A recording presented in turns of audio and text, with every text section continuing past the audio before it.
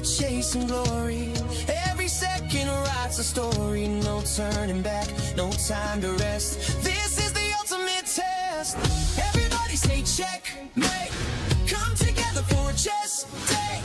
Hands up, let the whole world celebrate. It's a festival of chess. Everybody say checkmate. Come together for a chess day. Feel the pulse as the moments escalate. It's a festival of chess. It's a festival of chess.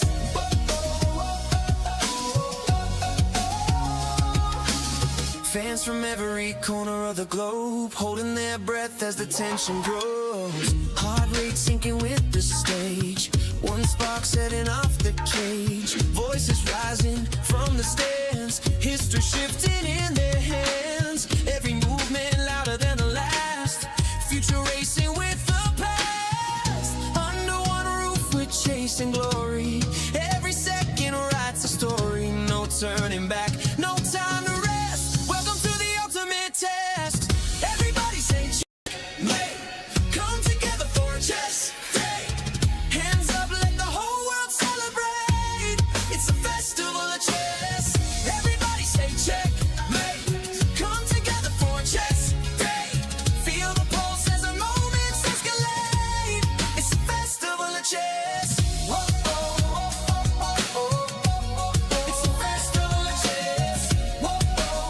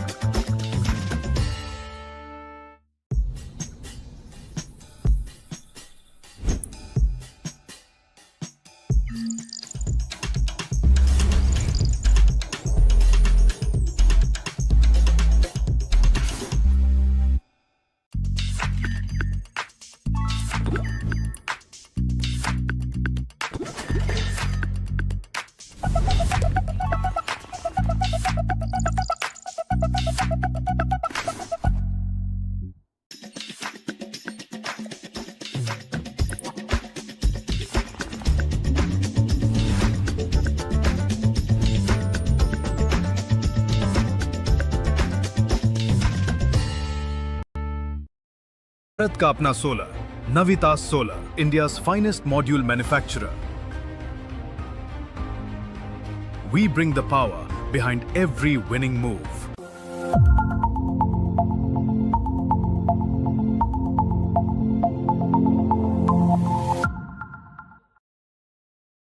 Bharat का अपना solar, नवितास solar, India's finest module manufacturer. We bring the power behind every winning move. Come on guys, hurry up. यार सुन ना, एक break ले लेते हैं. Guys, I'm telling you, तुम लोगों को सही से ट्रैकिंग नहीं आता. But that's okay, you can learn. रोज का ढक्कन देना. ये रेड वाला है, सही वाला देना. अबे ढक्कन. पहले तो सही पानी पीना.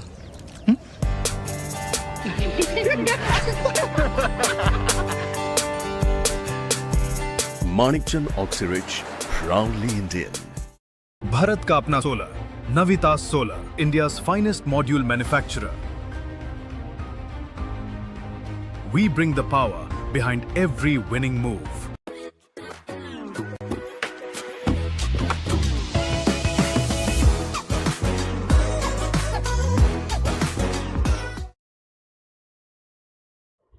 Hello and welcome to the final day here at the Global Chess League. We are here to see 4 teams play against each other. One match will be between the team of Ganges Grandmasters against PBG Alaskan Knights for the 3rd place position. And before we talk more about the finals, with me, my very good friend, co-commentator, Grandmaster Sahaj Bhai. Let's go. Let's go. Super excited to be here. This is the day that we were all waiting for, and we have lift off very, very soon. Fight for the 3rd place, fight for the finals. What are your thoughts? Let's take it away. Let's look at what we have coming up next. We have the Triveni Continental Kings and the Alpine SG Pipers getting the top 2 spots. That team, those teams will be playing in the finals today evening, 6:30 p.m. in the evening. But before that, The fight for the third spot is between the Ganges Grandmaster by Vishwanathan Anand, and against it is PBG Alaskan Knights, who has Gukesh, and we have Vishy versus Gukesh on the icon board. Wow, and the fact that this tournament is held in India.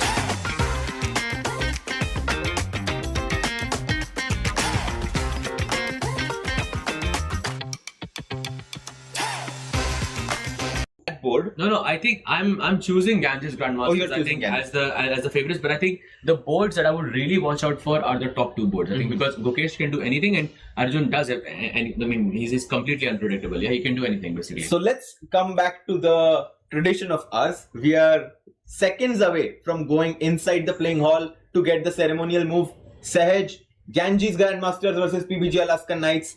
Best of two. Who gets the first match?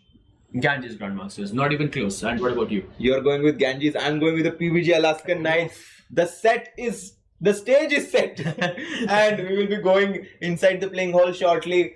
For me, I'm very curious to see how the players are going to adapt to this pressure, because this time they are playing for the bronze medal, and we are here inside the playing hall. Ronak Sadhwani shook hands with Daniel Darda, and the players have taken their seats. And it's they are actually very good friends, Daniel Darda and Ronak Sadhwani, and this is Ronak's first game as a 20-year-old, because yesterday was his birthday. Oh, he's no longer a teenager. Absolutely. So hopefully he's feeling in good spirits. He did have a great game yesterday against Volodar Murzin. There we have Polina Shovalova playing against Katrina Lavno. Polina has her number in this tournament at least. She has won with both colors, and basically I think here the Ganges Grandmasters should expect a win. Absolutely. And Katrina Lavno has to put those two defeats behind her and play this game as a fresh start. The games have begun. It's pawn to e4 by Polina Shovalova. Pawn to e5. We're keeping it solid. Italian or Spanish? That's the question. Bishop c4 or bishop b5? What do you go? I'm rooting for bishop to b5, but it's bishop to c4. The Italian opening. And she plays knight f6, d3 happens, bishop to e7. Interesting choice. Usually you go bishop c5 here or h6 to keep things more. Wow, look at that stare. Oh, that might have been a slight surprise for Polina over there, because she is taking her time to think. Harshit, what is the best way to play here for white? I think black, by this move bishop e7, kind of anticipates that white is going to play bishop g5, and it's good to have the bishop here. I like this move knight to c3 at some point to push this pawn to a4 to have the square on a2. But guys, we are here at the Royal Opera House. Look at the media persons right there, all trying to get a picture of that iconic clash between the two icons. Vishwanathan Anand taking on Gukesh. As Gukesh is meditating, you can see in the peripheral view there. It's a full house here at the Royal Opera House. Absolutely. I'm going to go there and watch this match. I mean, how often do you get to see this match between the two world champions? This is absolutely a treat to watch. As she goes d6 and she goes h3 to stop Bishop g4. Bishop g4, yeah. And this game is slowly developing. White has managed to get like a decent position of the opening. Don't play h6, because then white is going to push g4, as we saw the game of Howie Fan. Yes, against Lagno it was. Exactly. So I think No Lagno h6. is not going to repeat that mistake to go h6 in this position, because g4 is very, very risky here. Let's take a quick look at the game of Stavroula versus yes. Sara, because It's very similar. it's the same structure. Did the Ganges Grandmaster have like a team meeting and they're just preparing, together? This is literally the same structure, yeah? Exactly. White goes for a3. She does include this move bishop to e3, and I think she's hoping Sara captures the bishop on e3 to capture back with the f pawn and potentially castle and open and use this open file for the rook. a3, and Sara is thinking this game is developing, but the madman Arjun Irigesi has started his game, and we should go to this game to check out the opening he has played against Vincent Keimer. It's c4, knight f6, some King's Indian. You're not even surprised that Arjun is playing King's Indian and he's ready to bring the fight. The most dynamic opening you can go, as he goes d5 and now knight goes to a5, and look at Arjun's time, already having a half a minute advantage over Vincent Keimer. And he goes b3. Do I have any tactics here? What about knight e4? Wait. Knight to e4. Do I have knight e4? I mean, I see that it's not a good move, but why not? There is because maybe your knight on a5, at the end of the variation might be trapped somehow. Let's say takes on e4, bishop a1 and bishop d2 maybe. Attack the knight on a5. Some crazy tactics there that are not working, but black goes c5. He's fully Bishop prepared here. B2. Bishop b2. Now Arjun has to find a way to break with e6 at some point. Or b5. Or b5, and he's preparing for it. a6. Both players playing super quickly. So far, b5. Oof, look at the speed. Pawn to e5, blitzed out by Arjun. He is like, I have done my homework here, and this is the first time we see Vincent having a small pause, but he takes on e6. He takes on e6, by the way, slight inaccuracy. Slight inaccuracy there. I think after bishop e6, sorry, d takes e6, you should have gone e4 and kept the center there. But d takes e6 feels like you're simplifying the position a bit, which might not be the worst idea. How do I play this? Do I go queen c2? Do I go knight g5? What do I do?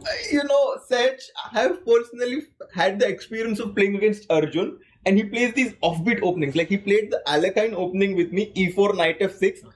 And somehow you feel like, what is Arjun doing? But he always has something in his mind that is special. But let's go to the icon board, as we have a lot of moves there. And look at the opening. He went with the Caro-Kann system. This d takes e4, knight takes e4, knight f6. I really like this, by the way, for the black side. He goes c3, bishop to d6, castle happens, queen c2, attacking that pawn, and check. Knight defends it, and now instead of h6, he goes h5. Pretty common idea in this variation, but still.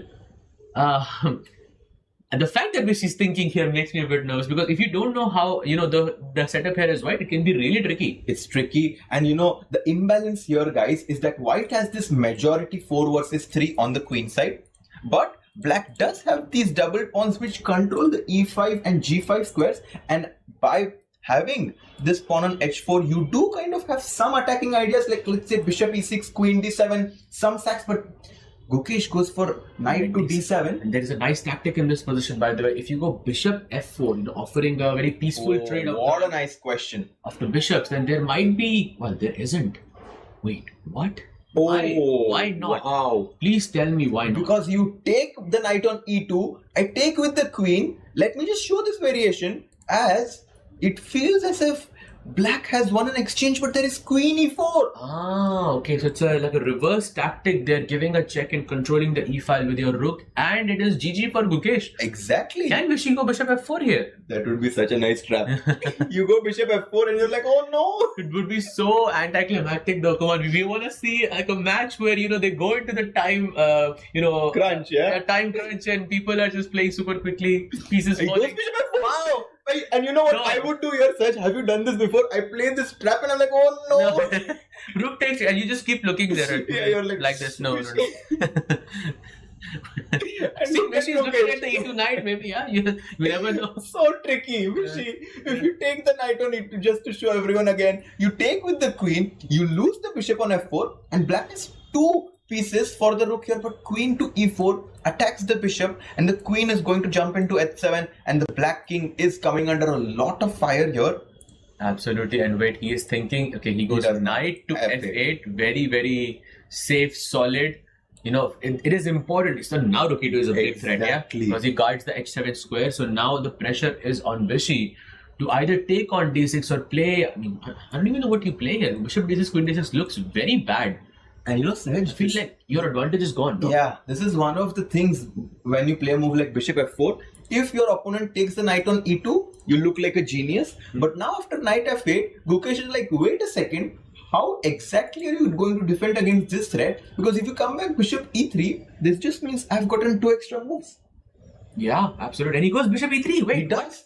No, he goes queen d2, knight g6, and black is suddenly very comfortable. Yeah, takes, and now I'm assuming bishop takes. This is a bad move for white here. Having played this opening a lot of times online, I was never comfortable going into it as well, because it feels like every trade you do with the white pieces only helps black. This structure on the queen side, having double pawns on the f file, may seem a bit strange, but it's very good for king safety, and it's also very good to break in the center as well. You can go c5, bishop e6, rook d8, something like that. Maybe not in that order, but black is super comfortable. And he goes bishop e6, and I do think you are right that Gukesh has all the trump cards in this position. Vishy is trying to be solid, but let's take a look on the prodigy board. Ronak Sadhwani takes on Daniel Dardha. This is also an important match, as we've seen in this tournament. The prodigy and the superstar women's board often decide the fate of their matches. Wow, and Dardha going for the offbeat Philidor system there, and it's called, I believe, the main variation, the lion variation or something it's called. A4, C6 and rook e1. Actually, this is pretty standard stuff, and at some point black goes e takes d4, which we already saw that Dardha has gone for. So knight takes d4 happens, and now basically the idea is you want to put your queen on f3 and you want to play knight f5, and okay, you look for some sack on the king side. But Feels like Daniel Darda is really well prepared here because look at the time difference.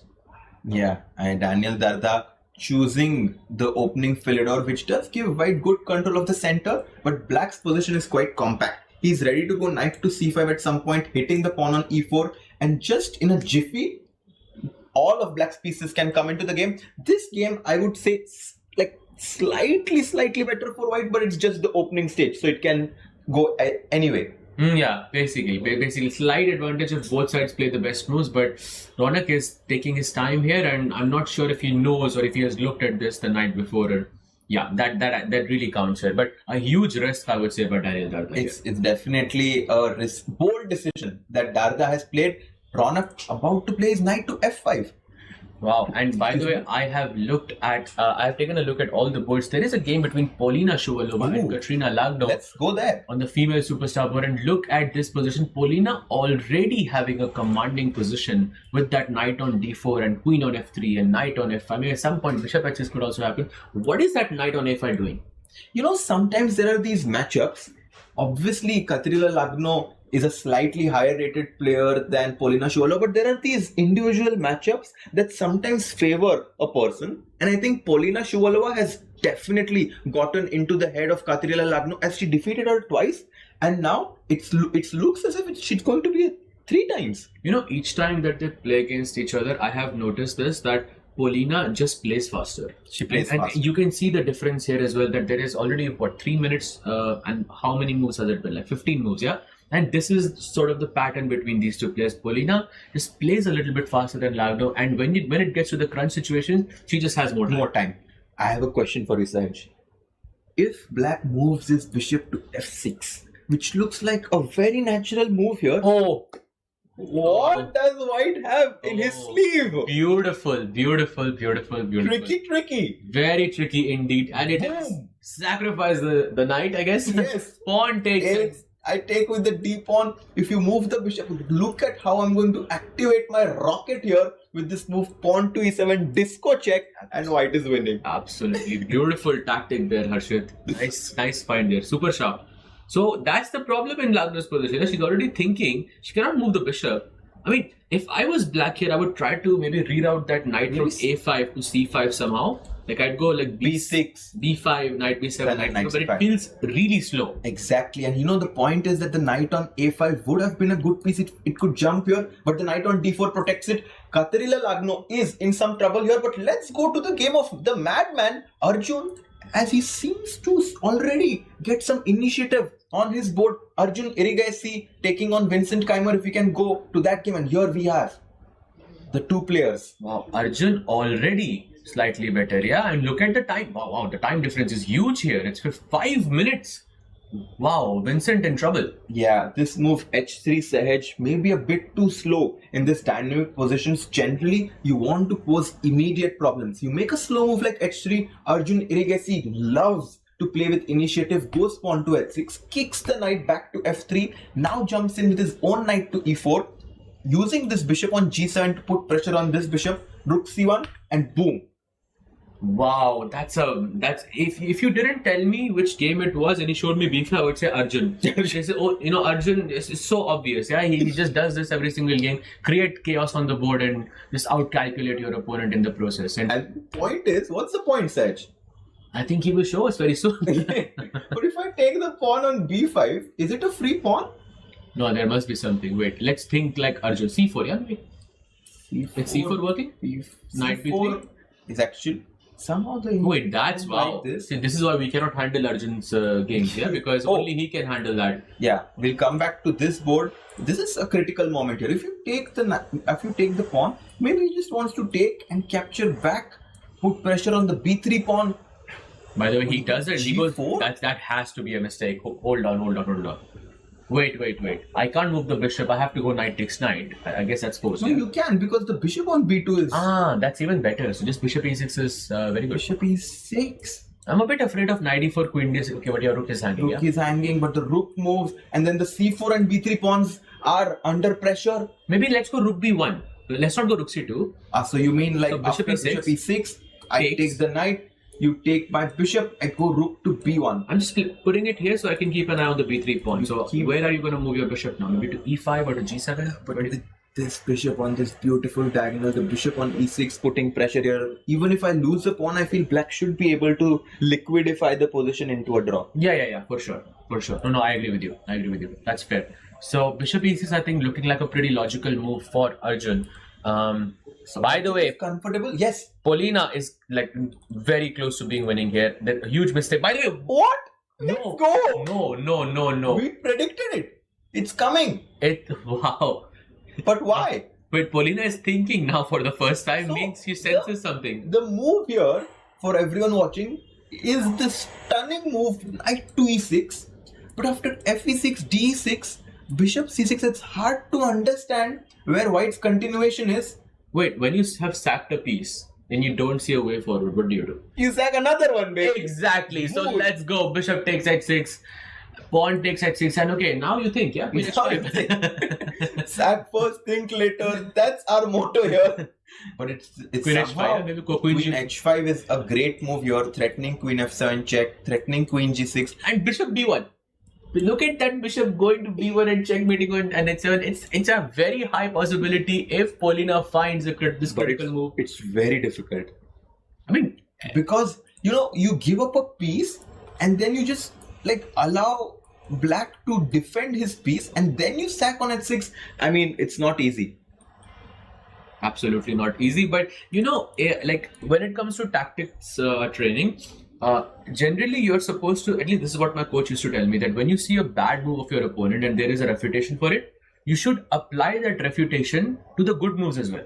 So by that logic, bishop f6, there was knight e6 was working. Correct. We know that. So after rook e8, the first thing you should look at is knight e6 as well. Oh, a very interesting point that you made here. Very insightful. I was actually thinking that white could even just play queen to d3. She instead goes for bishop to f4 here. Oh, that's a miss, and a big one at that, because it allows Lagno to liquidate the position with bishop to g5, offering two pieces that can get traded. And let's not forget that white is better because black's pieces are lacking space and also they are a bit uncoordinated. So exchanging a bunch of pieces really helps black's position here. I'm completely with you. When you have a cramped position, you want to exchange as many pieces as possible. And if you have a spatial advantage, you kind of want to keep your pieces to yourself. A small missed opportunity by Polina, but she still has a 5-minute advantage on the clock and a very comfy position. Yeah, very comfy indeed. That knight on a5 still not looking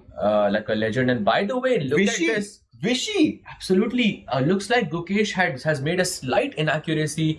Was it the last move or which move was it? Because it feels like Vishy kind of took a charge soon after we stopped watching the game, yeah? Yeah, black goes rook e7, trying to double on the e line. Vishy now chops the knight on g6. Knight comes to c3. Rook comes to e8. Rook takes the rook on e7. Queen takes d5. Wow. He does have a majority, so he's advancing it. Takes, queen takes. And this is the life position, Sahaj. And by the way, this is not a bad move. It's actually a very good one, because the moment black defends this check, whether it's the bishop or the queen, or you just slide the thing away, we have a very cute tactic here. Notice that in black's position, there are two pawns that are not defended. It's the h4 pawn and the a7 pawn. And the queen can connect with d4. So whatever you play, queen f7, just queen d4. Then we take... Fantastic point. So is he just winning a pawn? He might just be winning a pawn, as my mom is calling me. Mom, what is happening? Everything is okay, or? Let me just see. That's interesting, because my mom did the same.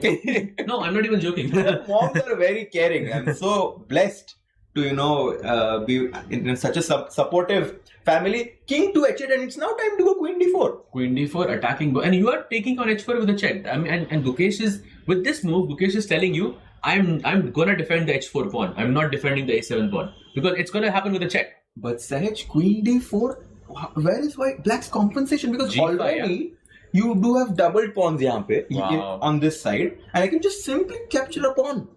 Wow, I mean, you still have sort of some ideas with g5, g4, and you can create some mess over there. Maybe that's what Gukesh is banking on, but he needs to have a lot more time than Vishy to do something You about know, that. Vishy has been in this position of stress very often. He is someone who has been performing extremely well under pressure, and I think that's why this is going to be a difficult task for Gukesh to hold this position, because Vishy seems to be getting it done for the Ganges Grandmaster. Absolutely, and look at he's going for the knight. He goes knight b5, attacking that pawn on a7. Still a beautiful move because he's attacking a7 and he's also playing knight d6. Wow, we didn't even calculate. We didn't even look at this move. Vishy says, I see a good move and now I'm going to look for a better one. It's just 64 squares in front of the chessboard, the same board that we see, but somehow Vishy is always able to find moves. We cannot find knight to b5, attacks the pawn on a7. If you defend it, what was the idea? Knight d6. Wow, knight d6 and attacking that rook, threatening knight f7 check. So many ideas in this position. I mean, that knight on d6 alone, if you just leave it there, it's a huge mess for black. So Vishy has a almost decisive advantage against Gukesh, which means that there has to be some board where the PBG Alaskan Knights have to strike. Will it be Arjun? Because look at the time differential between these two players. At this point, Vincent just has to hold him. Just play fast, simplify the position, stay solid. It's okay, you don't have to score a win because your teammate is in a much better position to sort of, score a win. Right now, it's very important to not lose for the Ganges Grandmasters. Very important, but how far will Vincent run? Because Arjun has picked up the bow and the arrow. He's ready to strike. Absolutely, and the best move here for Arjun feels like it should be queen e7, rook d8, something like that. That's a fantastic idea. Just take the knight away and you capture the c4 pawn and play it. He plays it. He plays Arjun's accuracy is 99.9. What? Yeah, look at 99.9. Oh my god. Right now, it's move 22. We are playing a rapid match. He's playing with the black pieces, goes for King's Indian, and accuracy is 99. How do you play against such a player? You just don't, It's the problem we don't have. So, by the way, Arjun is getting slightly better here as he has an 8-minute time advantage, but Sara Khatem is getting better against Tavrula. wow, and also better on the clock as well. And that rook on h5 is looking so sad. She goes queen d1, defends that knight on f3 and the queen as well. And if you take my knight, I'll capture back with my queen and we'll go into the endgame. Question is Sara gonna play? What is she going to play? Because knight f3, why is black even better here? I don't understand. I think it's just the fact that white has committed this pawn to c4. Which means that when the white knight tries to come to d5, I can kick it away with c6. But that's why this square on d4 is what we call an outpost, where no pawn can challenge it. I feel like it's a strategic sort of an advantage and hard to play this as black also, because you always have this need to take on f3. And of course, let's not forget, white can never take on d4. Yeah. Because black can capture back with the pawn and then your bishop is suddenly trapped here. Oh, knight takes d4, e4, the bishop will be trapped on e3. Right now, it feels as if we can get all the evaluation bars on our screen to do a quick roundup, we can basically understand what's happening. So Vishy, much better against Gukesh on board 1, right? On the icon board here. On board 2, Arjun is doing quite well. So that advantage is increasing, by the way, so it's more than quite well now. So I think that the first 2 boards, we will see 2 decisive results from opposite teams, so that will nullify. Lenier Dominguez, we were talking about, he is the dark horse in this tournament. He has 14 minutes against Javokir's 5.5 minutes, and the experience of Lenier Dominguez is showing in this matchup. Absolutely, and they did fare 50% when they played last time. 1-1 was the score, and Javokir Sindaro, I think, is maybe the best player that they've had, because his current score is +4 in the entire event against a field that includes only 2,700 players, which is very, very impressive. But I'm beginning to see a pattern here. I feel like people are beginning to realize, just don't give him the mess. Just try to exchange queens against Sindaro, take him into the endgame, and okay, maybe you have better chances there. And right now, I think Lenier on the clock, on the board, he's super comfortable. And it's completely crazy because on board 1, board 4 and board 6, white is doing well. But on boards 2, 3 and 5, black is doing well. We might get 3 wins for Ganges and 3 wins for PBG. That would mean it's a draw. Let's quickly go to Vishy's board to see if we have any moves here, because this is definitely the biggest clash that we have between these two teams. White chops off the pawn on a7. Wow, beautiful move by Vishy. Now he is a pawn up against Gukesh, and Gukesh is now thinking to, he has to find some kind of compensation here, which is not going to be easy. He has to go G5, G4 perhaps at some point. But it just takes so much time. And right now, I can also capture that bishop on C8, and once I capture that bishop on C8, there is no counterplay. There is no counterplay at all. And that is why black defends it. Gukesh defends it with bishop to F5. And what's the move? Knight back to B5. Threatening to go to D6. I think a good move there, because knight B5 kind of puts the knight on D6. You can again put it on that outpost where it attacks so many pieces at once. Although the bar doesn't like it so much, the continuation for Gukesh is quite difficult in retrospective. Like, even after knowing it, it feels difficult. Yeah. The idea is that black is right now controlling the E file and white is controlling the D file. So black wants control on both of the open files in order to justify the compensation. You must go bishop to C2. Oh. That way you kick the rook away. Okay. If the rook goes to D2, there's queen E1 check. By the way, he plays it. He plays it. Wow. Beautiful. But after bishop C2, the idea is that if you go rook C1, and then black can go rook D8 and take control of both of the files. Nice move by Gukesh. A very nice move by Gukesh to take control of both the open files. Does this mean he's starting to get some compensation back for his missing pawn? As Vishy is thinking here, he has 5 extra minutes. I'm keeping an eye on all the boards. As Daniel Darda on the Prodigy board seems to have taken over the initiative against Ronak.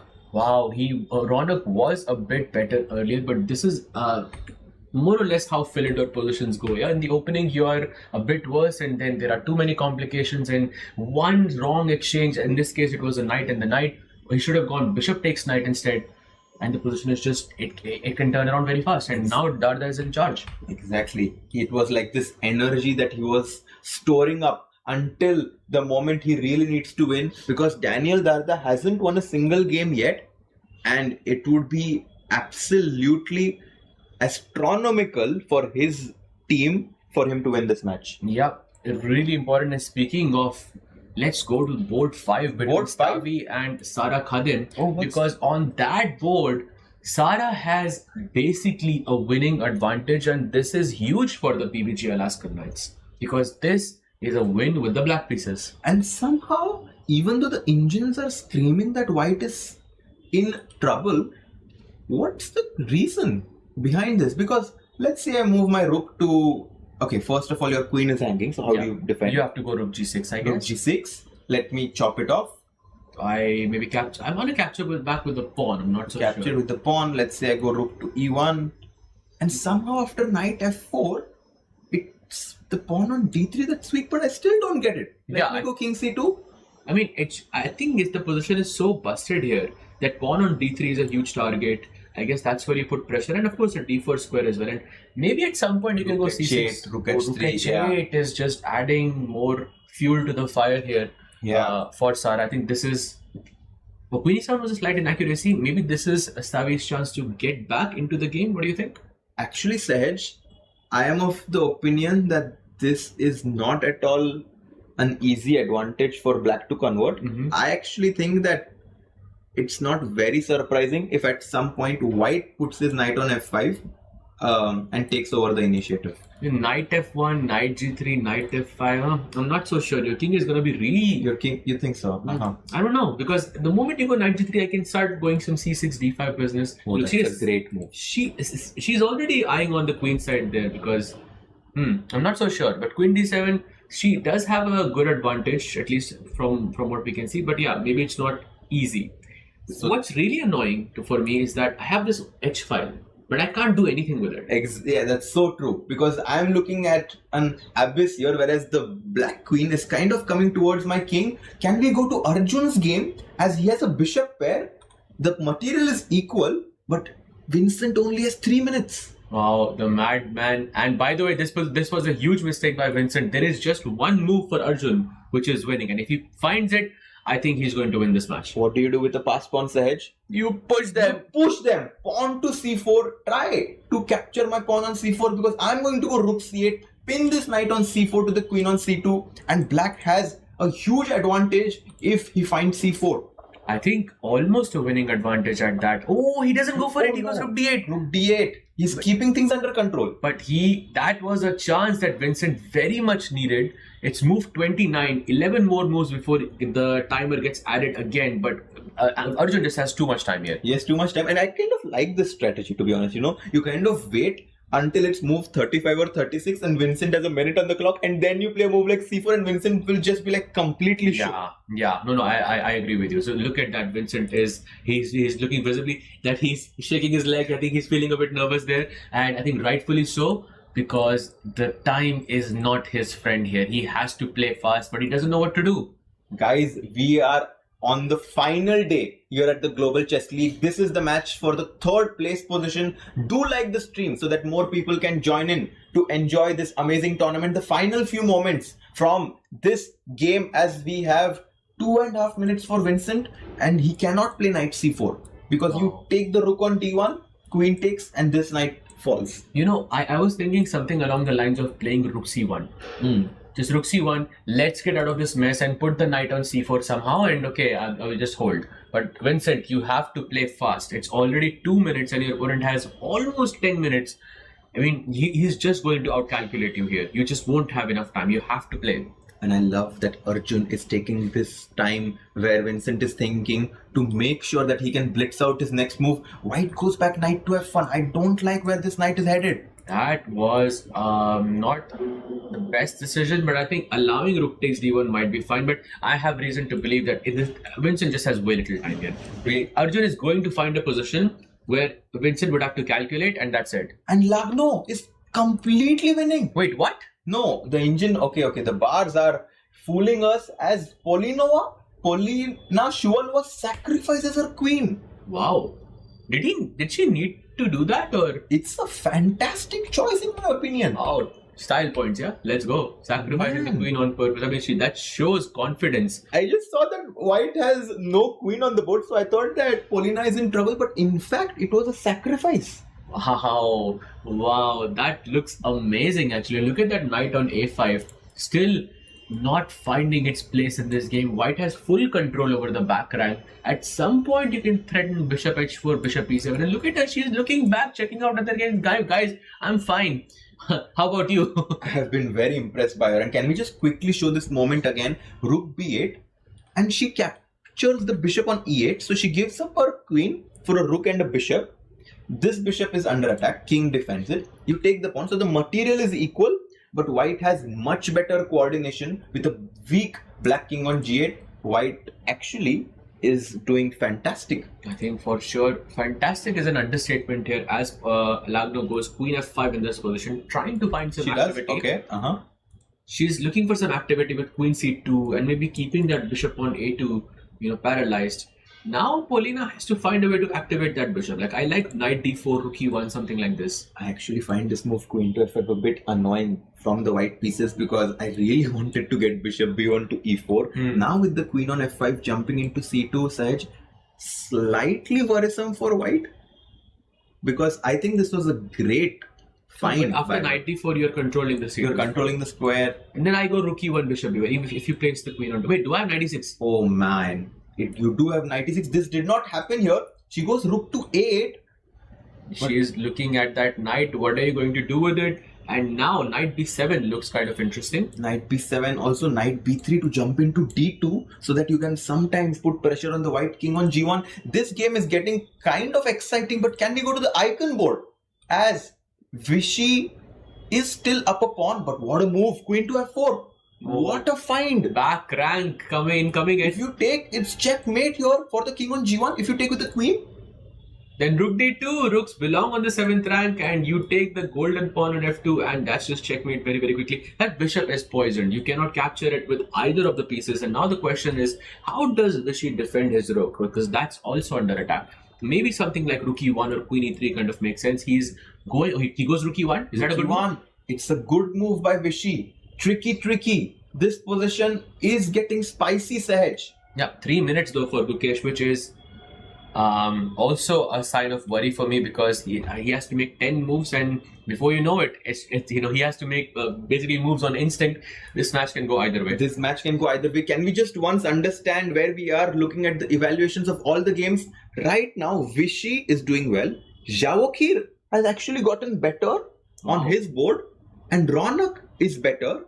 So currently, because Polina Shuvalova, who had a great position, is suddenly complicated, it feels as if the Ganges Grandmasters have a small edge. Small edge, but it's still not complete because all the boards that they're better at, I think they have collectively a lot of words. Look at that, Polina just made a mistake. Rook takes a4. Oh man, Polina is going to lose or what? Wow, that is a huge mistake. Oh, knight c1, that was a mistake again. Knight d2 should have been played there instead, and black was completely winning there. Knight e2 check is a threat. She has to go bishop c4. Guard that knight. You have to play it. Yeah, she plays bishop to c4. That's a good move by her, Polina. Maybe I think still Polina has some control in the game because she has the a3 and the b2 pawns. In the a pawn, of course, being the crucial catalyst in this game. You just push that pawn all the way up and avoid checks, of course, in the process. She's fine now. Queen e4, queen to c2 attacks the rook on a4. But I think we should stick with the icon board until the next few moves, because look at Gukesh's clock. He has 2 minutes, and I think this game will be decided in just a few moves from now, as white is having 3 versus 1 majority here. Yep, absolutely. And 3 versus 1. And on top of that, he has a 5-minute time advantage as well, which is a huge problem, I think, for Gukesh. First questions first, can't he go rook d2? Rook d2, that's a great question. Oh man, Vichy, even now, he's not a active professional player, but look at this trickiness. Rook to e2, because the queen on f4 is undefended. White has a winning advantage. Black goes g5. How does Vichy do it, Sahej?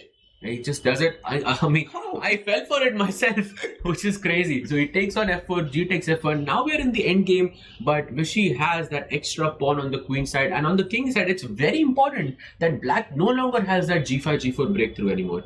So this could just be close to winning, if not winning. You know, Vichy started with 2 losses in this tournament. Everyone was kind of doubting whether Vichy will be able to perform well in this field. But you know, as that famous saying goes, form is temperament, but class is permanent. Vichy has been playing really well in the last few games. And you have to give it to him, by the way. As soon as we said this, bishop c2. a4 bishop c2 was missed by Vichy. Yes, he gave that nod of approval there. He did miss this move. Instead of a4, any move, like maybe something like knight c3 could have worked. Maybe rook e7 also could have worked. But now he's, I believe, losing his advantage. He's losing the pawn, but he still maintains time advantage. He maintains time advantage. This game would be a great result if Gukesh can hold this. Vichy making a small inaccuracy. They're still having chances. What does he do here? b4. Yeah, but he loses his extra pawn, Sahej. But he still has more time. He can still try to play for a win. He has to just continue playing, you know, and try to play on Gukesh's time. I think that's... Yes. Bishop b3, c5. Do you think this game will end in a draw? I think Vichy definitely should play because Gukesh doesn't have enough time. And I mean, if with correct play, it should be a draw, but I think it's not so simple. Rook c2 was the best move in the position. Knight comes to e4. And now the plan is to put the knight on d6 somehow. And I like the formation of Vichy's pawn structure on the king side. It really restricts the black bishop because it controls all the important light squares in the game. But look at Gukesh. He is playing accurately. Rook to b2 now. Attacks the pawn on b4. He has 55 seconds on his clock. Absolutely. And now attacking the b4 pawn. And now it's Vichy's turn. Does he go b5? Does he go rook e7? B5 looks very tempting. Not an easy choice. If you go b5, rook c2 back. Vichy also feeling the pressure here. How could you not feel the pressure here? Rook d1, bishop c6, only move. And done. Rook d4. Wow, he's holding on. He gives a checking. Oh, he goes g5. Defending both of these. And knight takes b7. Look at Gukesh. He's like, what did I just do? That's not a mistake though. He's fine. He can play rook b1, rook b2. But he goes g4. Oh, that's a blunder. He goes g4. Huge blunder. Oh, that's the effect of time. That is the effect of time. Completely winning for Vichy now. Bishop takes f3. So winning.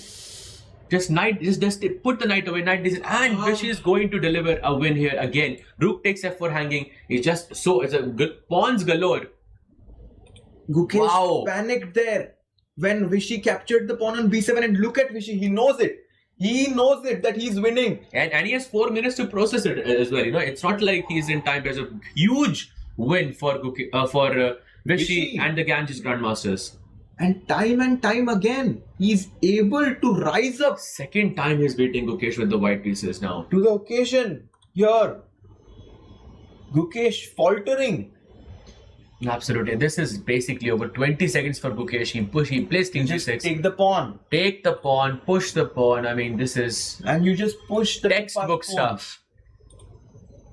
This is huge for Vishen. Did you see that? He kind of stared at Gukesh like, Gukesh, do you still want to play this? Of course, Gukesh will play because this game has a lot of importance on the match score. Your pawn to b5 gives up a pawn, this is goes into the rook pawn endgame.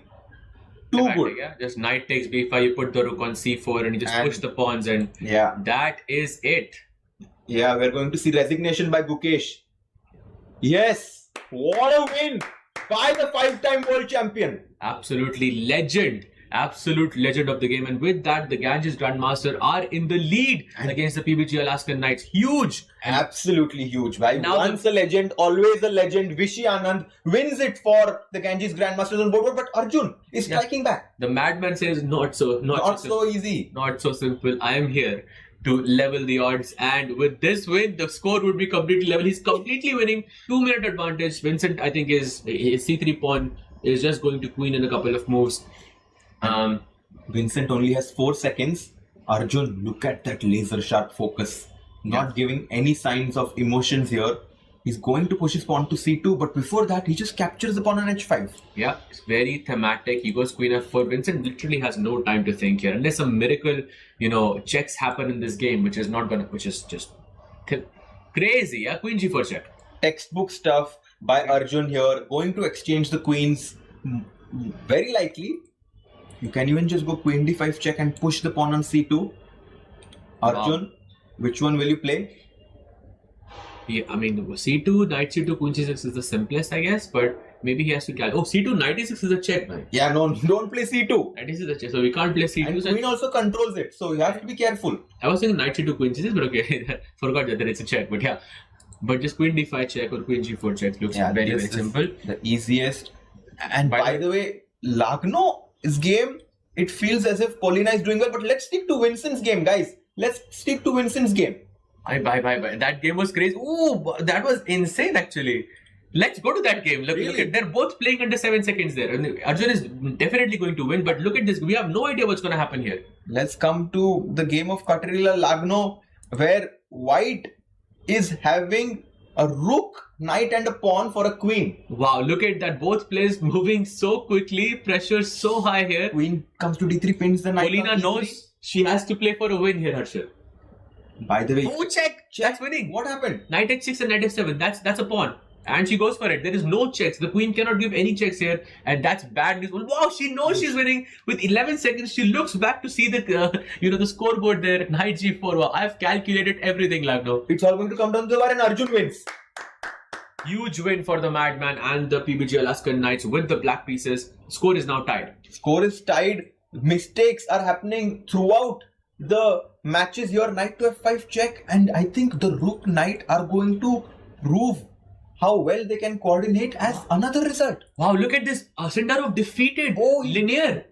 Wow. So that's a lead for the Ganges Grandmasters, and there it is. Paulina also wins. Oh wow, the 4 of them are, and wait, Sara is no longer winning. Sara is not winning currently, guys. To remind everyone, the score is 3-1 in the favor of Ganges Grandmasters. This is the game of Stavrula and Sara Khadem. 5 seconds. This pawn is dangerous though. Sara was completely winning in this rook endgame, and she's not winning anymore. So there might be a little bit of the tilt factor. You take on a6, king f2 happens, take on f3, and this should be a textbook draw. Not so easy though. I can see, and look at this mistake, king f2, and now it's cut. It's completely winning for black. She had to go king e2 and king d2, and now the rook is cut off. The king is cut off. Oof. Rook comes to b3. Another mistake allows king e2. Oh. Wow, that is huge. And now she must know this. Rook f6. You just have to know this. And now king d3. Very difficult endgame to play with a few seconds on the clock. Sara is completely winning now with King D2, and we are going to get the Philidor position. Yeah, basically this is the long side, short side principle. The king is on the long side, the rook is on the short side, so this should be winning for Sara. If it was mirrored, the king was on b2 and rook was on h5, this would be a draw. King comes to e3. Pawn is going to be promoted now after d2. Black will move the king, and Sara will tie the... No, she won't tie. She won't tie. There is one more game between Ronak and Dharda which has to continue, which we'll get to very, very soon. But Sara right now is showing up for her team, the PVG Alaskan Knights, and giving them a win with the black pieces. And resignation there by Sara, which means that the score is 3-2 for Ganges. Let's go to the final game remaining, and Ronak needs only a draw, but he's winning. Completely winning. Rook b1 happens, rook takes a5. This endgame has to be winning. Rook c5. Oh, look at the razor sharp speed that he's playing at, pushing all the pawns. h5 happens. And he feels it. Ronak feels it, and he only needs a draw. This means that the Ganges Grandmasters is going to win their first out of the 2 matches that they're playing today. Wow, that is insane. And winning also is huge, because then in the tie breaks it really matters. Your game points will matter in that sense. So let's go back to the game of Ronak and Daniel Dharda here, as he has 2 pawns. King goes to f4. This is a textbook finish, I would say. King e6, and he goes king to g4. He's going to push both pawns on both flanks of the board. One of them is going to convert into a queen. 5 seconds for Ronak. He needs to make sure it doesn't lose on the clock though. Gives the check. King goes to h6, and now king f7 happens. h5. Let's push the pawns. Push first, think later. Yes, check. Push everything. c4. And that's what he does. He pushes the pawn. Rook 8. That's not a checkmate, Daniel. Oh my god. That's not. At rook h7. Because rook d8, h6, and you can see by the intensity that Dharda is playing, he knows he's lost, but he just continues for the team. Maybe there can be a mistake somewhere. Pawn to c6. Yeah, and now rook will go to g7. He will push c7 as well. I think you can just play rook d7, pawn to c7, and Ronak is going to win his final game. Wait, he goes rook d6 check though. King e7 happens. King e7, rook g6 now. I don't think this should change a whole lot. Does he see the win? Is he seeing the win? Because c7 is the move.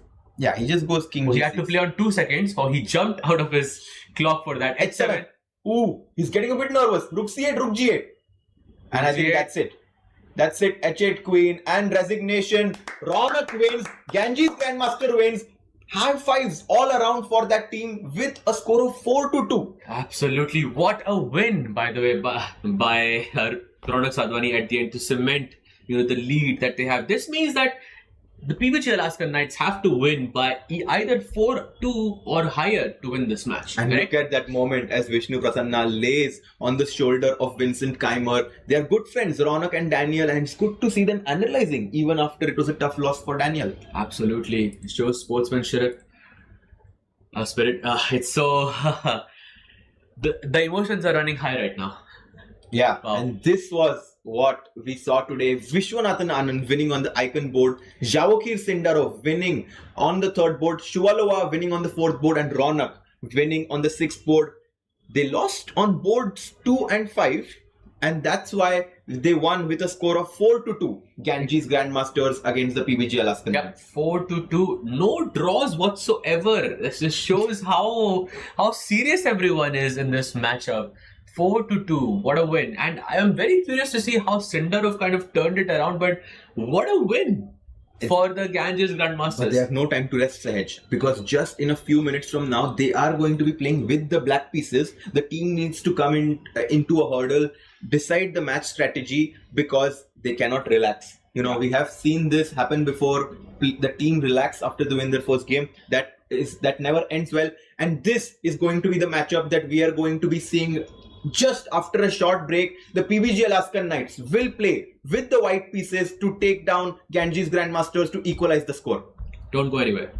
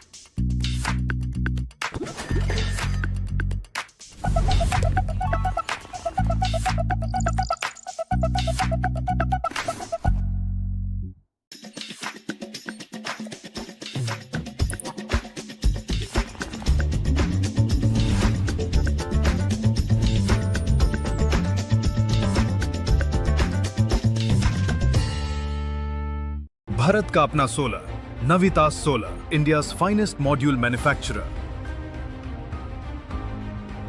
We bring the power behind every winning move.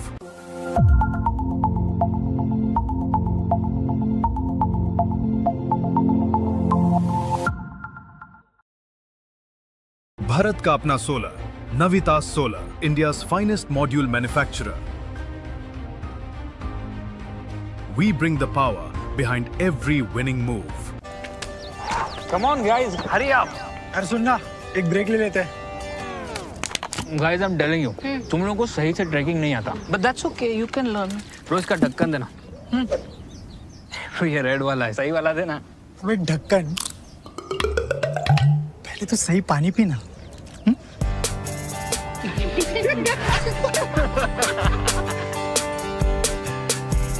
Manikchand Oxyrich, proudly Indian. Bharat का अपना solar, नवितास solar, India's finest module manufacturer. We bring the power behind every winning move.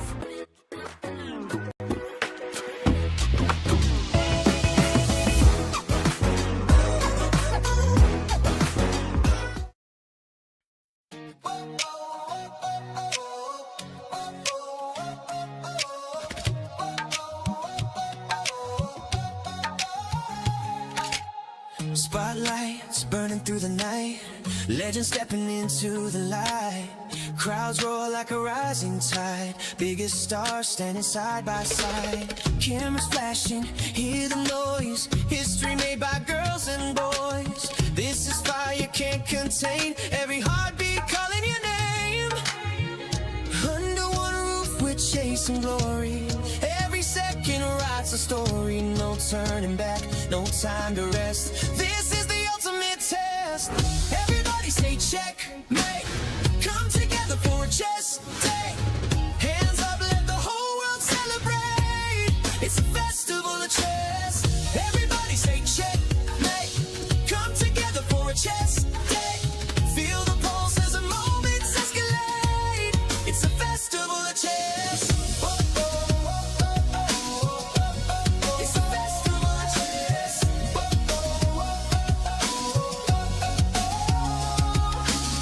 Fans from every corner of the globe holding their breath as the tension grows. Heart rate sinking with the stage.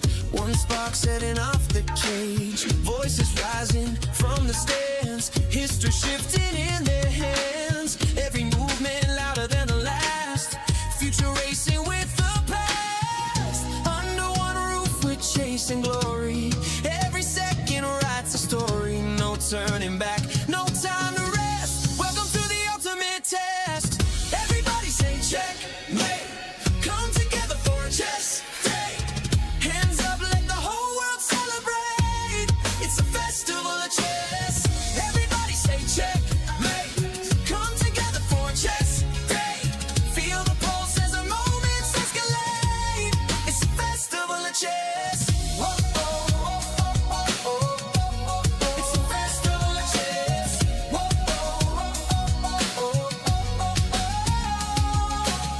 Lights up, the world is watching. Every move as the planet talking. Tonight we rise, tonight we shine. All our stars align.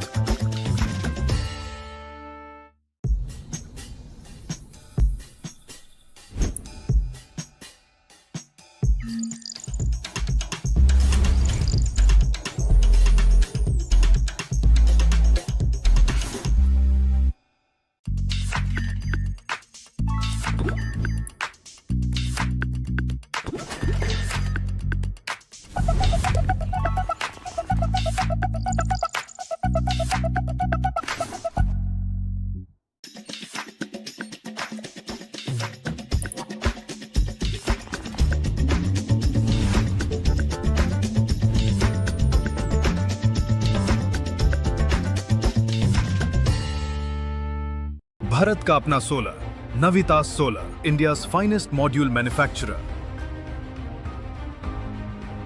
We bring the power behind every winning move.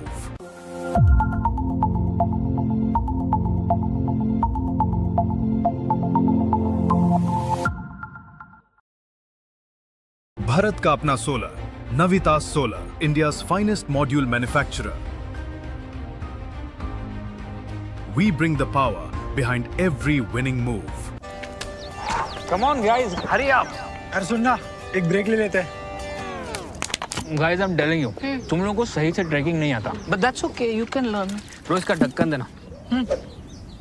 तो ये red वाला है, सही वाला देना. अबे ढक्कन, पहले तो सही पानी पीना.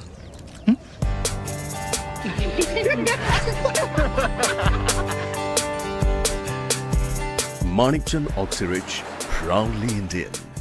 भारत का अपना solar, नवितास solar, India's finest module manufacturer. We bring the power behind every winning move.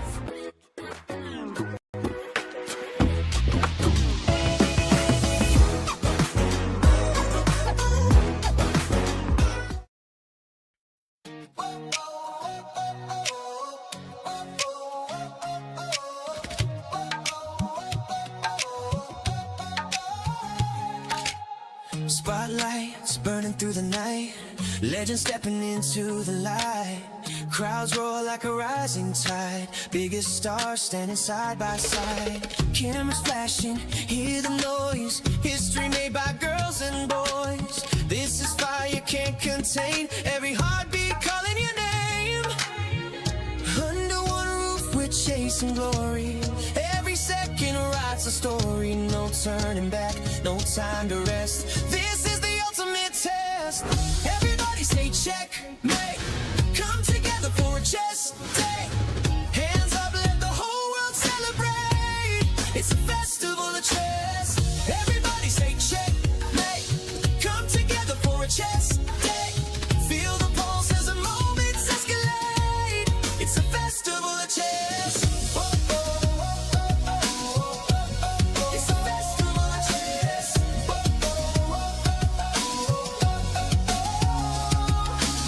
Fans from every corner of the globe holding their breath as the tension grows. Heart rate sinking with the stage, one spark setting off the cage. Voices rising from the stands, history shifting in their hands. Every movement louder than the last, future racing with the past. Under one roof we're chasing glory, every second writes a story. No turning back, no time to rest, welcome to the ultimate.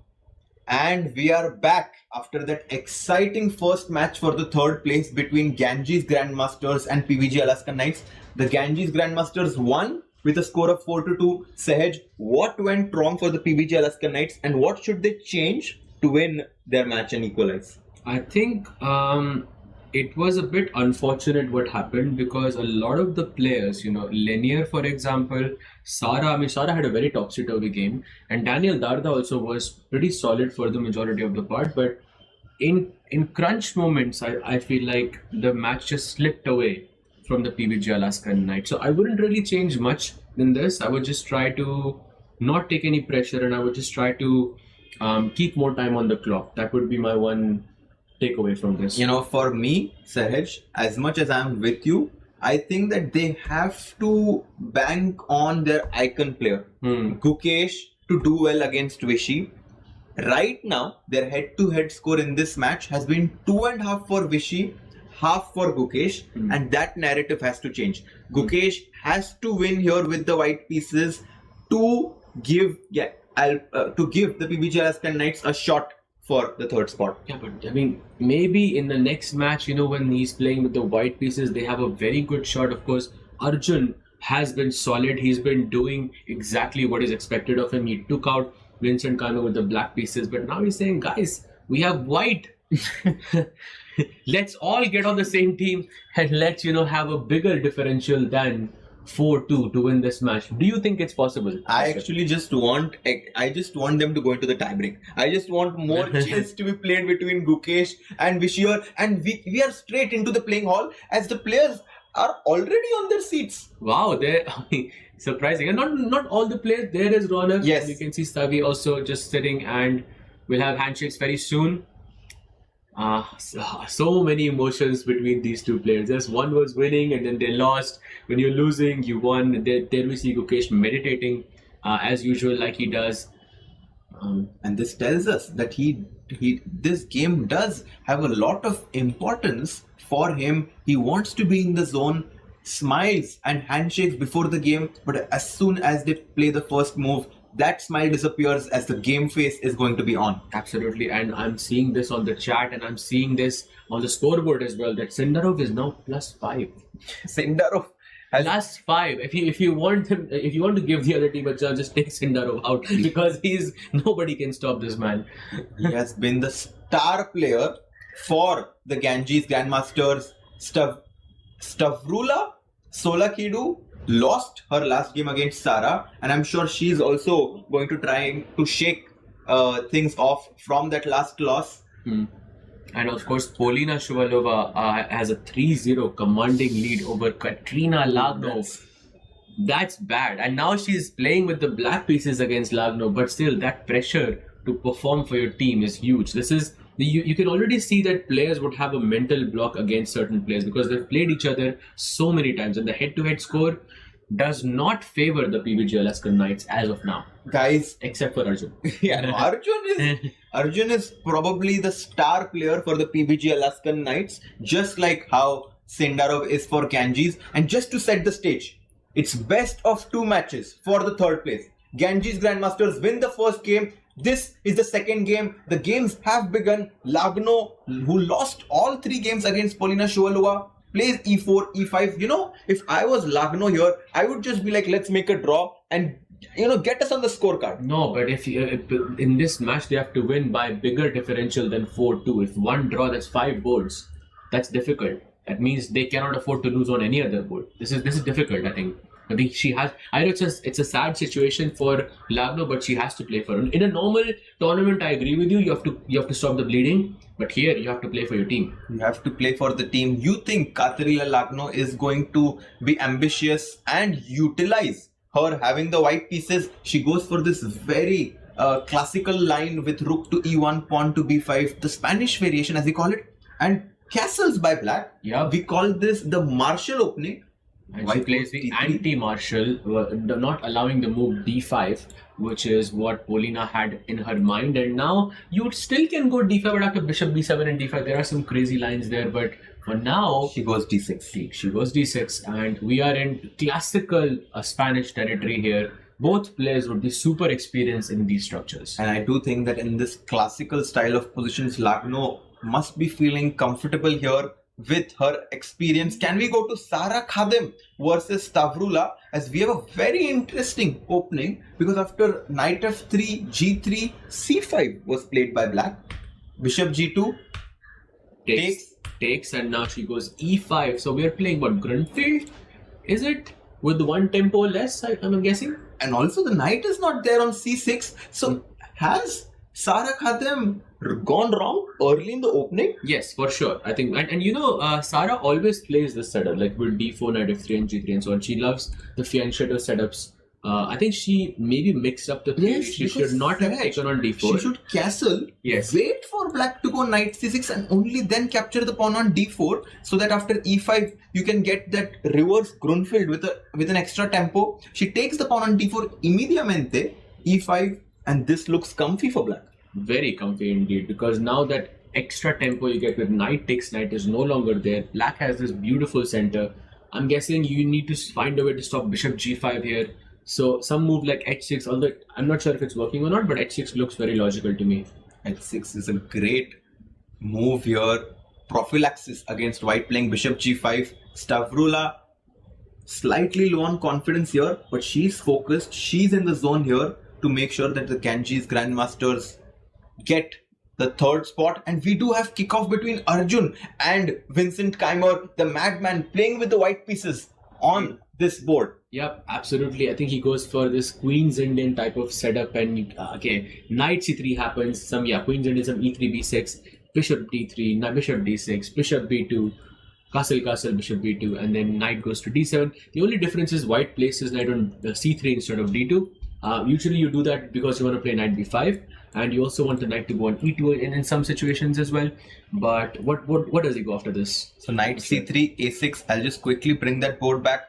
Rook e1, knight to e4 played, and your idea, knight to e2. White is flexible with the way he is approaching this position. He goes knight e2, can jump to g3, can jump to f4. Yeah, I think you can see once again that there is more than a minute, almost a minute difference between Arjun and Vincent's clock. Arjun, I think, has prepared very well for this event.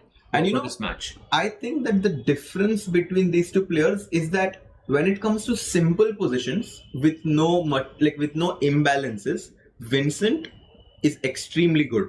But when you have an imbalance on the board, Arjun definitely becomes stronger. As we have kickoff on the icon board, Gukesh Domaraju, who lost his last game against Vishy, now plays for g3. Wait, the Northern system, as they call it. This is the Northern system. This is something new. I don't think we've seen this from Gukesh yet. The idea is very simple. You want to place your bishop on g2. So, of course, you defend the pawn and you put your bishop on g2. You keep a lot of pieces on the clock and you just go for it. He's avoiding traditional openings against someone like Vishy, which in retrospect might not be the worst idea.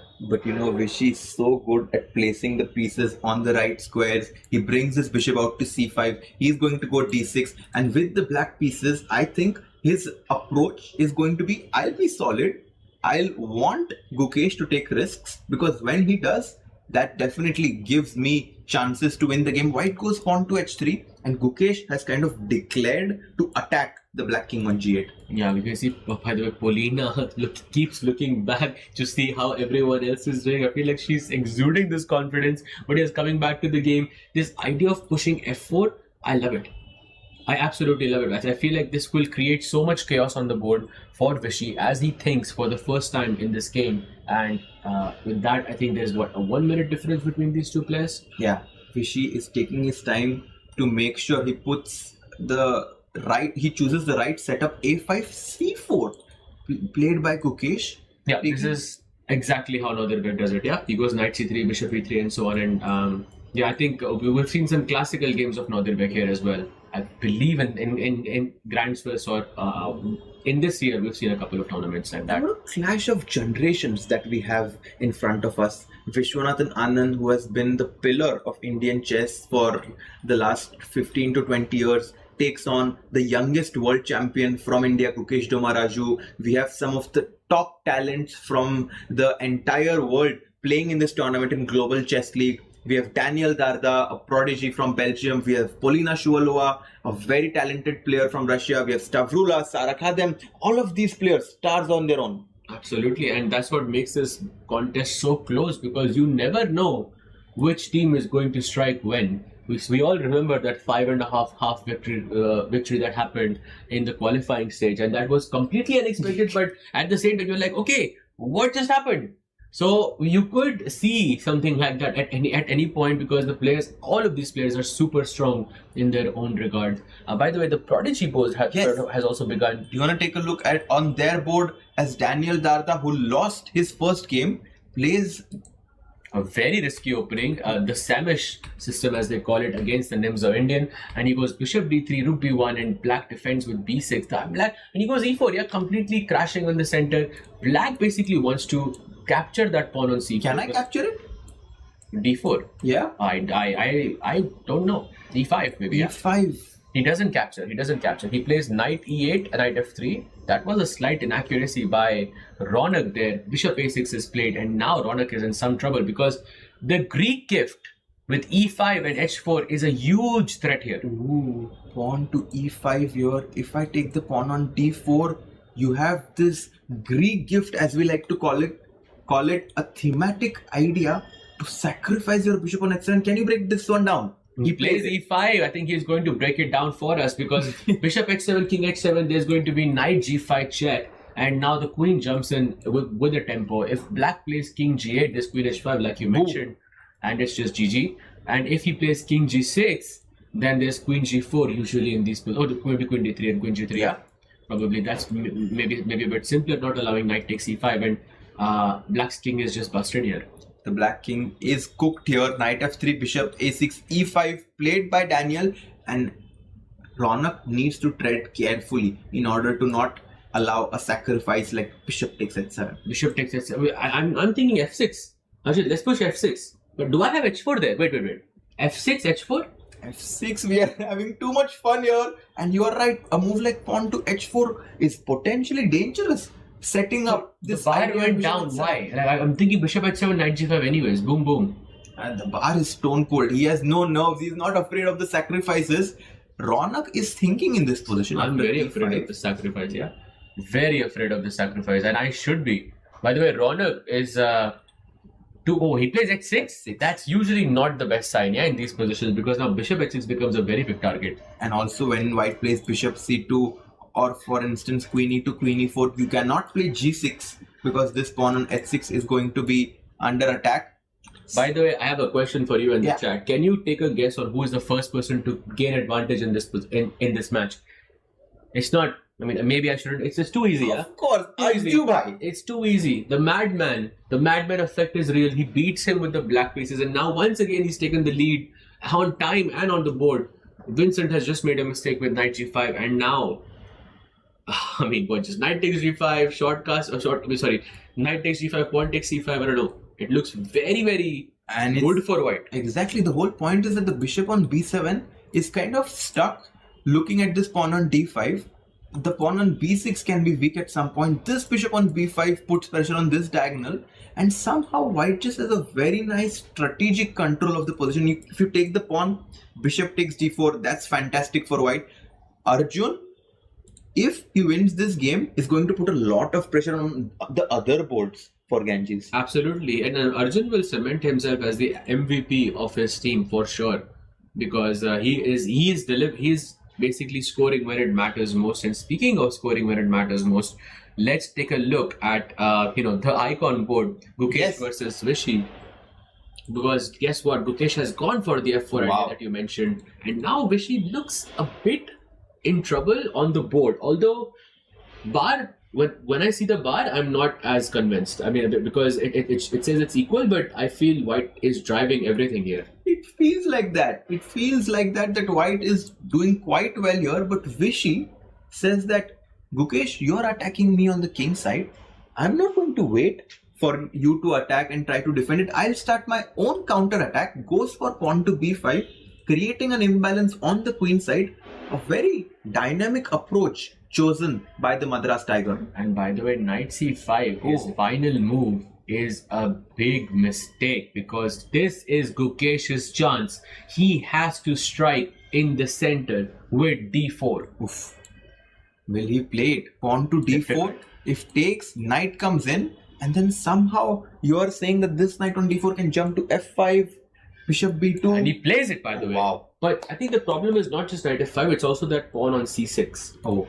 That's another, I feel, very, very nice weakness to have for Gukesh there. But I love your plan with bishop b2, knight f5, boom, boom, and you just attack on the king side. Meanwhile, what is that knight on c5 really doing? You can't play knight e6 anymore, because knight f5 will just be even stronger. Knight d7 will run into knight f5. Knight d6 will also run into knight f5. By the way, Vishy just looked on the side as if he missed this move.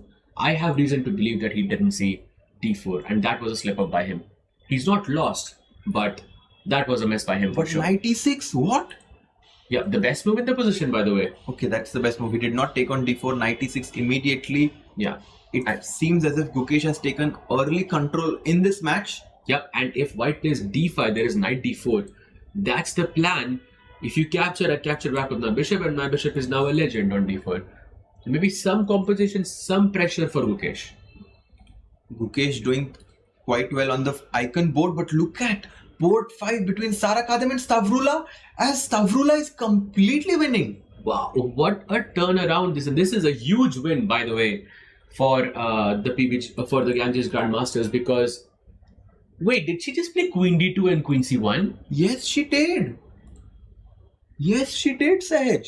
Wait, oh, but F5 was the plan. I mean, I get that, but was there really no other move besides Queen C1? And Really? inexplicable. oversight by Maybe. Sara Khatem. I'm telling you, I think Sara was a bit tilted by her previous match, perhaps because she didn't convert. In No, the she best. won. No, I know, but she didn't convert in the most like straight fashion, I would say, because it was a very topsy-turvy game. It should have been very clean. And Yeah, this Stavropol is a huge problem. has a golden opportunity for the team wearing the golden color, Ganges Grandmasters. A5. Wow, she is on form. And by the way, Stavi's accuracy right now is 99.2%. So she is playing very, very good chess here.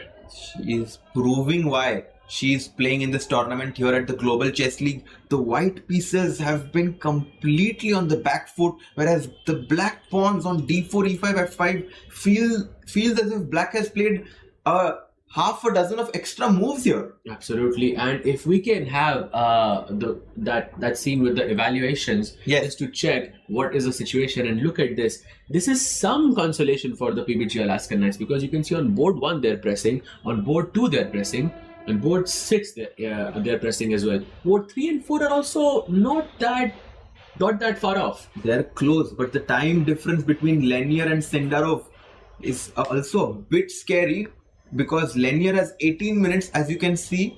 Javokir has 8 minutes. Let's just quickly understand what's happening on the Prodigy board, and then we'll go to Javokir's board. Absolutely, let's take a look as he goes d takes c5, capturing the pawn. If black goes b takes c5, which okay, it looks like a bad move, but I'm not sure why. No, it's you. Something I would never consider like in this match. I would rather just leave the pawn, just go rook c8 or something. And I guess the problem is that somehow, after queen to e2, we've supported this pawn on e4, and we are planning to go queen to e4 next. Where does black's counterplay lie? Maybe you can't play f5 really, because you will do en passant and put the queen on g6, and that's maybe a slight problem. Yeah, the knight Maybe will also right have the now square. maybe you don't have to take. Yeah, maybe you can just leave the pawn on e5 as well. I'm not sure, not really sure, but this doesn't feel very pleasant for Ronak here. It's 15 minutes for Daniel, 13 minutes for Ronak. Slightly better position for Daniel on the Prodigy board, but we were talking about Javokir's board, which we did not take a look at. Javokir has to find a way to complicate matters and deliver a win, because if they okay, we already know that board 5 between Sara and Savi is going in Ganges Grandmaster's direction. It's borderline winning, if not winning.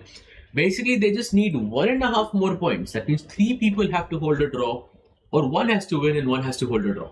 And this board, it will all come down to this board where Lenier Dominguez, who lost his previous game, right, Yes. will try to equalize the score against Javokir. And in the previous match, it was a similar situation because Lenier did have sort of a better opening preparation. However, Sindarov managed to turn it around, create chaos on the board, and maybe we are expecting something similar. Yeah, he's MVP for a reason for this team. He's tricky for a reason. The World Cup winner is playing with the black pieces. Can we go to the icon board, Sehaj, to understand what's happening there?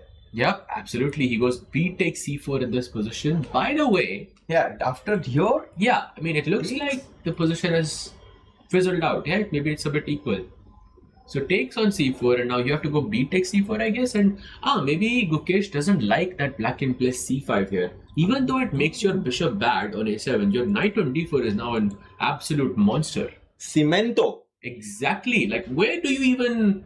How do you even... You can't do anything about this knight. It's so annoying. You can't take it. You can definitely not, because we'll take with the C pawn. Yeah. C pawn, bishop comes to C5. Oh, he goes pawn takes C4. He is allowing C5 for Vishy. And Vishy should play this move, pawn to C5. He must have looked at this as Gukesh took quite a bit of time to play this move. So he would be able to calculate this in his time. He goes B takes C4. Let's go Vishy. I think... Will he play pawn to C5, cementing the knight on D4? Because if he doesn't and takes the pawn on D5, the problem is that now white can take with the E pawn on D5, opening up his bishop, and if bishop A6, maybe we can just capture this pawn. Takes. Okay, that makes sense. And somehow white is doing quite well here. This is a crucial moment for Vishy. He needs to go C5. Speaking of crucial movement, let's take a quick look at the board 5 between Sara Khatem and Stavi, because Sara is dead lost. No, this is over. This is absolute domination on both sides of the board. You can play literally anything here, you would be winning as long as you don't blunder a queen. H takes g3 hanging, the knight on b3 is hanging. You know, sometimes E3. you just cannot sustain the pressure of the match situation here. Sara Khadem, who won her last game for the PBG Alaskan Knights, now is going down in flames against the Ganges Grandmasters. She might be the first one to finish because there is literally there's no counterplay for Sara anymore yet. I'll give you a straight plan. Bishop to g5, pawn to e3. That's it. That's it. And I mean, it's just a resignable position, yeah? And by the way, here Stavrula is completely winning, but Vichy did not play pawn to c5, goes for the move bishop to a6. Maybe there is a glimmer of hope for the PBG Alaskan Knights on their icon board. Yep, I think now Gukesh has to calculate because this is not an easy decision. On the one hand, you can capture this with the knight, and on the other, you can capture with the bishop. And optically, capturing with the knight makes a lot of sense. But I'm not sure if you're a pawn up there because He takes with the bishop. best move, by the way. Really? Best move, yes. Bishop takes, knight takes, and now he maintains an extra pawn in this position. But black has optically a nice position because you have access to all of these dark squares. And now this is the critical moment for Gukesh. He should not recapture this pawn on d5 with e5 with e4. He should rather play what? What should I play here, Gukesh? Zwishan Zug, will he play it? Knight to c6 is the best move in the position, will. but it's not easy. I feel like he's gonna show Yeah, us. he's Yes, gonna do it. Yes, let's go. Beautiful move. He does it. Knight to c6 played by Gukesh, hitting the queen on d8, not allowing this trade on d4. Things looking good for Gukesh. Absolutely. Absolutely. I think now the queen is under attack. The queen can go to d6 or c7. And you know, I just glanced to see what the expressions were of Gukesh were. He kind of like adjusted himself, and while doing that, he quickly glanced at Vichy to see what he feels about this position. And Vichy does look visibly a bit nervous about his position. I would be nervous here too because this you're just a pawn down, two connected pawns, bishop on a7 and a6, not really that active. I feel this is going in the PBG Alaskan Knights direction. And then it's going in his direction on the icon board, on the prodigy board as well.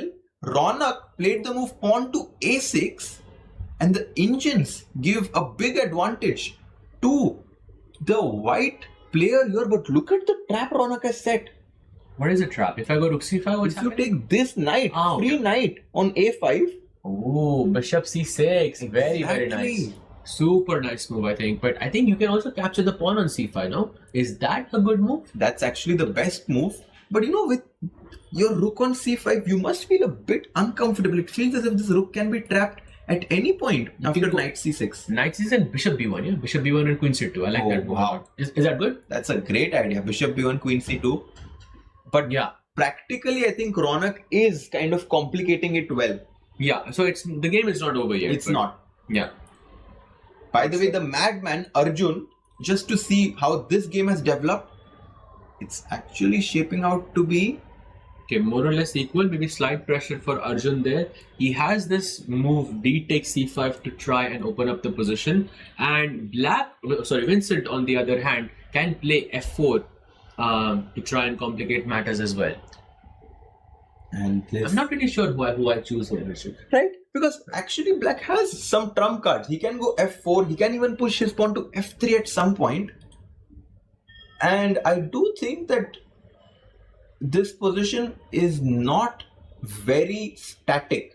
I think there will be some imbalances here. Maybe black will be ambitious with this move pawn to c4. This game is shaping out to be interesting. Stavrula, she does find it. Stavrula, I think, is completely winning. Yeah, queen takes. Oh, that's a mate in one. Yeah. After queen c6, and isn't that just a piece? Wait. Knight f3. You just take on Sorry, your queen is there. Sorry, my bad. f2, and then you go bishop e3, you pin the rook to the king, and I think Nah, this is lost. it's all over. It's Within- so bad. But why is she thinking bc6? Because then you cannot even take on e3. bc6, because if you take finito la comedy, Queen takes G3 checkmate. Just a checkmate. Instant checkmate right there. Yeah, B6 also looks super tempting here. And by the way, just for the chat. Yeah. In this position, Yes. this is so winning for black. She can just play king 7 and it's still winning. She can just not even capture the bishop and she's still winning. I mean, can you... This is insane, no? This tells a lot about how big of an advantage Stavrula has for Ganges Grandmasters. This is a very close match regardless, though.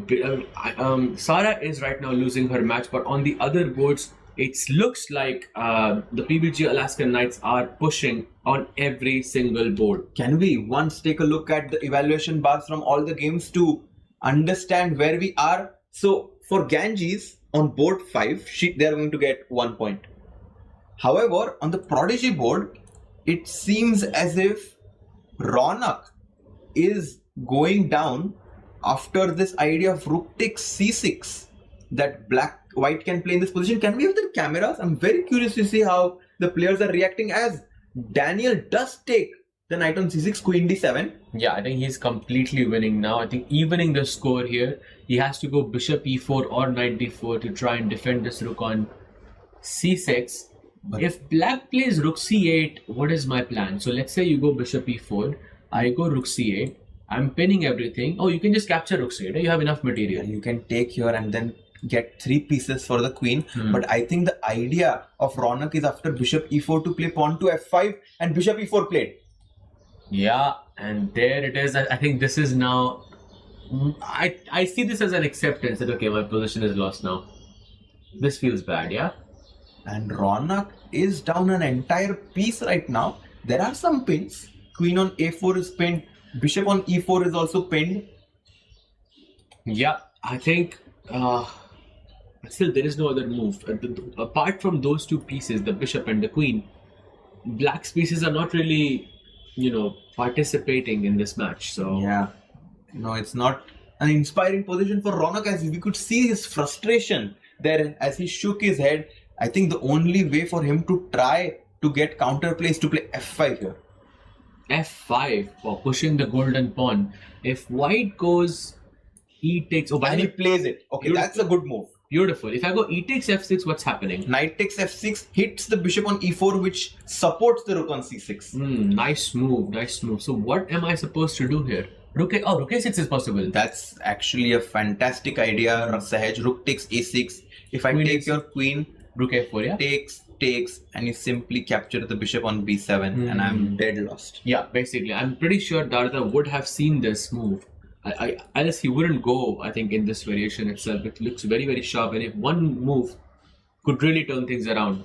And here Ronak is facing a lot of difficulty, but Solakidu Stavrula is just moves away from winning her first game. As rook takes a6 was played on Daniel's board. Can we quickly go to the board of Sara Khadem and Stavrula? Because look at the live position. Well, that's just checkmate in 1 or 2 moves. You can give 1 check on b5 and just king f8, and that is it. That will be it, as queen h1 is unstoppable. Yep, I think this is very, very good. You can play some bishop g3, queen h2. Queen h2 is a checkmate here as well, Harshad. So many nice moves. Yeah, and I think Sara Khadem is trying to see if she has any final resources to save the game, but I don't see any. And resignation. Wow. This is a huge win for the Ganges Grandmasters, who have won their previous match and now they are up 1-0. But it's not so simple, because on the other boards, Ganges Grandmasters, the PBG Alaskan Knights are still very much close to evening this out. And look at Gukesh. He just glances at the score there, sees her teammate losing the game, and I'm sure this gives him some extra motivation to keep playing for a win on this board. He is up a pawn right now. It's currently 5 pawns for Gukesh, 4 for black, and yes. By the way, there is another board that we can go to, and that is Linear versus Sindarov. Because Sindarov once again has complicated things here. He has given up 2 pieces for a rook, takes the pawn on b5. He goes knight to c4, and now I'm not really sure who I would choose here to be, to play as. I think without the queens, I would choose black. But with queens on the board, I think I like white's position because I can go g5, queen h5 at some point. That looks very good. I think g5, queen h5 is a very nice idea.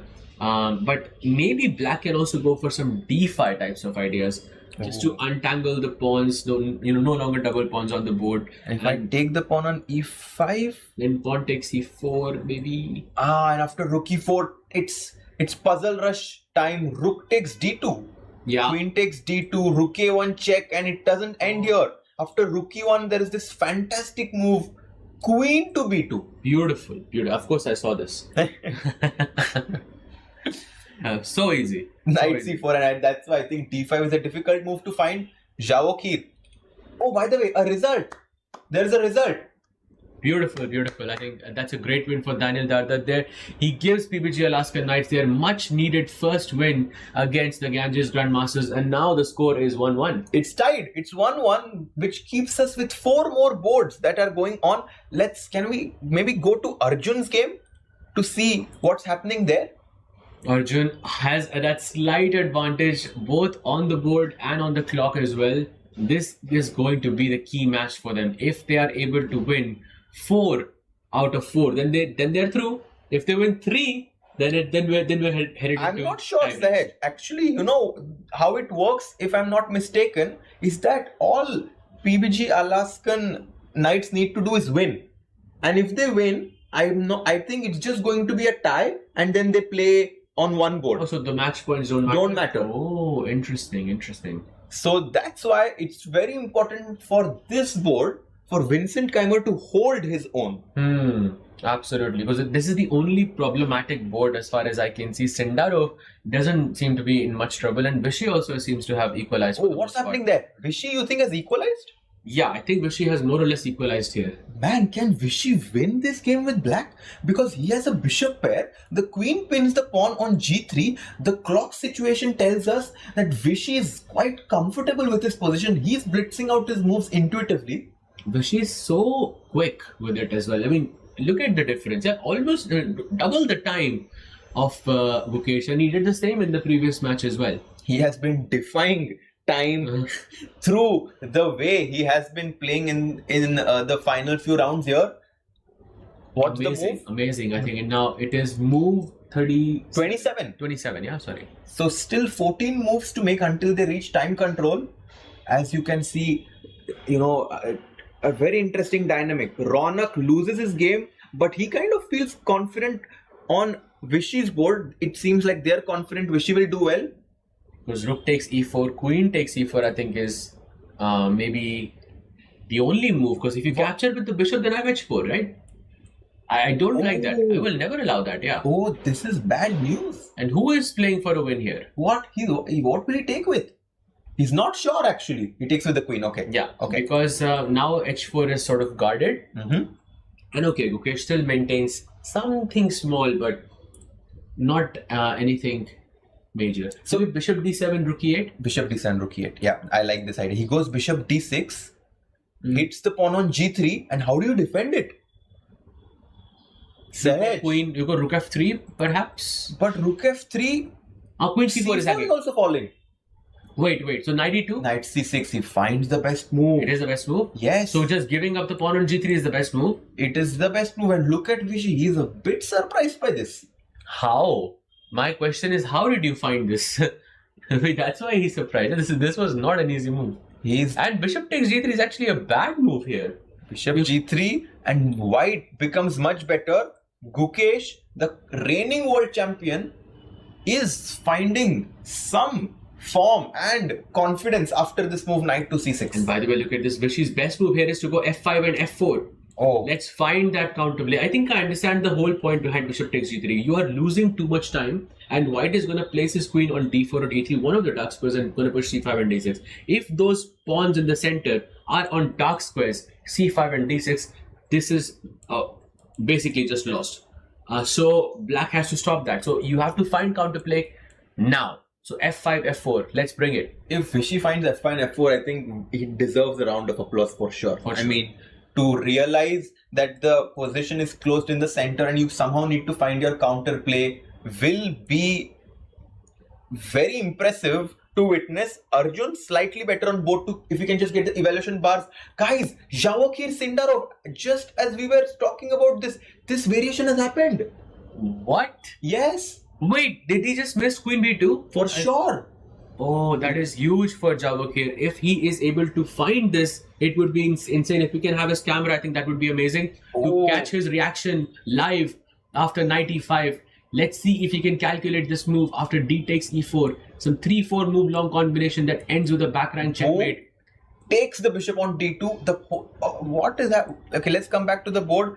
D takes e4, rook takes e4, rook takes d2 is the point. After queen takes check on a1, the rook has to drop back to defend the king. Rook e1, you need to deflect the queen on d2, queen to b2. Beautiful.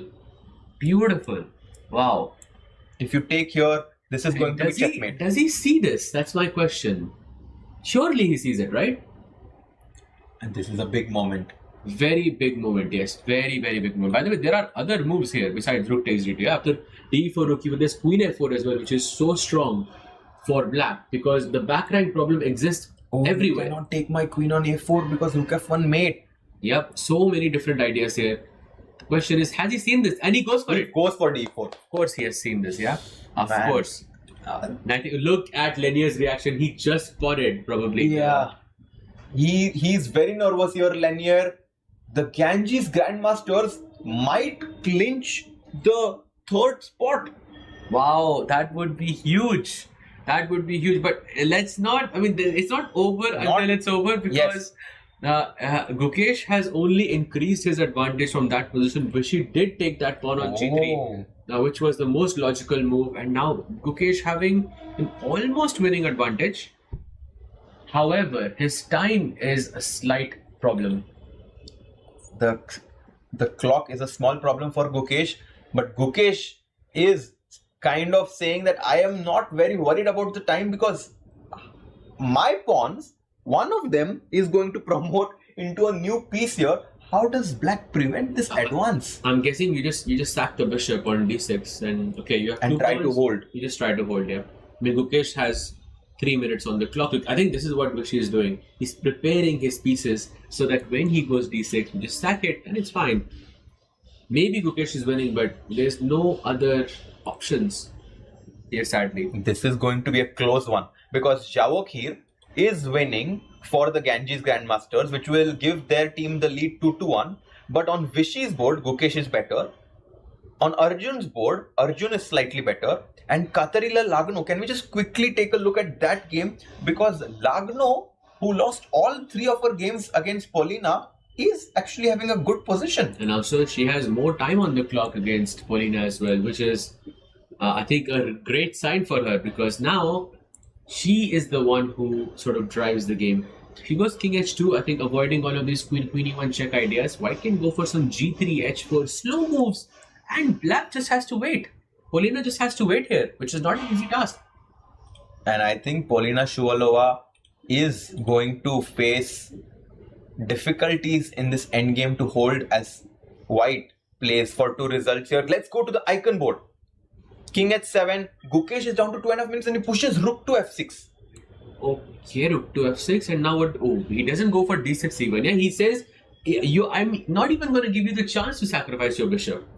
I think a nice move by Gukesh there. Yeah, he's now this rook only move for Vishy. Bishop to b7 is what he has to play. I'm guessing because when you play d6, I can go queen takes e6 in that scenario and somehow try to hold that position. But bishop b7 only move here. If Vishy doesn't play this, he's lost. Yeah, bishop b7 is an only move, and look at Vishy. His hand was hovering around that bishop on c8 and he finds it. Ah, beautiful. He finds it. Bishop b7, and now Gukesh needs to be accurate. He needs to go knight e7 to threaten rook takes g6.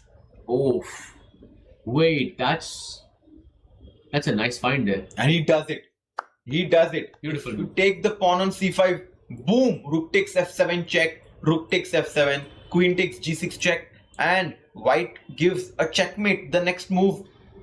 And do you know the only move for Vichy here is to take on d5? Oh, that's Bishop tough. d5 only move in this position. Otherwise, Vichy is just dead lost. This is such an exciting moment here on this board. Vichy needs to sacrifice his bishop on d5 because if you take with the queen, black captures the knight on e7. By if the you way- take with the knight, you take this pawn, and yes, I'm guessing that this match is going into tie breaks because guess what, Harshit? Lanier is now back. Lanier is better. Lanier is not just, he is a bit better in his game against Sindarov. He was in deep trouble just a few moves ago, but Sindarov having time pressure issues. He just has a minute. Less than a minute, and now this could be a Oh, problem. bishop d5 played. Bishop d5 played by Vichy. Vichy is not giving up. He knows this is the important match, and now knight takes d5, only move in the position, and then we take on c5. Gukesh is now a piece up, but some compensation. Very good compensation. Very good compensation, yeah. And actually, we are going to stick with this board until something dramatic happens on a different one. Rook to f3. Time to go bishop b8 back and line up this battery. Oh yes, and then queen h2 check could be a threat.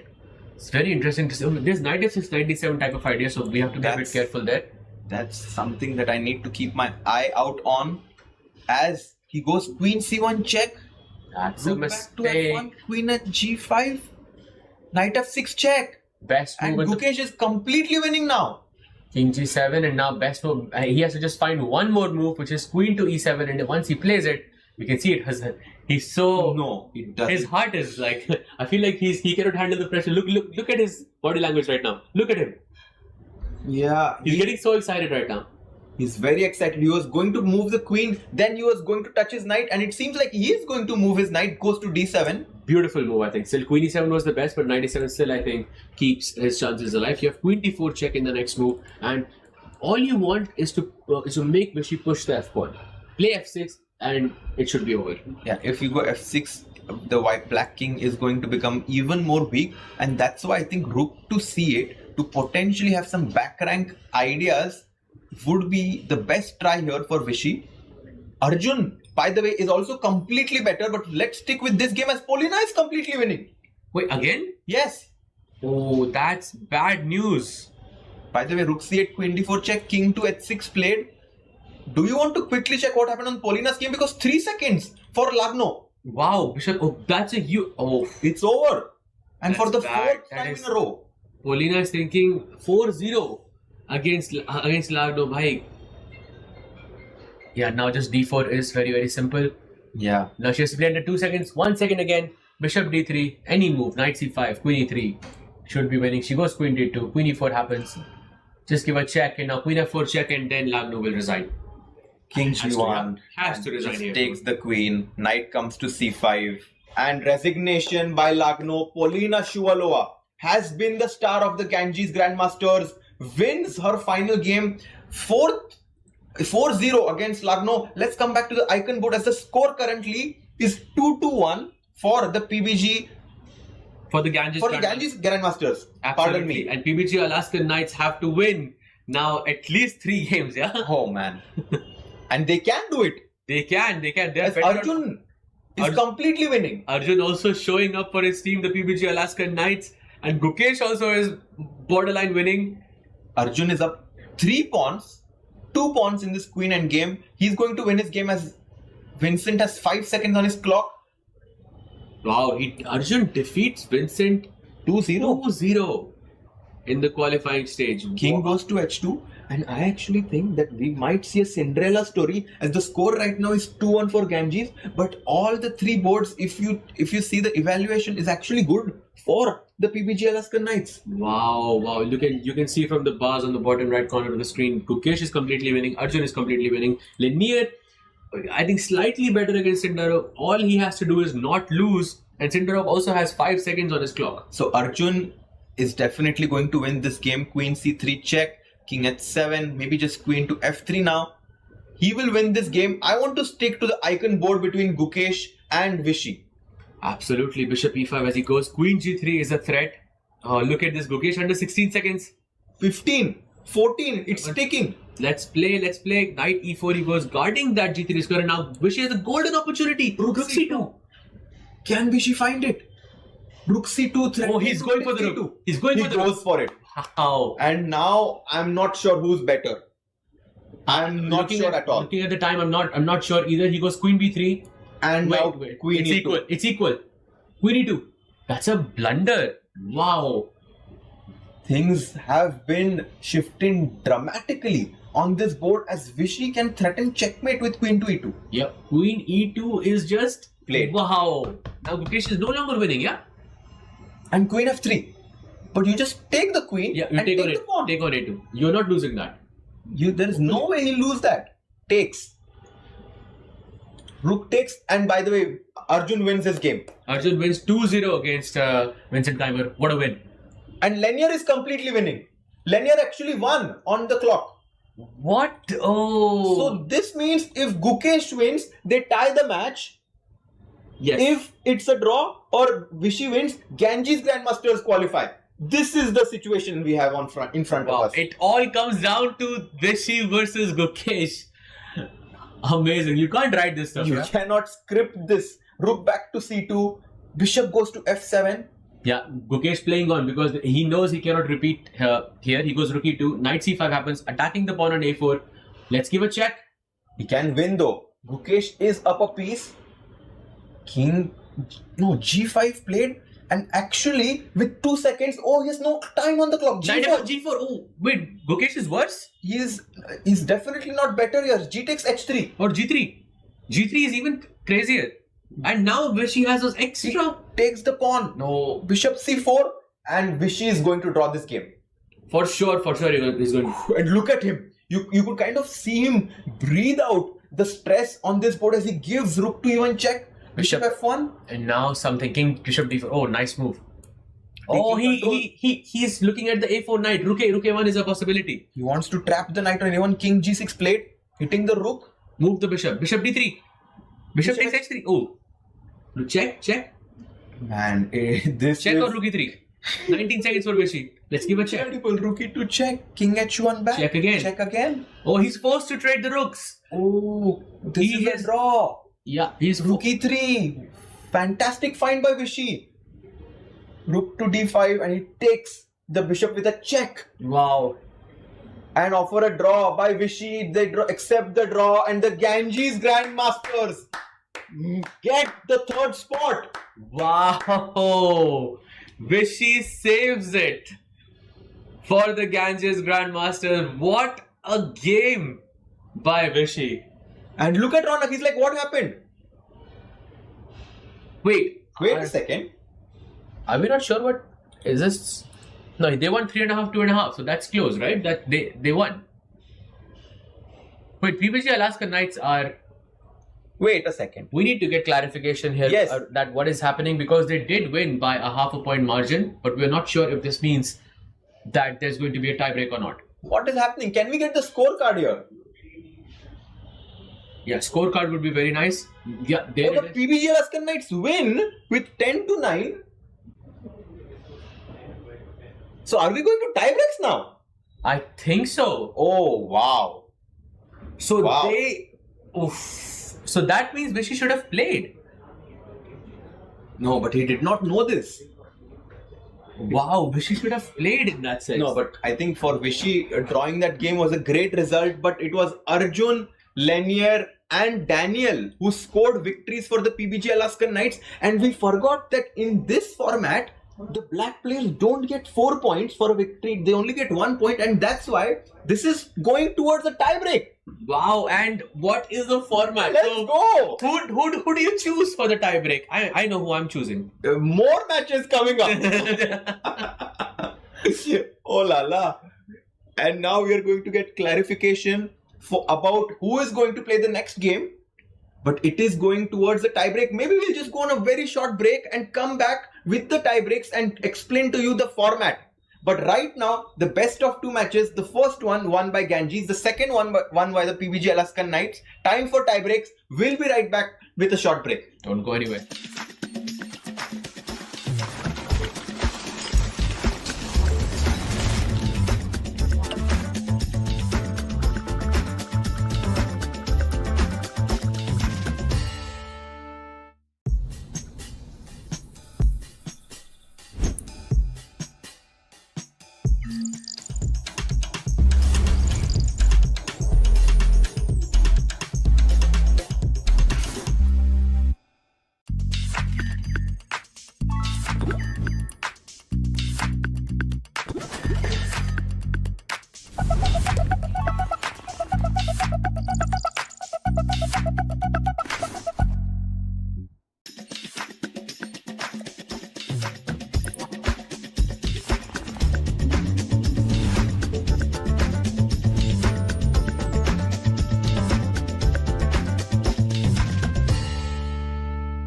Bharat का अपना solar, नवितास solar, India's finest module manufacturer. We bring the power behind every winning move.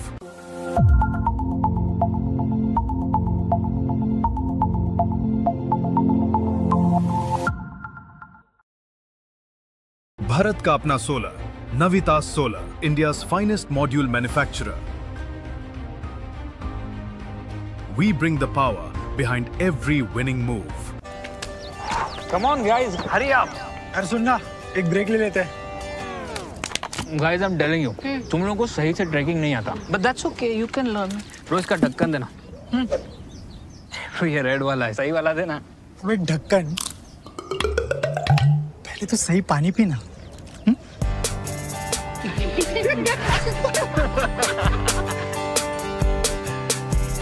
Manikchand Oxyrich, proudly Indian. Bharat का अपना solar, नवितास solar, India's finest module manufacturer. We bring the power behind every winning move.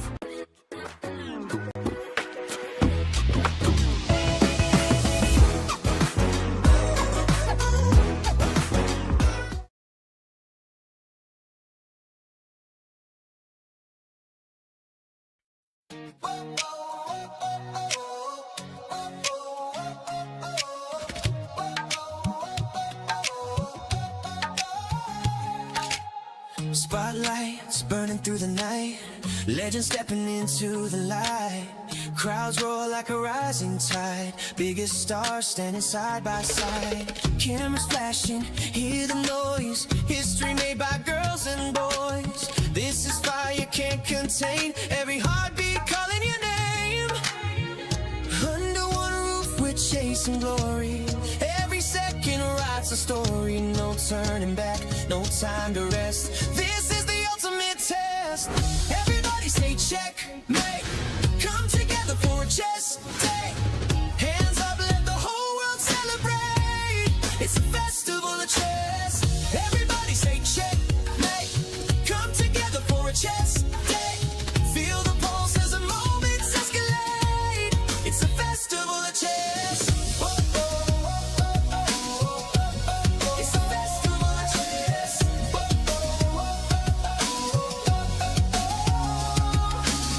Fans from every corner of the globe holding their breath as the tension grows. Heart rate sinking with the stage. One spark setting off the cage. Voices rising from the stands. History shifting in their hands. Every movement louder than the last. Future racing with the past. Under one roof we're chasing glory.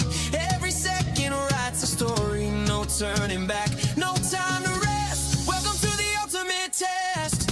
Everybody say check, mate. Come together for a chess day. Hands up, let the whole world celebrate. It's a festival of chess. Everybody say check, mate. Come together for a chess day. Feel the pulse as the moments escalate. It's a festival of chess. It's a festival of chess.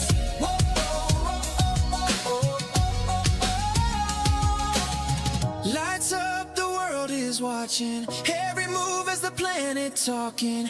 Tonight we rise, tonight we shine. All our stars align.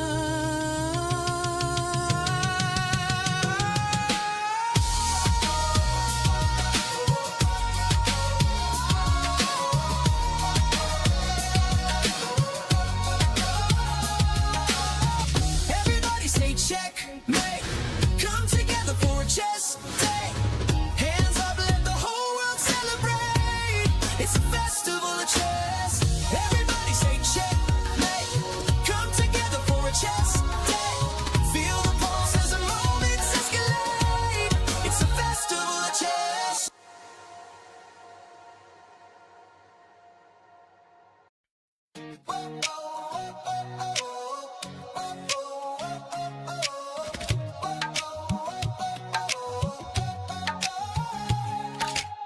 Spotlights burning through the night, legends stepping into the light.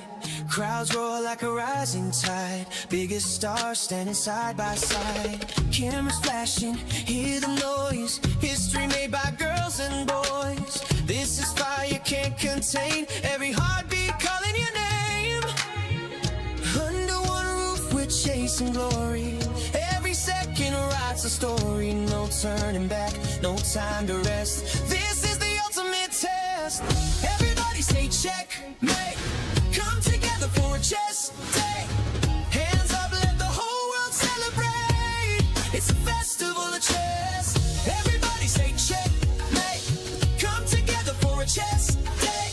Feel the pulse as the moments escalate, it's a festival of chess. It's a festival of chess.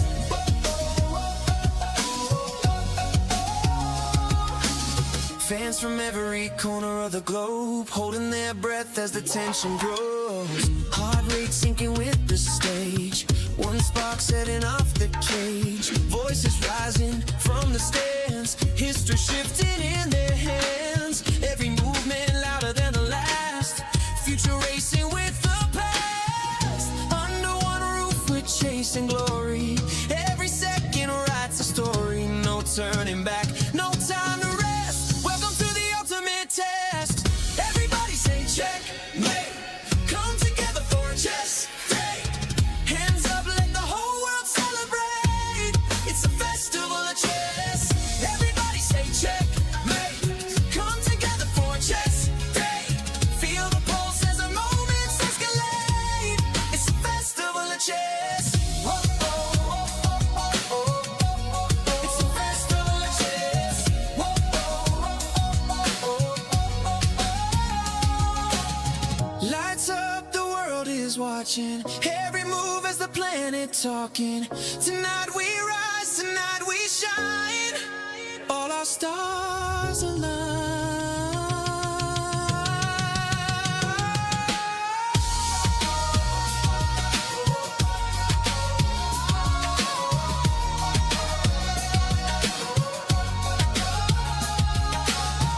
Everybody say checkmate, come together for a chess day.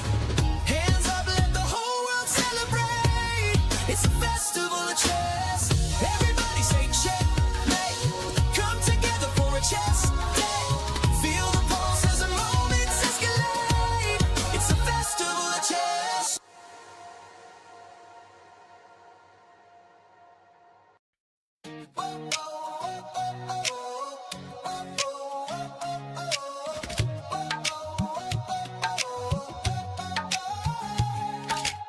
Spotlights burning through the night, legends stepping into the light.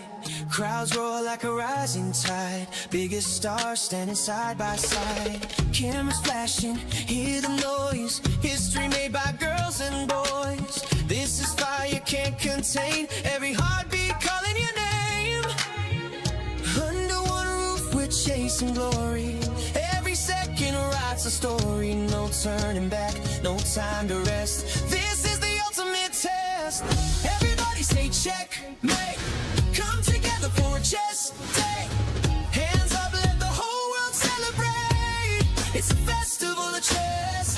Everybody say checkmate, come together for a chess day. Feel the pulse as the moments escalate, it's a festival of chess. Whoa, whoa, whoa, whoa, whoa, whoa. It's a festival of chess. Whoa, whoa, whoa. Fans from every corner of the globe holding their breath as the tension grows. Heart rate sinking with the stage, one spark setting off the cage. Voices rising from the stands, history shifting in their hands. Every movement louder than the last, future racing with the past. Under one roof we're chasing glory, every second writes a story. No turning back, no time to rest, welcome to the ultimate test. Everybody say checkmate, come together for a chess day. Hands up, let the whole world celebrate, it's a festival of chess. Everybody say checkmate,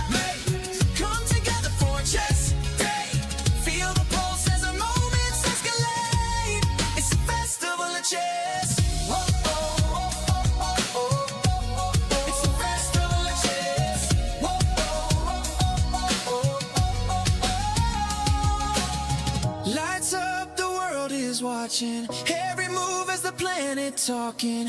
Tonight we rise, tonight we shine. All our stars align.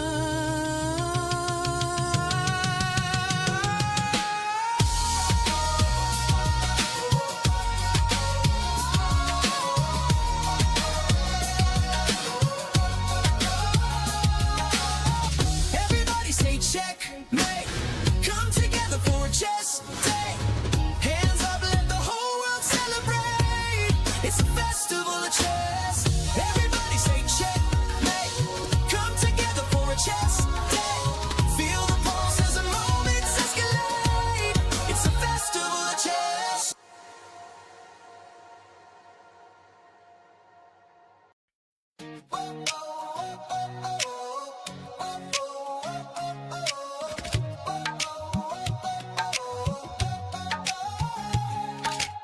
Spotlights burning through the night. It's time for the tie breaks for the third spot between the Ganges Grandmasters and the PBG Alaskan Knights. Ganges won their first game. The second game was won by the PBG Alaskan Knights, and it's let's go, Sahaj bhai. Absolutely. This is the fight for the third place. We're gonna have tie breaks very, very soon for you. We are also confused. Yeah, And we're also excited at the same game time. started. Let's go. There's liftoff. It's Blitz. It's Let's go. Blitz. And the game started. Let's go to the icon board here, as all the games started already. And what is this? At the same time, but something happened on one of those boards. They were Yeah, smiling, yeah. But something happened let's there. move on. She plays h3. It's Vishy who plays pawn to h3, c6 played by Gukesh, playing some sort of a risky opening here. But okay, I think Gukesh kind of started this, yeah, by going for the fillet door opening, which is notorious for trying to play for a win, even though you accept somewhat worse position. White goes bishop e3, b5 blitzed out by Gukesh. For everyone just joining in, it is 3 minutes plus 2 seconds increments. Blitz. White goes black goes b5, a3 by Vishy.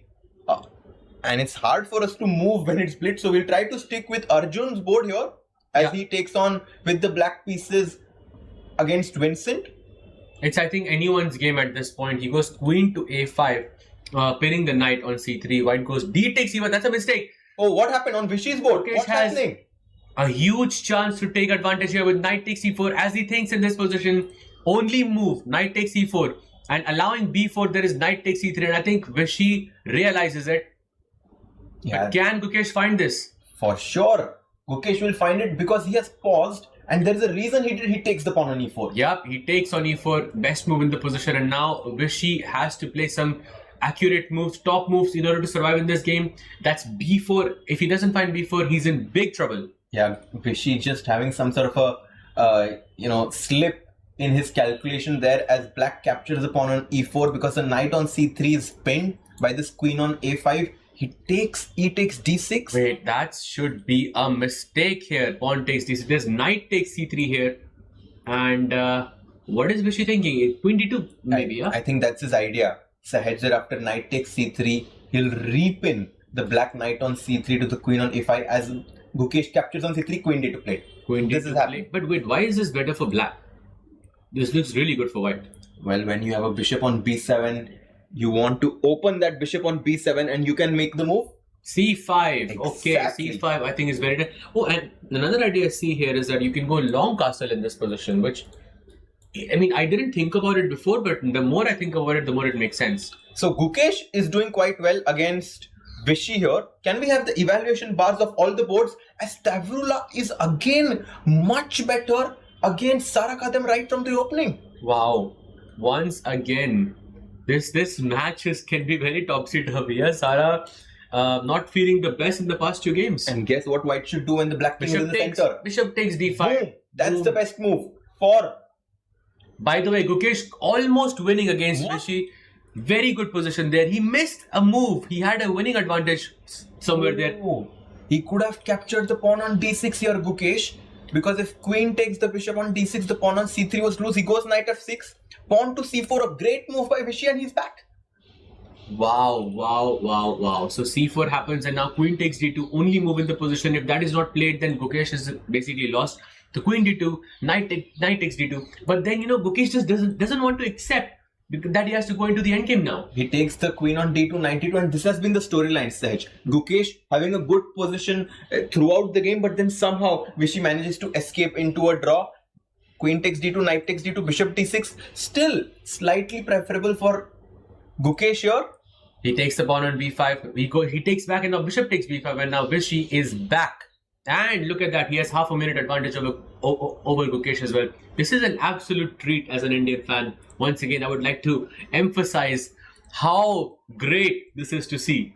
And Vishy has captured the pawn on a7. He's up 2 pawns, as you mentioned, Sahaj. I am absolutely, honored to be commentating the game between these two legends here. Bishop takes the pawn on a7, knight c3, a4. Absolutely, a4 is a nice move.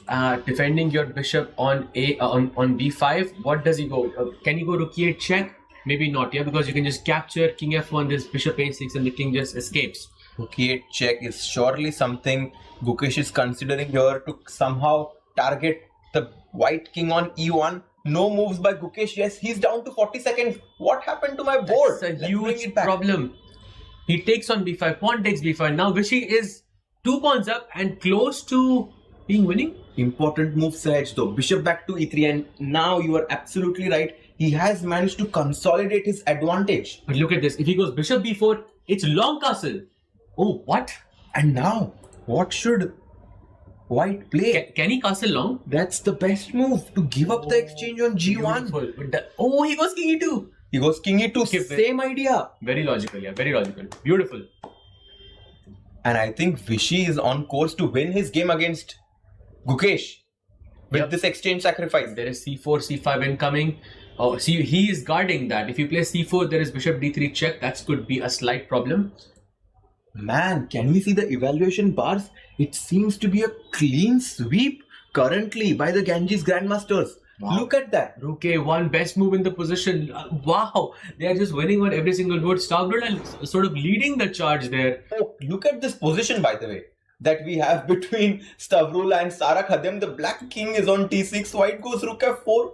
Threatening the pawn on d4. If black plays c5, maybe you have some c3 idea. That's a good move. c3 perhaps. Break open the position.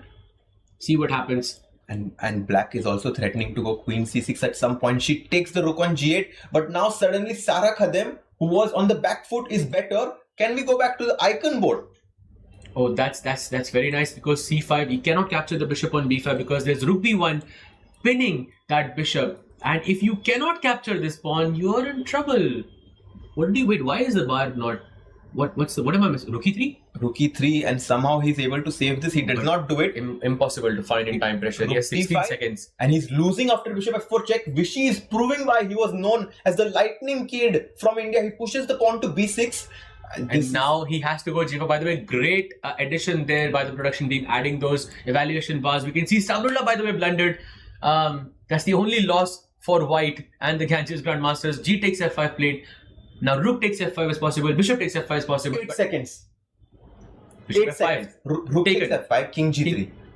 Okay, now only one move. Rook takes e3. He has to take it. Taken. He takes it. Pawn takes e3. He had to go king g2, by the way. That was the move. And now Gukesh looks equalish, but I'm not sure. He doesn't have enough time. He has no time. He has 5 seconds. If Gukesh holds this on the icon board, that would be great for the PBG Alaskan Knights, as Sara Khadem is about to win her game against Stavrola. Absolutely. He goes h4. And now, can I go knight takes h4? No, there probably is nothing. You have to go king h2 or something. And Gukesh is more or less back. Bishop e4. And suddenly, by the way, rook f6 only move here for Vishy. And Vishy did a sigh in that situation, because he couldn't believe that he let that position slip. The pressure is so high here. The pressure is high. And Vachier-Lagrave, if we can quickly go to that board, just to very quickly to see what's happening here. 4 seconds for Polina. Oh, Polina is in trouble. Oh, 2 seconds. F3, 92. Polina is thinking, I've won 4 games now. Can I make it to 5? If she wins this, that would be absolutely epic. But Vachier Sindarov is beating Lenia Dominguez. Wow, insane. Vachier is completely winning. Vishy is there. Oh man, he made a move with 1 second on the clock. Knight b6. Knight. Okay, he's just a queen for 2 rooks, and you can go pawn takes c7, which is quite good. The board is not updating. They are just playing so fast. By the way, Gukesh is completely winning. What? Gukesh is completely winning against Vishy. What a turnaround. Vishy just blundered. A huge blunder by Vishy. Oh, he just missed bishop e2 check. He just missed this check. Gukesh is up a full piece now. Insane. Bishop, he's been managing his time. Wait, that's a draw now. What? Wait. Vishy is so tricky. Are we going to see a rook bishop versus rook? Perfect way to end this. King d2 and Tiebreak. who's better? Bishop d3. Yeah, bishop g7. Let's go g7 and rook h8. G7 played. Rook h8. Or e5, yeah? e5 first. Beautiful. By the way, Javokir won his game, so the score right now is 1-0 for the Ganges Grandmasters. And Sara Khadim wins, tying the score 1-1. Gukesh. Oh, bhai. Okay. Draw. Another draw. Oof. Man, Save. what a save by Vishy there. He was down a full piece, but let's go to Arjun as he's winning. Yeah, Arjun is winning and also Ronak is winning as well. So both matches looking super sharp. So far it's 1.5. This will go, I think, exactly at 3-3. But we also have the Polina Shuvalova versus Lagno game. Right now, the match is very level. Black is up 3 pawns here. Arjun will win his 3rd game against Vincent in a row. 3-0 has defeated the world number 4. I mean, can we just appreciate this? He's known as the warrior, the chosen warrior. Arjun Irigesi goes queen to f3 check, king go to e1, and this should be an easy conversion to him. f3. F3, he's just worried about some checks. He goes king g4. Yes. King g4 is off. f3 now, king to f2, e4 pushed. Queen g1, king h5, checks. King goes to g6. He just has to find a way to avoid these checks. He's just gaining some time. I think that's very clever. King e5, queen c7 check happens. He goes king d4. No, he will win this game, but can we see Ronak's game? Yeah, Ronak is completely winning. Completely winning. And resignation, Ronak wins. And look at the enthusiasm with which he gets up from the chair. But the match is not over yet. Shuvalova just blundered. What? Shuvalova just made a huge blunder here. She goes king e7, hanging a fork. Wait, that means the PBG Alaskan Knights are winning this match. Completely winning, as Lagno is winning on this board. Resignation there, which means the only game remaining is this one, and Arjun needs to win. Yeah, Arjun is winning, completely winning, and now the scoreline is 2.5. And with Arjun's win, PBG Alaskan Knights are now back once again. This is the comeback team, yeah? King goes to g4, queen c5 with 1 second on the clock. Queen g5. Queen c8 check. Let's keep giving those check. And no more checks. There it is. No more checks. There is the... That's it. That's all. f2 perhaps. He has to maintain his concentration. King takes e4, not possible. Check. He goes king f2, avoiding the queen trade. Queen g3. E3 check. Very nice. King takes f3. Only move. Queen g3 check. He's so good, Arjun. And finally, resignation by Vincent, and Arjun does it for the PBG Alaskan Knights. Beautiful. I mean, Arjun, to win this match or to beat the Ganges Grandmasters, Arjun is the MVP. He has defeated Vincent Keimer, 3 times in a row. And look at that score line there.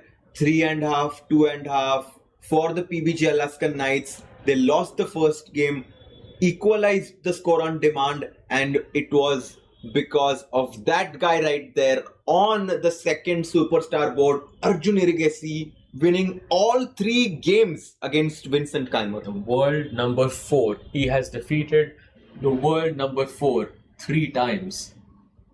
Ronak won his game, but it was not enough for the Ganges Grandmasters to win their match. Wow, I cannot believe this. Polina also broke her streak. Yeah, she was winning for 3 matches in a row there, and yeah, afterwards, I'm guessing it is Arjun who has maintained that. And Ronak, what a game by Ronak there, winning on the Prodigy board with the white pieces. I have to give it to Sara as well, because Sara didn't look so promising in the beginning, but she managed to turn it around and defeat Savrula Solakidu with the black pieces. What a team this is! No, this is an absolute nail biter of a match that we have in front of us. But Sej, it's not over yet. Now the Ganges Grandmasters will play with the black pieces, And they need to win. they need to win. That's it. But Arjun, the madman, is now playing with the white pieces for this team. And this is a huge psychological block for Vincent, because he was thinking, my team is losing. My team is losing and I need to deliver at this very moment. And it's all going to come down to the second Blitz game that's going to start in just a few minutes from now. The Ganges Grandmasters have to win on demand to tie the score and go to the next stage of the tie breaks. We'll go on a short break and we'll be right back with more action coming up your way.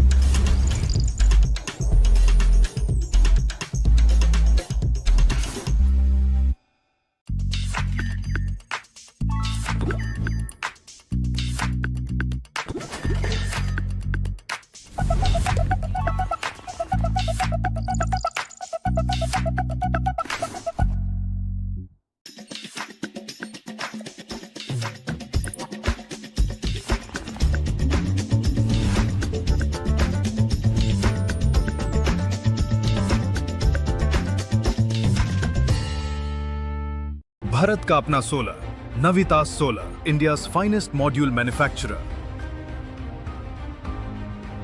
We bring the power behind every winning move.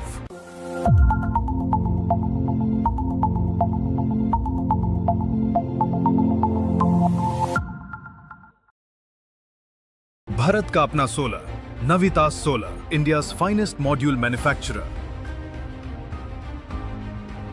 We bring the power behind every winning move. Come on guys, hurry up. अरे सुन ना, एक break ले लेते हैं। Guys, I'm telling you, तुम लोगों को सही से ट्रैकिंग नहीं आता. But that's okay, you can learn. रोज का ढक्कन देना. तो ये रेड वाला है, सही वाला देना. अबे ढक्कन, पहले तो सही पानी पीना.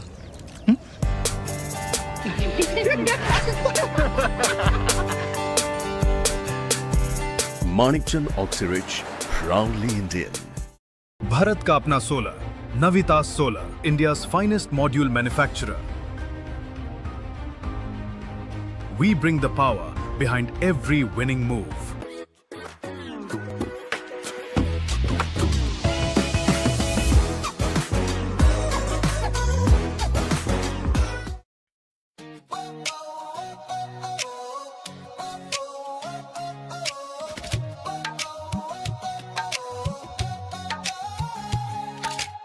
Spotlights burning through the night, legends stepping into the light.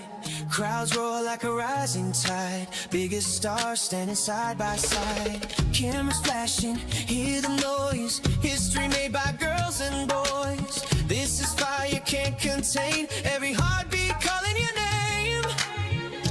Under one roof we're chasing glory, every second writes a story. No turning back, no time to rest, this is the ultimate test.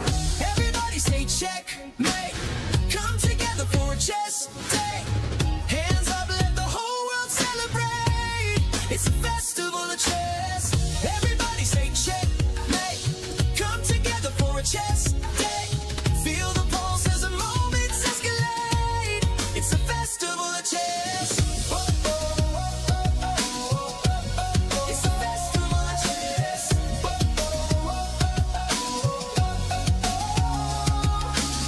Fans from every corner of the globe holding their breath as the tension grows. Heart rate sinking with the stage, one spark setting off the cage. Voices rising from the stands, history shifting in their hands. Every movement louder than the last, future racing with the past. Under one roof we're chasing glory, every second writes a story.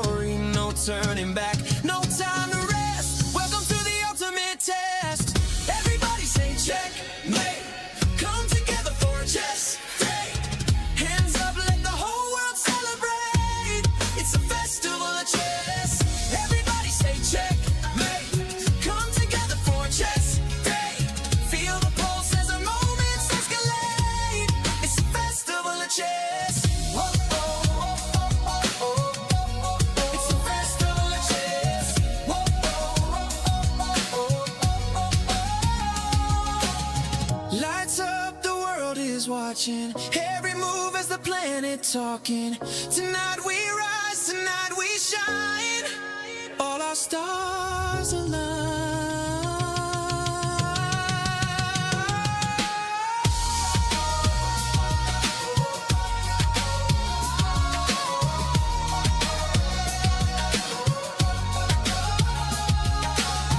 Everybody say check, mate. Come together for a chess day. Hands up, let the whole world celebrate. It's a And here at the final day of the Global Chess League, the action does not stop as we are in tie breaks. The first one in the rapid segment ended 1-1 between the Ganges and the PBG Alaskan Knights. We are now in the blitz segment and the PBG Alaskan Knights won their first match. Now the Ganges Grandmasters have to strike back. Sahaj bhai, how are you feeling? What do you think the chances of the Ganges Grandmasters are? I think they're playing with the black pieces, which puts them on the back foot, and they have to score on demand all of the players with the black pieces. It's a bit unlikely, but I think they have faster players on their team in comparison to the PBG Alaskan Knights. I think Vichy is You know what they have? There we go. have As soon as I said Vichy, Arjun Nirigesi on their team, who's going to be playing with the white pieces, and we have kickoff. Let's jump right in on the board of Gukesh and Vichy as Gukesh repeats the same opening he played before. I'm not so sure about using this in a blitz. Like in rapid or classical, I understand, but in blitz it can also backfire here. But yeah, exactly the same setup with c4, knight c3, what we were looking a bit earlier. And knight d4 was also played by Vichy the last time. Knight takes, knight comes into c3 and knight d7. The same opening sequence like we had seen in the previous game. They were both happy with the outcome of this game, yeah? Knight e2, knight d6. Okay, so I think slight changes here now. And can Gukesh play f4? I think f4 is a great move in this position. He goes for it. Yep, attacking, maybe trying to play f5 as well. Vichy retreats with bishop c5. He goes f5. Wow. Ooh. Knight d4 is f6. G4. I was thinking f6, yeah, but maybe g4 is also pretty good. But actually, that's not the best move. No, you were right. White had to go f6 here. He goes g4 and now their queen on d8 suddenly opens up. c6, knight g3, b5. F6 is screaming to be played by both sides. Either white has to play f6 or black has to play. Someone please play f6. And the reason black should play f6 is that it stops white from advancing to g5. Black also had this hidden idea, Sahaj, of placing his queen to h4. And somehow it could put some pressure on the white king on h2. Yeah, some bishop g4, some pinning ideas there. Exactly. Could be interesting for sure. Right now, by the way, look at Vichy's time. He's at 2 minutes and 59 seconds right now. He has not thought at all in this game. He is playing quick and confident moves with the black pieces. Do you want to quickly check how the madman Arjun is doing on his board? Absolutely. Oh my god, look at what he has set up. This is a pure domination by Arjun. I mean, on this day, it's like this is Arjun's day, I feel. He takes. Is it coming? Is it It's happening? coming. Boom. You just wait and watch, Sahaj. Bishop takes h7 might be played by him. But that's a perpetual, so maybe... Bishop h7, bishop g7 is also hanging there. I mean, I don't even know if it's working or not, but it looks super scary. Maybe he just goes c takes d5 and says, okay, let's try to keep the game.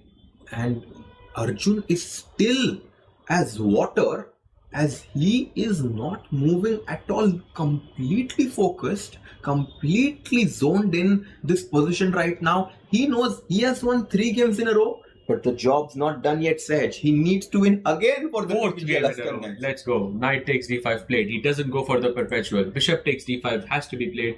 And now I feel after b5, maybe Vincent has some play here. Because b5, c4 looks very logical, yeah? It does.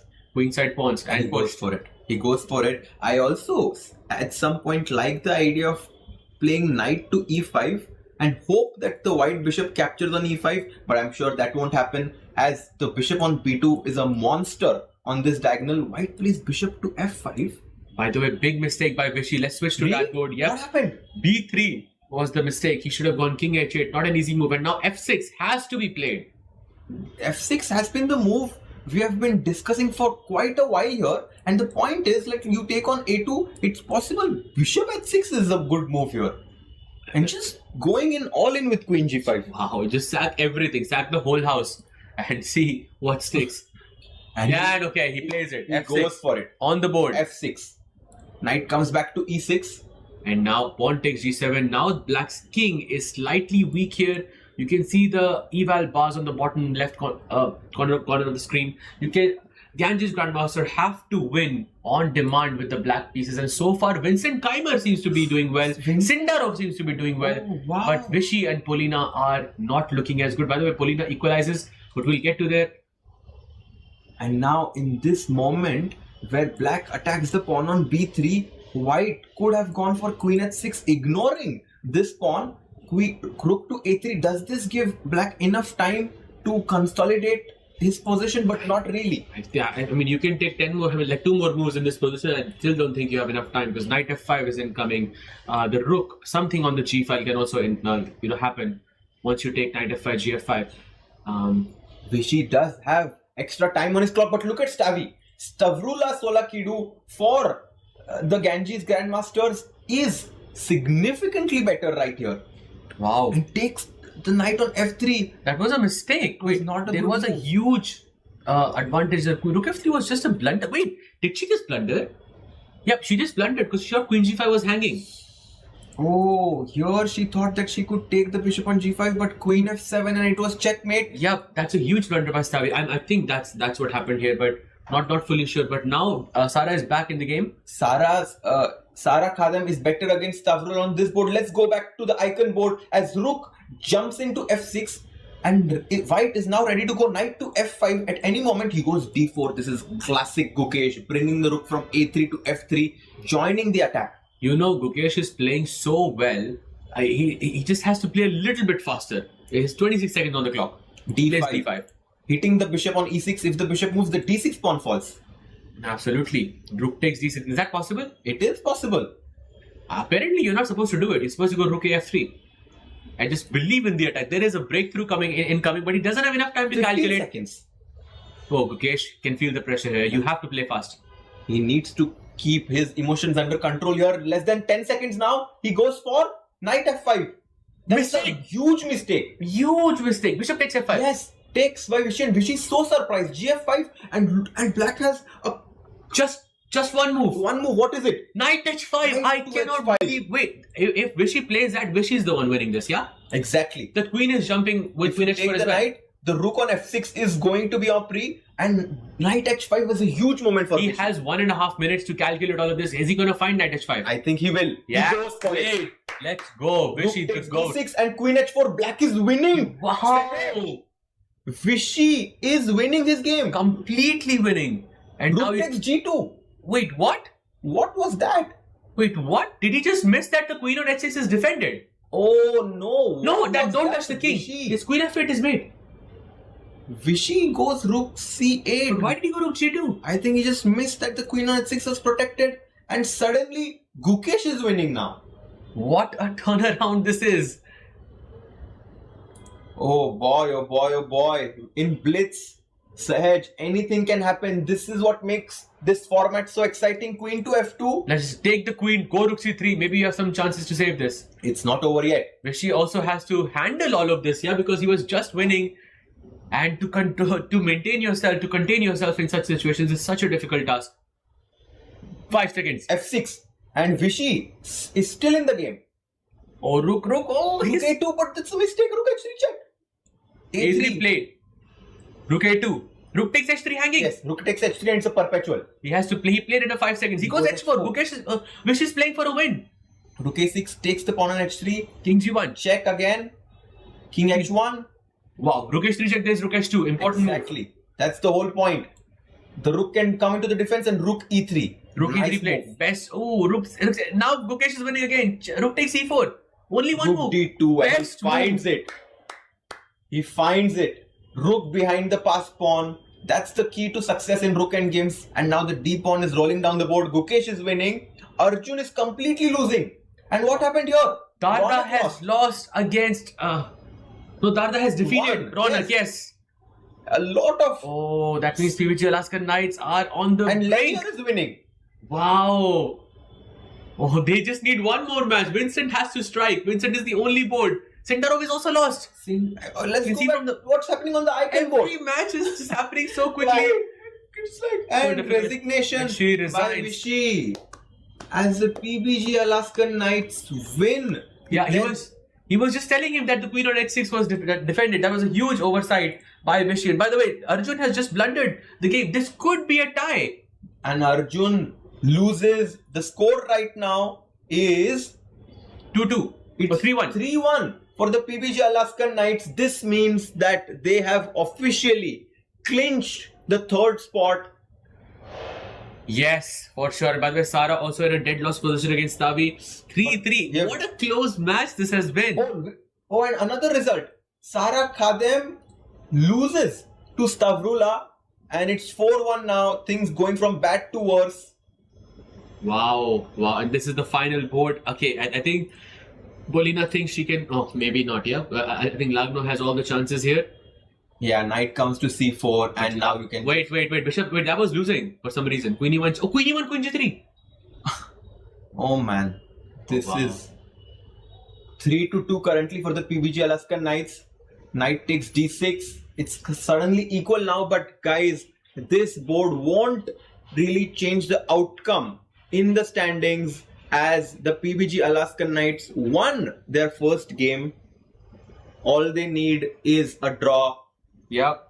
But still, I feel like Lagno wants to win this match, because Polina has gotten the better of her in the rapid section.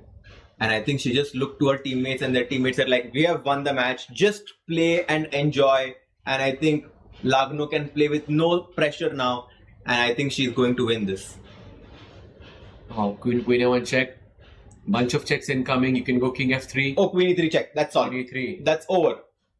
Resignation. The PBG Alaskan Knights defeat the Ganges Grandmasters 4-2, win this nerve-wracking tiebreak. Vichy's game was so topsy-turvy. Finally, Gukesh defeated him. And the third spot, if we go to the leaderboard, here goes to the PBG Alaskan Knights. And the fourth place goes to the Ganges Grandmasters. This was the final scorecard from this match. Absolutely, what a match. Gukesh defeating Vichy on demand. You have to feel for Vichy. Vichy was so close to defeating Gukesh, but then he made that one move blunder in time pressure. But Gukesh, you have to give it to him as well. He handled himself in under 10 seconds for at least 25 to 30 moves. That's very impressive for Gukesh. And Arjun, although he lost his match against Vincent now, he was the guy who carried his team the entire day on his back. And now he says, guys, it's up to you. Yeah. And he fully deserves this. I think Arjun still would be my MVP. Yeah, he's the hero for the team of PBG Alaskan Knights. And I think it was very nice that the teammates took the weight off his shoulder as he was carrying the team the whole way. Lanier Dominguez defeating Javokir Sindarov. That's a big win for the PBG Alaskan Knights. Lagno finally getting over that traumatic results against Polina. Defeats her finally. Sara Khadem lost, but it did not matter as Daniel Darda defeated Ronak Sadhwani. So basically, Daniel and Ronak were 2-2, yeah, towards the end. So good fight there. It's like Ronak wins a game and then Daniel wins a game. What a close fight. Basically, they clinched the third place by just 1 point. Exactly. Well, one extra win, yeah, that's it. That's what separated these two teams. It was as close as it could get. But what do we have coming up next? Can we have the graphics to understand which match is going to happen next? Because it is a big one. This is the match that we are all waiting for. The Triveni Continental Kings, the tournament. So the defending champions, the tournament leaders playing against the Alpine SG Pipers. Just up next, Who is your favorite? Oh man, it's so hard to pick because Triveni has been just doing so well in this GCL. They won 2 seasons in a row. They're going for the hat trick. They're going for the three-peat. In their way is a team who has 3 candidate players: Pragnananda, Fabiano Caruana, and Anish Giri. Very exciting match. I am rooting for the Alpine SG Piper so that we see a different winner at the Global Chess League. What do you think? Me too, actually, Alpine SG Pipers. I think because they have 3 candidates, and of course SG are my initials, so that's I think another reason for that. But of course the 3 candidates, and I feel like they don't really have a weakness on that team. So based on that as well, it would be nice. Guys, we are going to break down the final match of the Global Chess League between the Triveni Continental Kings and the Alpine SG Pipers. After this break, don't go anywhere because there's a lot of action coming up on the other side of this break.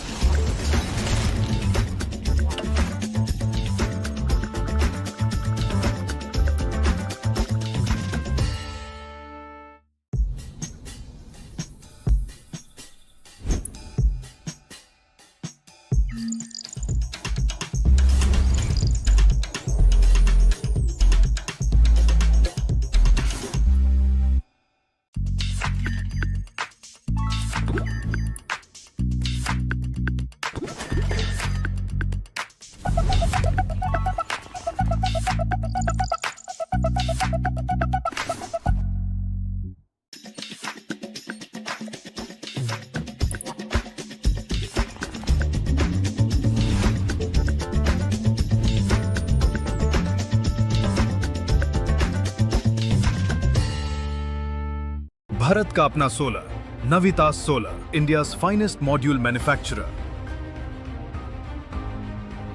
We bring the power behind every winning move.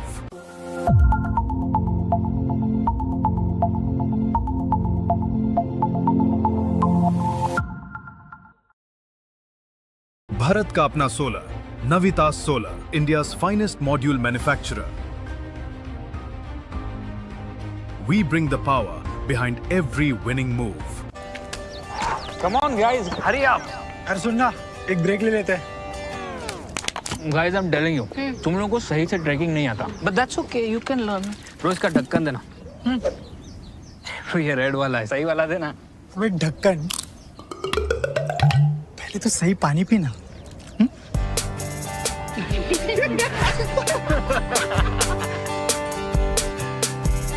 Manikchand Oxyrich, proudly Indian. Bharat का अपना solar, Navita solar, India's finest module manufacturer. We bring the power behind every winning move.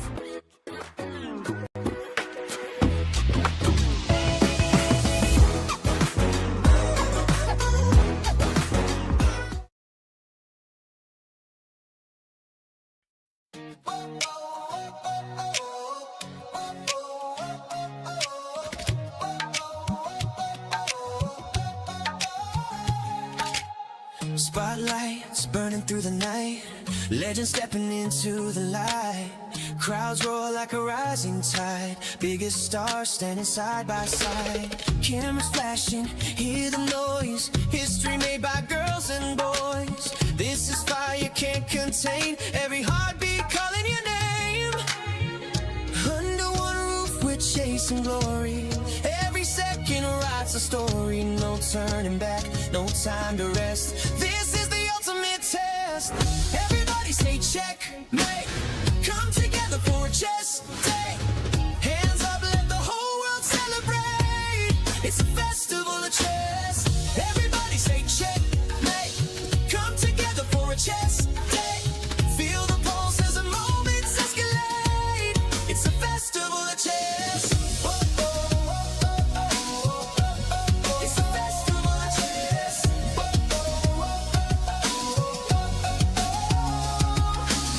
Fans from every corner of the globe holding their breath as the tension grows. Heart rate sinking with the stage, one spark setting off the cage. Voices rising from the stands, history shifting in their hands. Every movement louder than the last, future racing with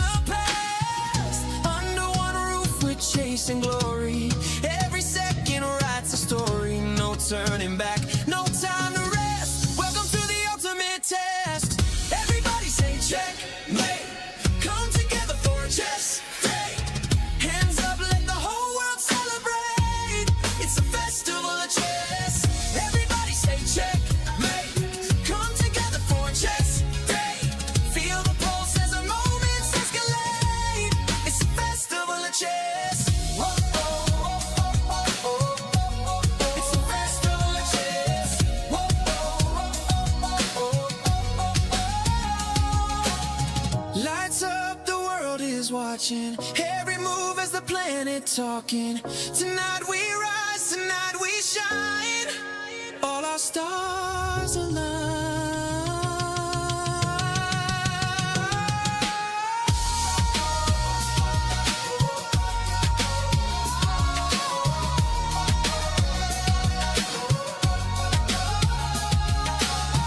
Everybody say checkmate. Come together for a chess day. Hands up, let the whole world celebrate. It's a festival of chess. Everybody say checkmate.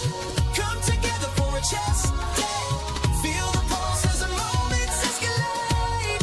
It's a festival of chess.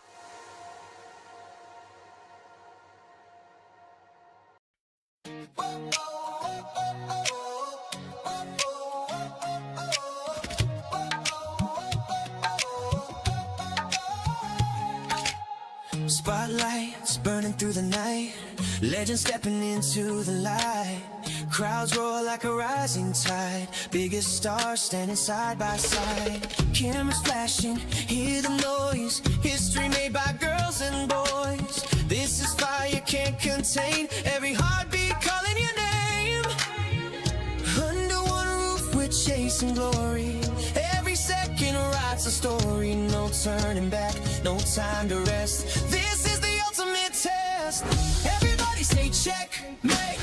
Come together for a chess day. Hands up, let the whole world celebrate. It's a festival of chess. Everybody say checkmate. Come together for a chess day. Feel the pulse as the moments escalate. It's a festival of chess. It's a festival of chess.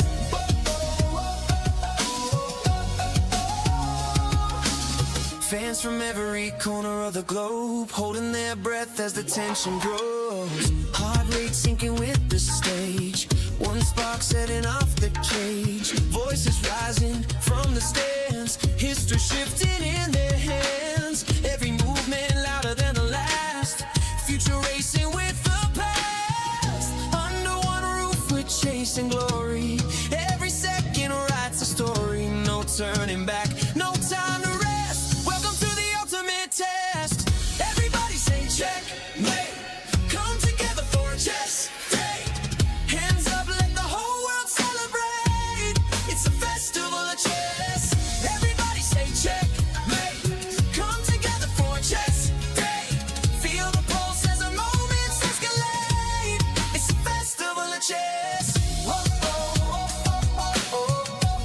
It's a festival of chess.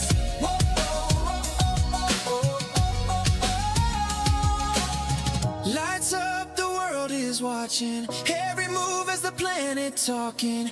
Tonight we rise, tonight we shine. All our stars align.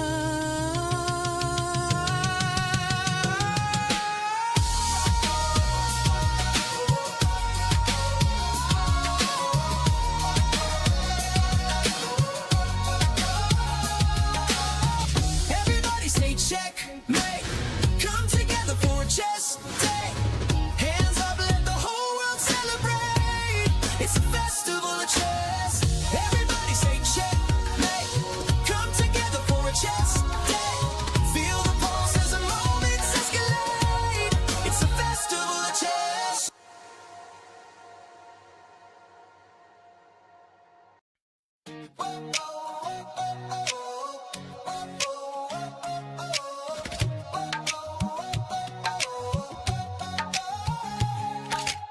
Spotlights burning through the night. Legends stepping into the light. Crowds roar like a rising tide. Biggest stars standing side by side. Cameras flashing, hear the noise. History made by girls and boys. This is fire can't contain. Every heartbeat calling your name. Under one roof we're chasing glory. Every second writes a story. No turning back, no time to rest. This is the ultimate test. Everybody say checkmate. Come together for a chess day. Hands up, let the whole world celebrate. It's a festival of chess. Everybody say checkmate. Come together for a chess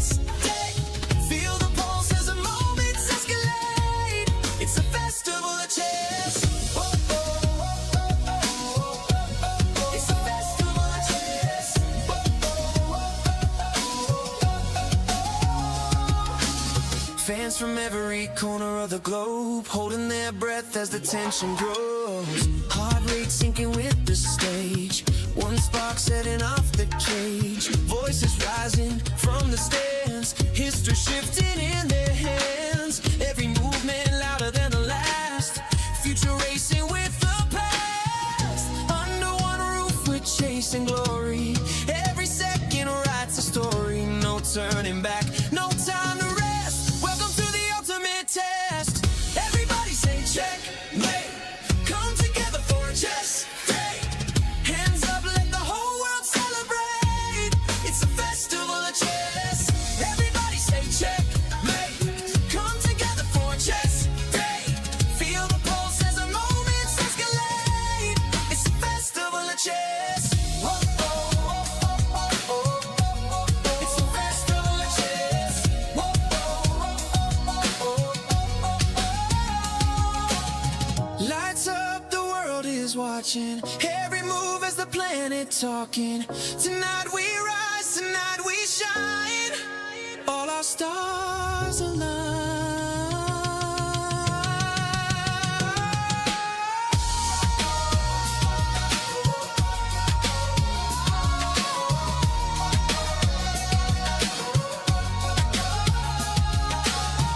Everybody say check, mate. Come together for a chess day. Hands up, let the whole world celebrate. It's a festival of chess. Everybody say check, mate.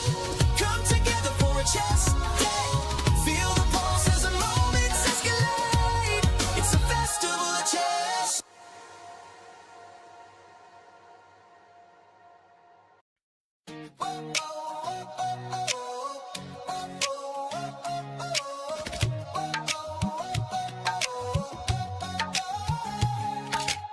Spotlights burning through the night, legends stepping into the light. Crowds roar like a rising tide, biggest stars standing side by side. Cameras flashing, hear the noise, history made by girls and boys. This is fire you can't contain, every heartbeat calling your name. Under one roof we're chasing glory, every second writes a story. No turning back, no time to rest. This is the ultimate test. Everybody say check, mate. Come together for a chess day. Hands up, let the whole world celebrate. It's a festival of chess. Everybody say check, mate.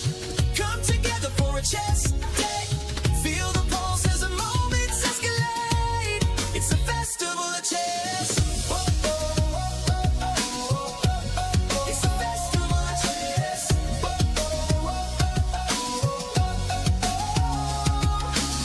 Fans from every corner of the globe, holding their breath as the tension grows. Heart rate sinking with the stage, one spark setting off the cage. Voices rising from the stands, history shifting in their hands. Every movement louder than the last, future racing with the past. Under one roof we're chasing glory, every second writes a story. No turning back, no time to rest. Welcome to the ultimate test.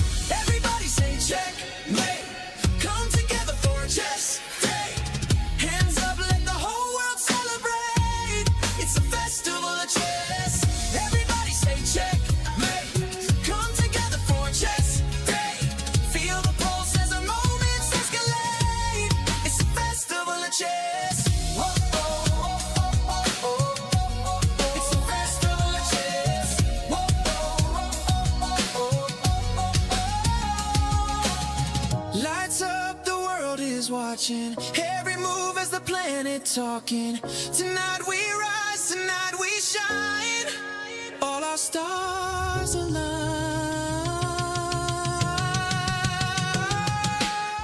Magic हो या markets, pattern समझना ही skill है. जैसे Fyers के advance charts, advance indicators से markets के latest pattern समझो और ट्रेड करो directly from the charts. Fires for those who are born to trade. Investment in securities market are subject to market risk. Read all the related documents carefully before investing.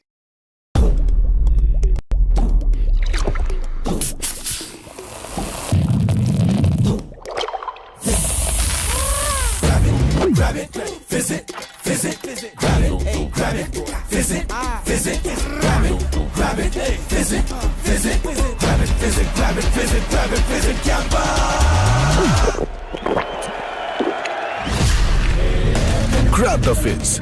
चैंपा वाली फिज। माँ मैं निकल रही हूँ। खाना भी तैयार है। आखिर कौन सी ट्रेन छूट जाएगी? माँ मैं लेट हो जाऊंगी। बचपन में क्या सिखाया था? खाने में समझौता नहीं, जिसे मंजूर ऊंचा उठे वो बड़ा जाए बहुत ही दूर। तुझे बहुत दूर जाना है, उड़ जा उड़ जा, तुझे बहुत दूर जाना है। खाने में समझौता नहीं, अच्छा खाना शुरुआत से ही। इंडिपेंडेंस। भारत का अपना solar, Navita solar, India's finest module manufacturer.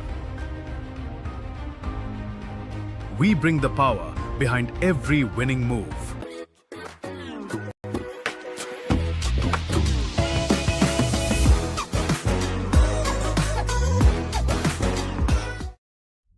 While they make game-winning moves, you make career-winning moves with Upgrad. Make your move now.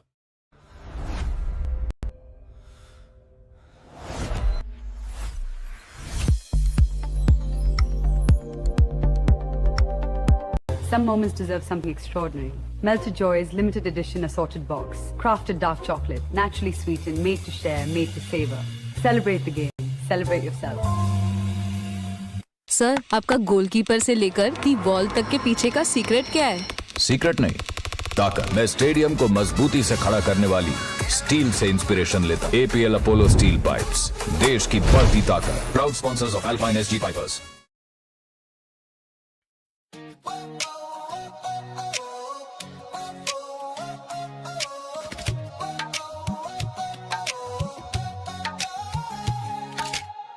Spotlights burning through the night, legends stepping into the light. Crowds roar like a rising tide, biggest stars standing side by side. Cameras flashing, hear the noise, history made by girls and boys. This is fire you can't contain, every heartbeat calling your name. Under one roof we're chasing glory, every second writes a story. No turning back, no time to rest. This is the ultimate test. Everybody say check, mate. Come together for a chest day.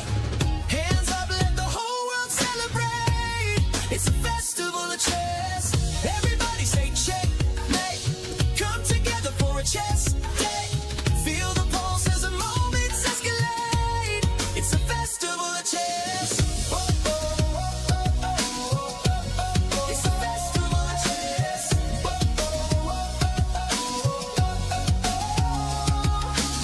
Fans from every corner of the globe, holding their breath as the tension grows. Heart rate sinking with the stage, one spark setting off the cage. Voices rising from the stands, history shifting in their hands. Every movement louder than the last, future racing with the past. Under one roof we're chasing glory, every second writes a story. No turning back, no time to rest. Welcome to the ultimate test. Everybody say check, mate. Come together for a chess day. Hands up, let the whole world celebrate. It's a festival of chess. Everybody say check, mate.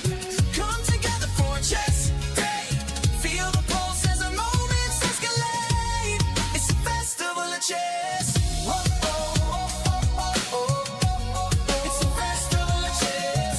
Whoa, oh, oh, oh, oh, oh. Lights up, the world is watching. Every move as the planet talking. Tonight we rise, tonight we shine. All our stars align.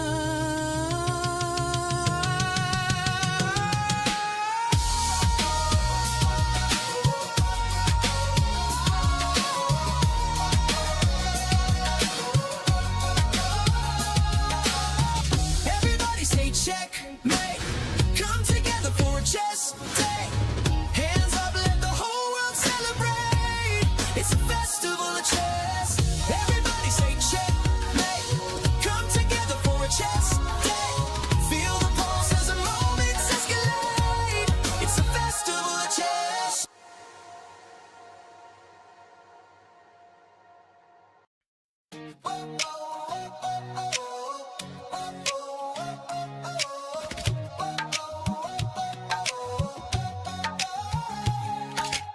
Spotlights burning through the night, legends stepping into the light.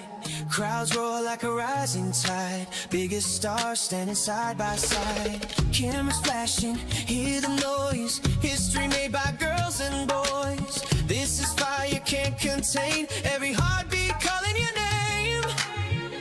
Under one roof we're chasing glory, every second writes a story. No turning back, no time to rest, this is the ultimate test. Everybody say checkmate, come together for a chess day. Hands up, let the whole world celebrate, it's a festival of chess. Everybody say checkmate, come together for a chess day. Feel the pulse as the moments escalate, it's a festival of chess. It's a festival of chess.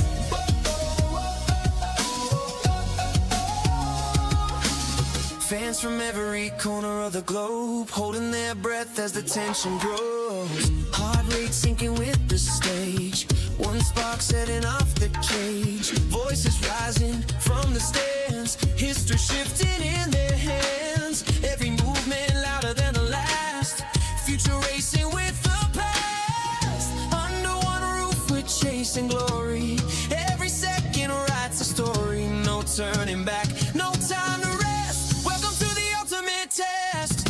Everybody say checkmate, come together for a chess day. Hands up, let the whole world celebrate, it's a festival of chess. Everybody say checkmate, come together for a chess day. Feel the pulse as the moments escalate, it's a festival of chess. Whoa, oh, oh, oh, oh, oh. It's a festival of chess. Whoa, oh, oh, oh, oh. Welcome back, everybody. This is the final matchup for the Season 3 of Tech Mahindra Global Chess League, and we have a very special guest with us today in the studio. This is Grandmaster Jose Martinez. Jose, welcome back to our studio. The final match. This is the match for the championship, for the title. Very exciting. Are you excited? Yeah, for sure. This is how you say it, like strong match. We're having the best teams of this whole tournament, this whole Global Chess League Season 3. Yes. I would like to see which team will Who's gonna win? Yeah, who will be the winner? Exactly. So we have here Fabi's team and we have here Alireza's team. Triveni Continental Kings have become the champions for 2 seasons, and let's see if they're gonna celebrate it for the 3rd time, or maybe it will be Alpine as G Pipers. This is Fabi's team. I don't know what is happening here, why the players are leaving the board. Oh, they sat down on the wrong table, I guess. Really? Yeah, I guess they just switched the tables. That's not a big issue, I guess, but yeah, it was a funny little moment. Let's talk a little bit about the matchups and also the format what we have. Meanwhile, the games has been started, so we are going to start from the first board right away. What do you think? Who's the favorites between Alireza and Fabiano in this format? Yes, Alireza and Fabiano, it's interesting. I will for sure bet on Pirusa's side. He's really, I think, a slightly better player in Rapid and Blitz, and also is with White. So at least this match, he has the advantage. Jose, can you please see again the lineups of the matches and take a look who is the favorite? 2 games are already started, but we're still waiting rest of the games. We have big names here, both sides. But Triveni Continental Kings had such a wonderful tournament. They have scored 102 points, haven't lost that much of the game points. And then Alpine SG Pipers, they tried their best to qualify and they managed to do it. What do you think? Is there any clear favorite, or do you see this match going all the way to the tie breaks? Yeah, both teams has really young players and experienced players. I would like to remark one of these matches, Sujin against Hoju Fan. Because Hoju Fan is representing she was one of the best female chess players in the world, against the Sujiner, who is maybe his she's second or third in China, and they are playing like they know each other so much. But for sure, Hoju Fan has bigger aura, bigger experience. So I think Sujin respects a lot Hoju Fan. I will give that my bet on Hoju Fan. Do you think it's something like Gukesh respects Anand, and that's why it's such difficult for him to play? Actually, it's almost but actually, Gukesh now has. I think slightly better form than Vichy, and actually he's the world champion. But I think Sujiner is, she's doing perfect, doing really great in some tournaments, recent tournaments. But Hoju Fan is still Hoju Fan. Yeah, Hoju Fan is still Hoju Fan. She's not playing anymore. She's a professor at the university. And talking about Sujiner, she can be the. Oh, look at this! They both have 20 board points. Sujiner and Hoju Fan. They're sharing the first place on the board 4. This tells a lot. This tells that this match is and also they are playing one of my main favorites defenses with black, which is the Boko Indian with bishop b4 and bishop d2 c5. Yeah, this is actually half a course of this. Really? Yeah, in modern chess. Why is so? What's your favorite, and why do you think Hoju Fan chose this to play in their round? This is an easy defense to learn, and the positions you can get in the middle game are like not as difficult as you can think. Like for blitz and rapid format is really nice, and I think it's actually a solid option against aggressive players. So it's nice choice. They play like standard continuations. Queen d3, knight bd2. It's actually a really nice setup for white. They are intending.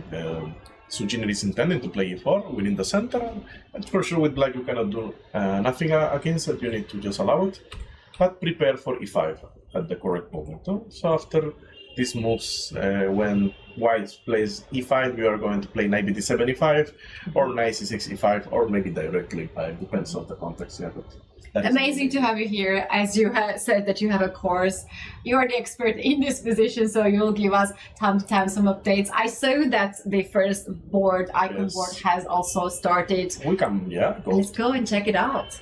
Alireza is like, he likes to choose side lines in main lines. Like, I mean, like he plays e4, knight f3, but now he's debating to some d3 idea, which is actually normal, and actually in the context of he's playing against Fabiano, who is a really well-theoretician, it's a really nice option, because now they are playing out of theory and they are actually playing a strategical game, and I think Firuza has a lot of chances in this type of situations.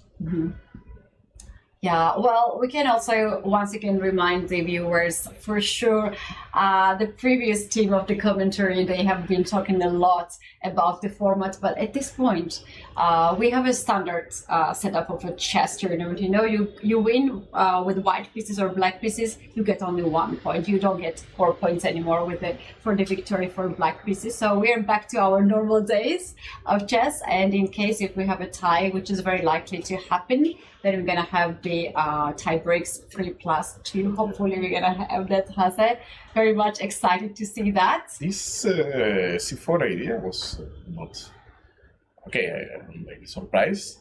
For Engine, like I can watch Engine now. It's not a good move, but yeah, I can imagine like knight d7 f5 could be an idea, or actually black can fight for the d4 square, control of the d4 square, and f6 should be nice. If white can play bishop e3 and d4, I think h3 should be first, because to avoid knight g4. If they can play like bishop e3 and d4, they are at least equalizing this position, but I cannot feel like any advantage from white in this position. Here Alireza played bishop to e3. He allows knight to g4 happen. Do you think Fabio will play that move? I will not be afraid if white plays d4, because I can just exchange everything and play c6, and it's normal position for black. But yeah, if they want to have some double-edged position, unbalanced position, they can try knight g4. I don't know if Firuza will allow Fabiano to take on e3. Maybe why not to play like queen e2, and if they take, I will take with pawn, and I have potential big center. I control a lot of good squares of the center. I can play with this diagonal, like for example the knight g4. I don't know if I can just put it on the board. The f3, and now I can play for these squares. I can maybe play with knight h4, knight f5. I can just start to put my pieces in an attacking mood. So, I don't know. Okay, should be not bad for black. It's interesting. Position is alright. That made Fabi to think a little bit, and after some thought, he plays rook to e8 to bring this rook on the file and try to control this. In case if Alireza opens up the e-file after d4, the rook will be already there. Jose, let's go to this second board, way E, with white pieces facing Anish Giri. Yeah, interesting. Actually, I don't know, but from this position, this could be a Petrov defense, if I'm not mistaken. Yeah, actually, no. And it's weird because main weapon from Way G is Petrov defense. He plays a lot this defense with black. Now he's facing. Yeah, and will be nice if Way G has some interesting ideas against his favorite option. This kind of position I like from white. They have a lot of ideas from the diagonals. This is the diagonal, and maybe if black takes at some point, yeah, they can put a lot of pressure. But I think in the normal continuations from black, they can equalize. Anish will not have any problem with equalizing this position. And maybe actually white can have some problems if they just don't coordinate their pieces.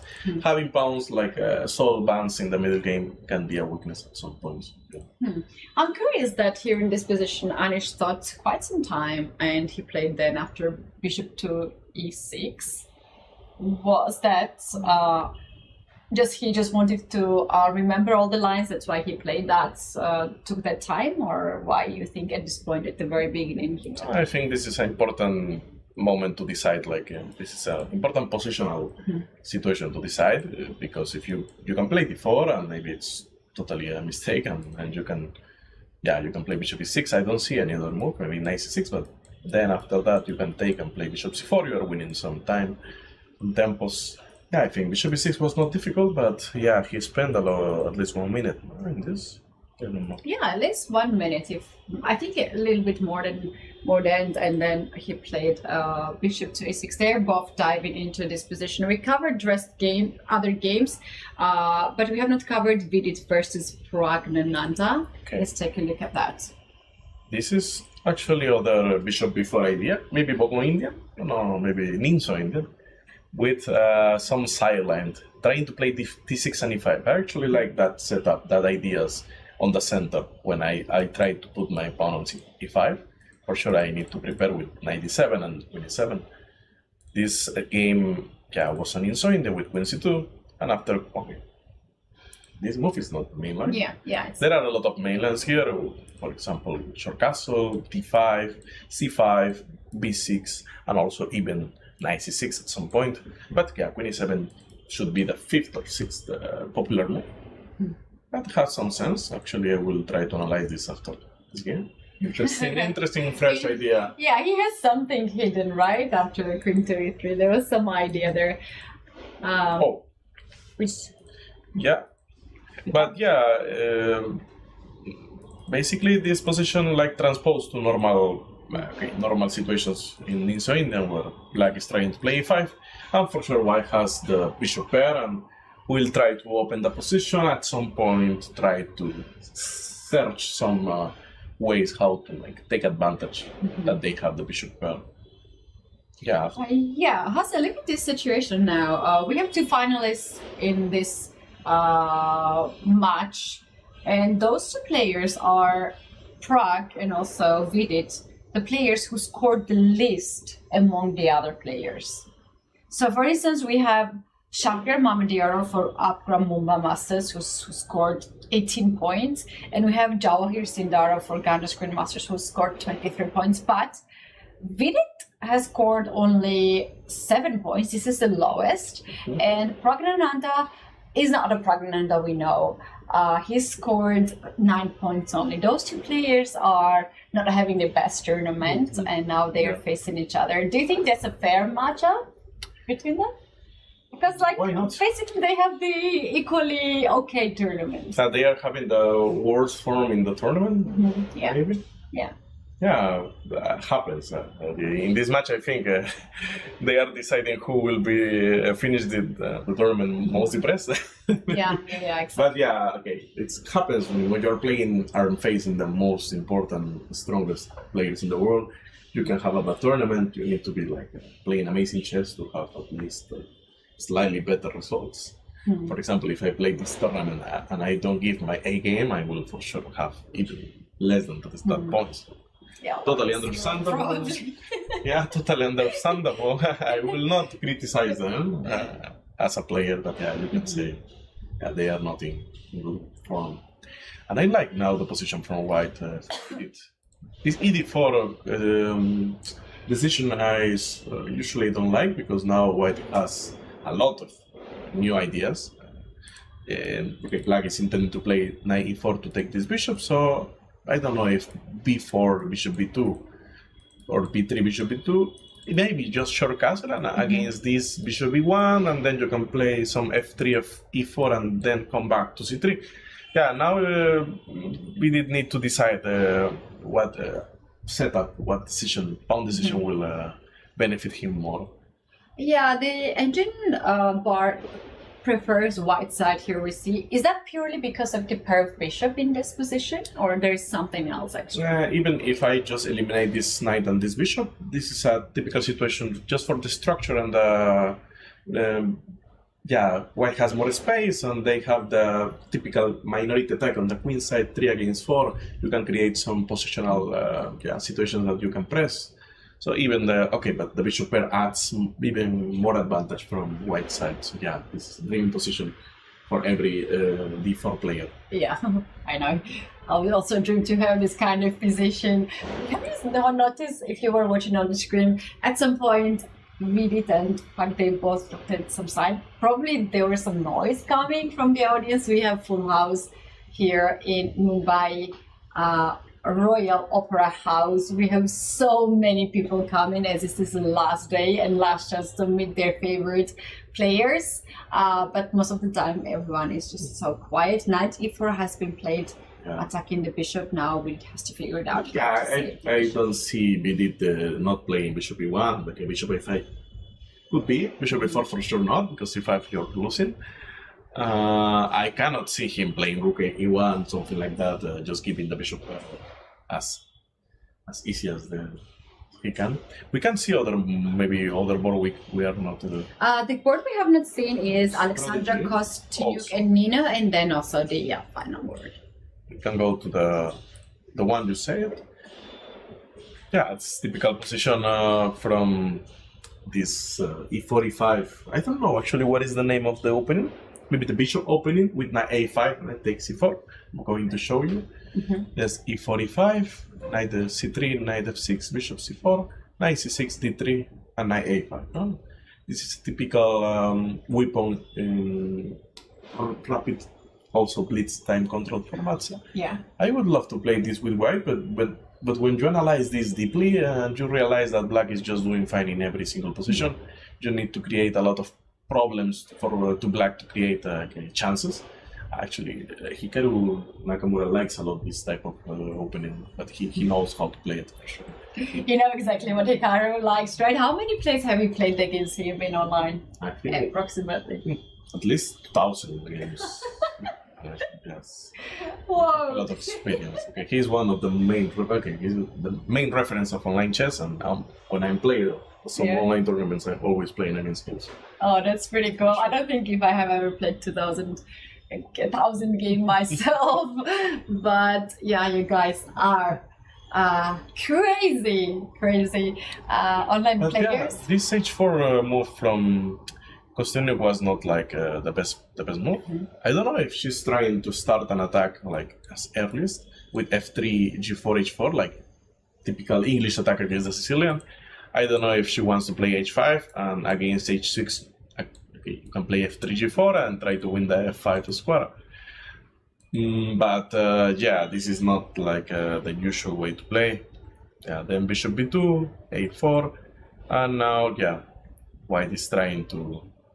Okay, this is a typical mistake. You play h5, you put the knight here, you put the bishop here. You're ready to do long castle, and then after rook d8 you realize that black is just continuing with d5, and then long castle is a bad move, and then you play just short castle. Short castle. You can actually. You did every single move to try to long castle and play with attack. Okay, opposite castle attack, and then you just give up and play short castle. That is totally a strategic big mistake for them.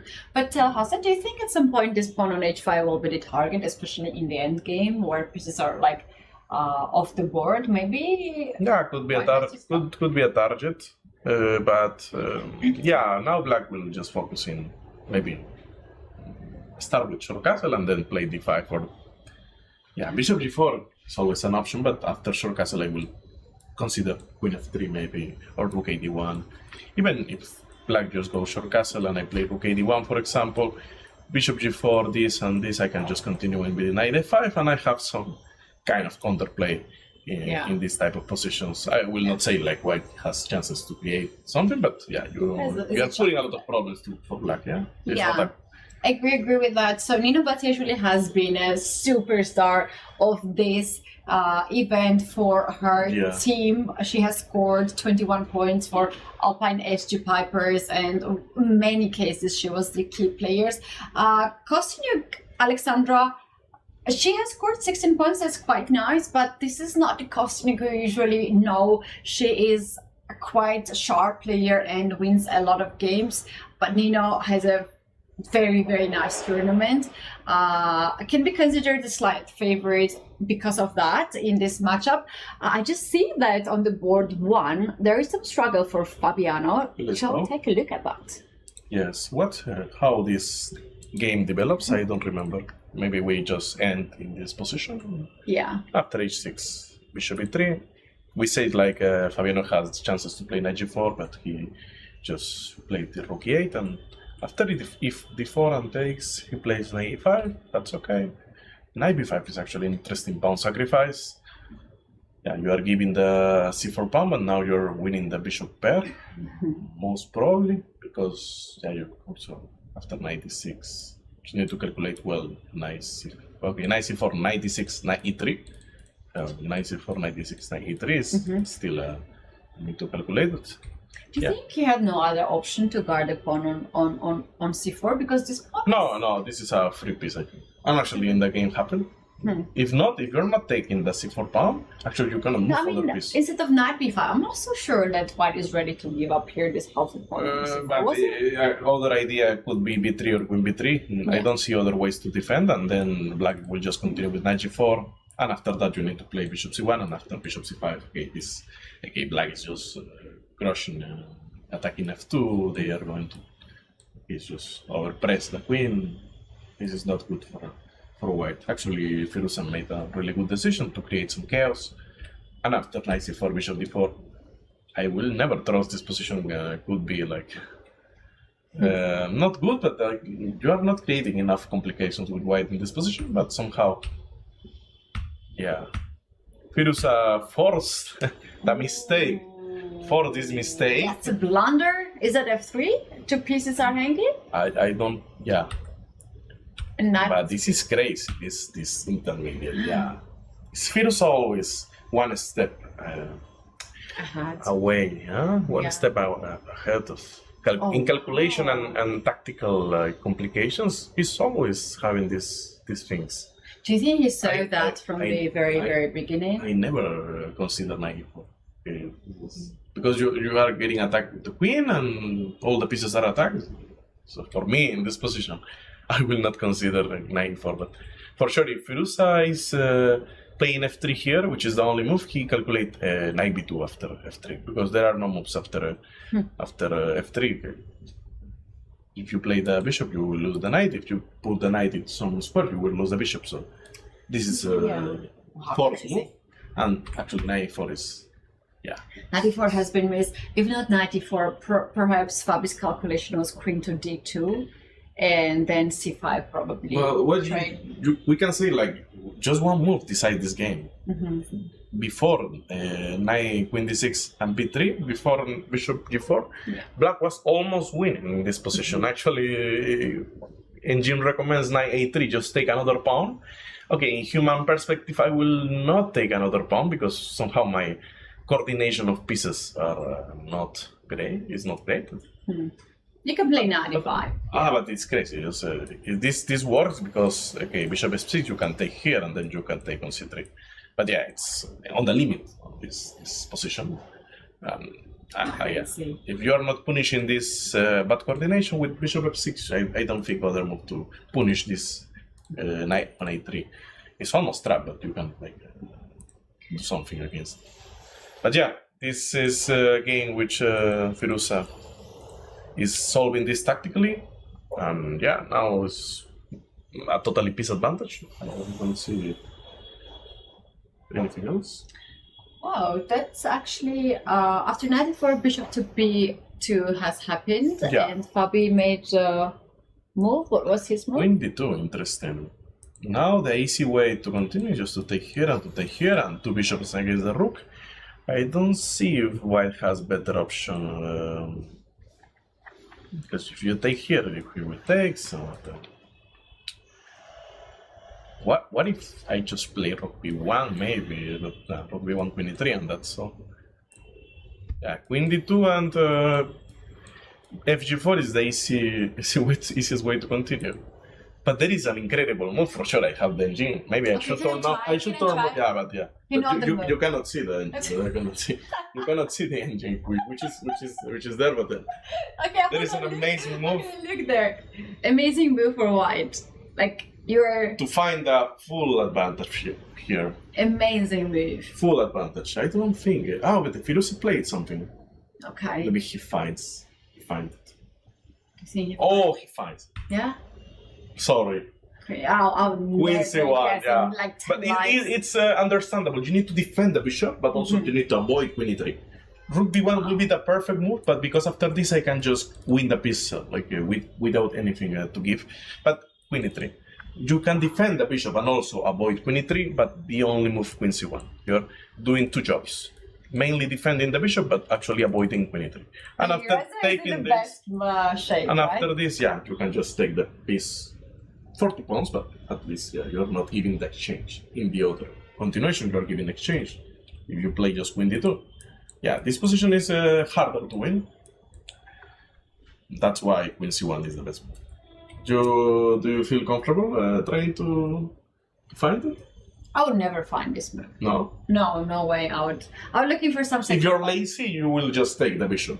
Because you will believe you don't have anything better. Yeah, I'm very lazy. I take the bishop. And if you're not focused, you will play rook b1, allowing queen e3, and you will have a lot of problems. Exactly.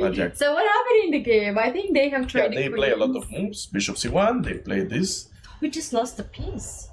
Yeah, he lost a piece. Oh my goodness. Now officially, Firuza took it. And wow. Yeah, this position. Firuza will take some time to convert the advantage. But yeah, I think there is no, for his level, for 27 or an ex and former 2800 player, will be not difficult to win this type of position. Yeah, I don't know, was it a Fabi's blunder or was it Alireza's trap? No, what's totally Fabiano's blunder. I will just, summarize this game by a bad choice of opening by Firuza, bad decisions in the upcoming middle game by playing d4 and by just sacrificing the c4 pawn without calculating. But yeah, Firuza did like 3-4 small mistakes, but just Fabiano made the big blunder and he just dropped a piece. He just forget the knight e4 intermediate. Yeah. I don't know if you can define that like you have bad luck, because you made just one mistake and my opponent did 3 small mistakes and I'm losing. If I am Fabiano, I just made one big mistake and I'm losing, but I did everything really well before. But that is chess, you know. You can do like 6 good moves. And one but if you made the biggest blunder, the next move you are losing. So exactly. I don't know if you are 80% credit to Fabiano, but actually knight e4 was not an easy move. So Firuza, I don't think like every player of this tournament will find knight e4 as easy as he finds it. So yeah, totally credit to Firuza, but actually Fabiano is not in good form today. It was a teamwork of both players, which favors. They are working for Triveni. That's actually true. What's happening? Do Alpine H2 Pipers have another chances? You know, Vachier is doing really good. Leon Lokmendonka We didn't see the last board, no? Let's go and check that one, yes. Yeah, this is the only board we didn't check, and actually Leon Mendonca is having a nice advantage, positional advantage, material advantage also. If white don't take on h5, yeah, he's having a pawn up. Black is having a pawn up. Oh, how this game starts with the French defense, with taking on e4, and they play this interesting variation that I actually play one game again in World Cup. Interesting idea from Black. Yeah, and then g3, which is a lazy way to continue, but actually positional way. Now Black is having not too many problems to equalize this game. Yeah, I think they reached to an end game. But I think this position... Hassan, is it safe for Black to play this one? Because like when I play Catalan, I have for Black, I mean. Yeah, and somehow it's always very difficult for Black to develop the light square bishop from c8 because the white bishop is attacking the pawn on b7. What about this? But in that position we have the pawn on e2, not on c2. I don't understand why he just decided to play bishop e3. He's just going to that type of position, type of endgame without the bishops, the dark square bishops. Yeah. But he could play normally, like with short castle, and then start something else. Like, I don't know, you can play, no, I don't know, c4, c5, but you can play knight d2, c4, improving this knight, and then bishop e3. Yeah, I understand that bishop e3, you are trying to find some direct solution. Maybe knight c5, but even against knight c5, now rook b8. Okay, in the position, if black change everything, I don't know what is the weakness white is attacking now. That's a b7 pawn basically, but yeah, even if you take on b7, I will play rook b8 and take on b2. So you need to prepare. You need to spend like two tempos on that. Yeah. So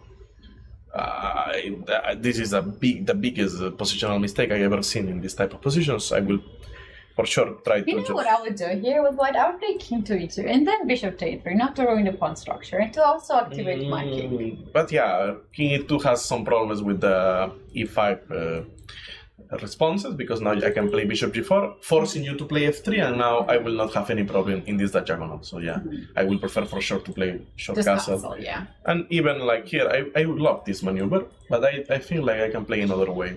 Because you cannot move this until you defend this, and actually you cannot defend in this way because I will play bishop f4. You can defend in this way this pawn and then play bishop d7, but yeah, it's not yeah. Actually, bishop d2, bishop c3.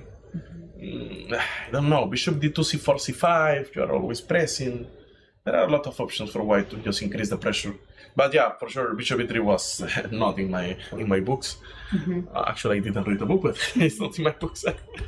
So yeah, this position, yeah, develops really bad for white. And now, what? Wait, she just sacrificed the e3 pawn and play rook d5 to take the pawn. Yeah, but this on is. h5. Yeah, but this But is if you not take good. on h5, I have this rook to h8, right? And I think he has the intermediate bishop g4 to take on f5. Maybe he has some other intermediate after rook h8, bishop g4. Maybe some.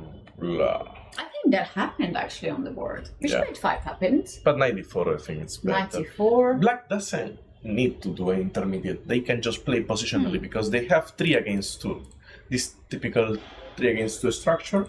These 2 pawns can stop without any problem these 3 pawns from white.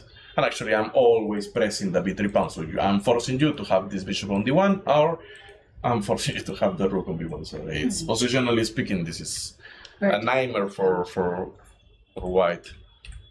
Yeah, this will be so easily to play with black. Yeah, this is the actual position. I don't see any problem for Leon. Yeah, he goes with f4, and if Maurizio don't stop e4 happening, black will also go e4, e3. This pawn chain is very, very strong. He has here a very good position. So Triveni is struggling on the last board. No, but okay. last board and the fifth board are winning from black. Like, and Firuza is winning. I will just tell you. I summarize in the sixth board view.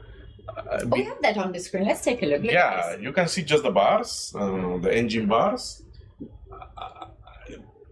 Second board and fourth board are almost equal. First board and third board are in white side, but the third board is not like fully advantage for BT. But the fifth and the sixth board, they are just crushing with black pieces. Yeah. So okay, Alpine has the advantage in this moment. The momentum advantage. Momentum, that's right, actually, and they can actually just take an advantage in this match against Triveni Continental Kings. If the game ends and whatever the result is, they will gonna play second match anyway, and it will be chance for any of the teams. Shall we take a look at the game of Vidit and check it out? What's happening? Yeah, this was the position with e5, bishop pair for white. This continues with bishop e1, as I said.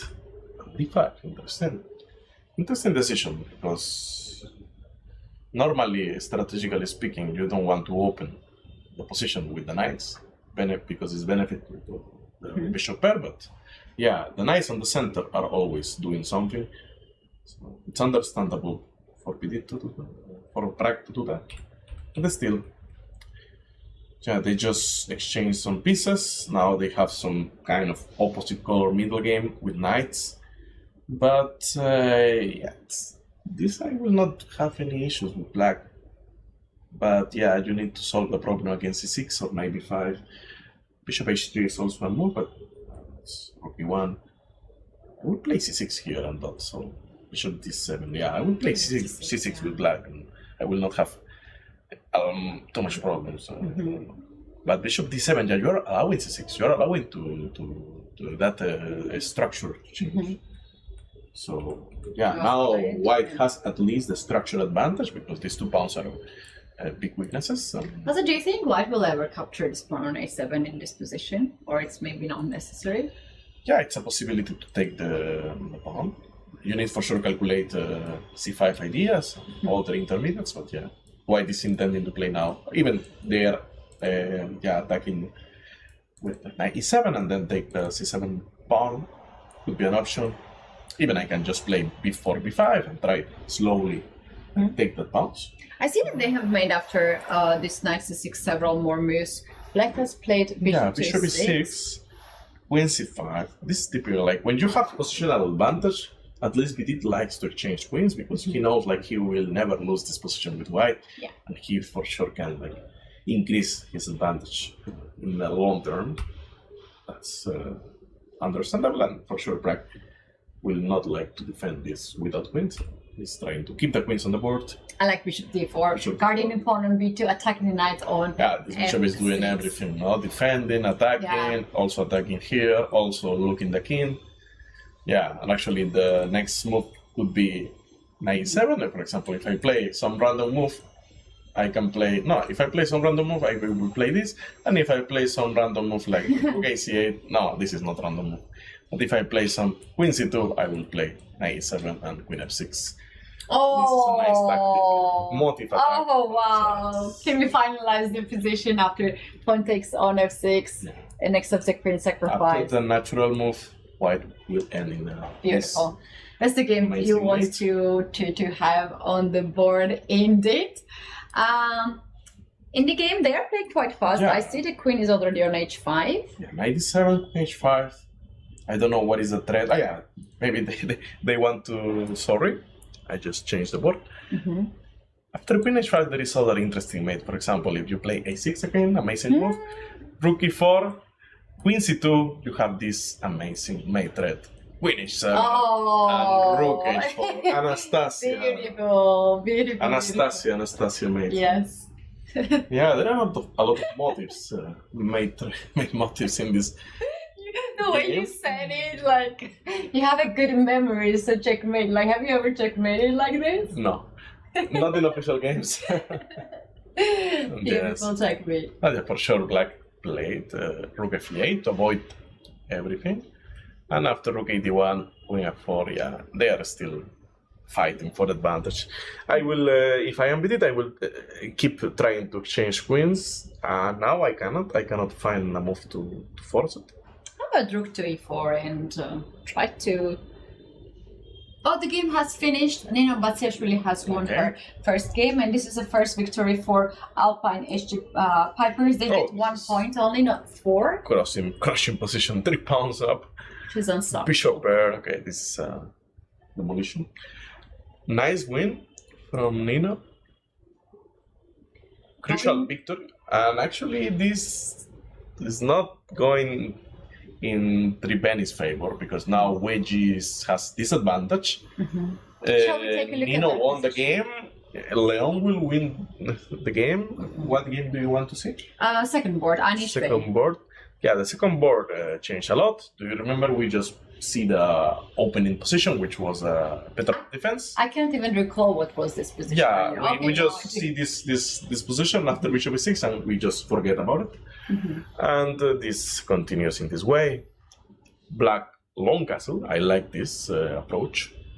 Bishop e4 and queen c4. For sure, you cannot play queen d7 after bishop e4 because you are led. You are with white. I will play bishop e3, rook c1, and it's over.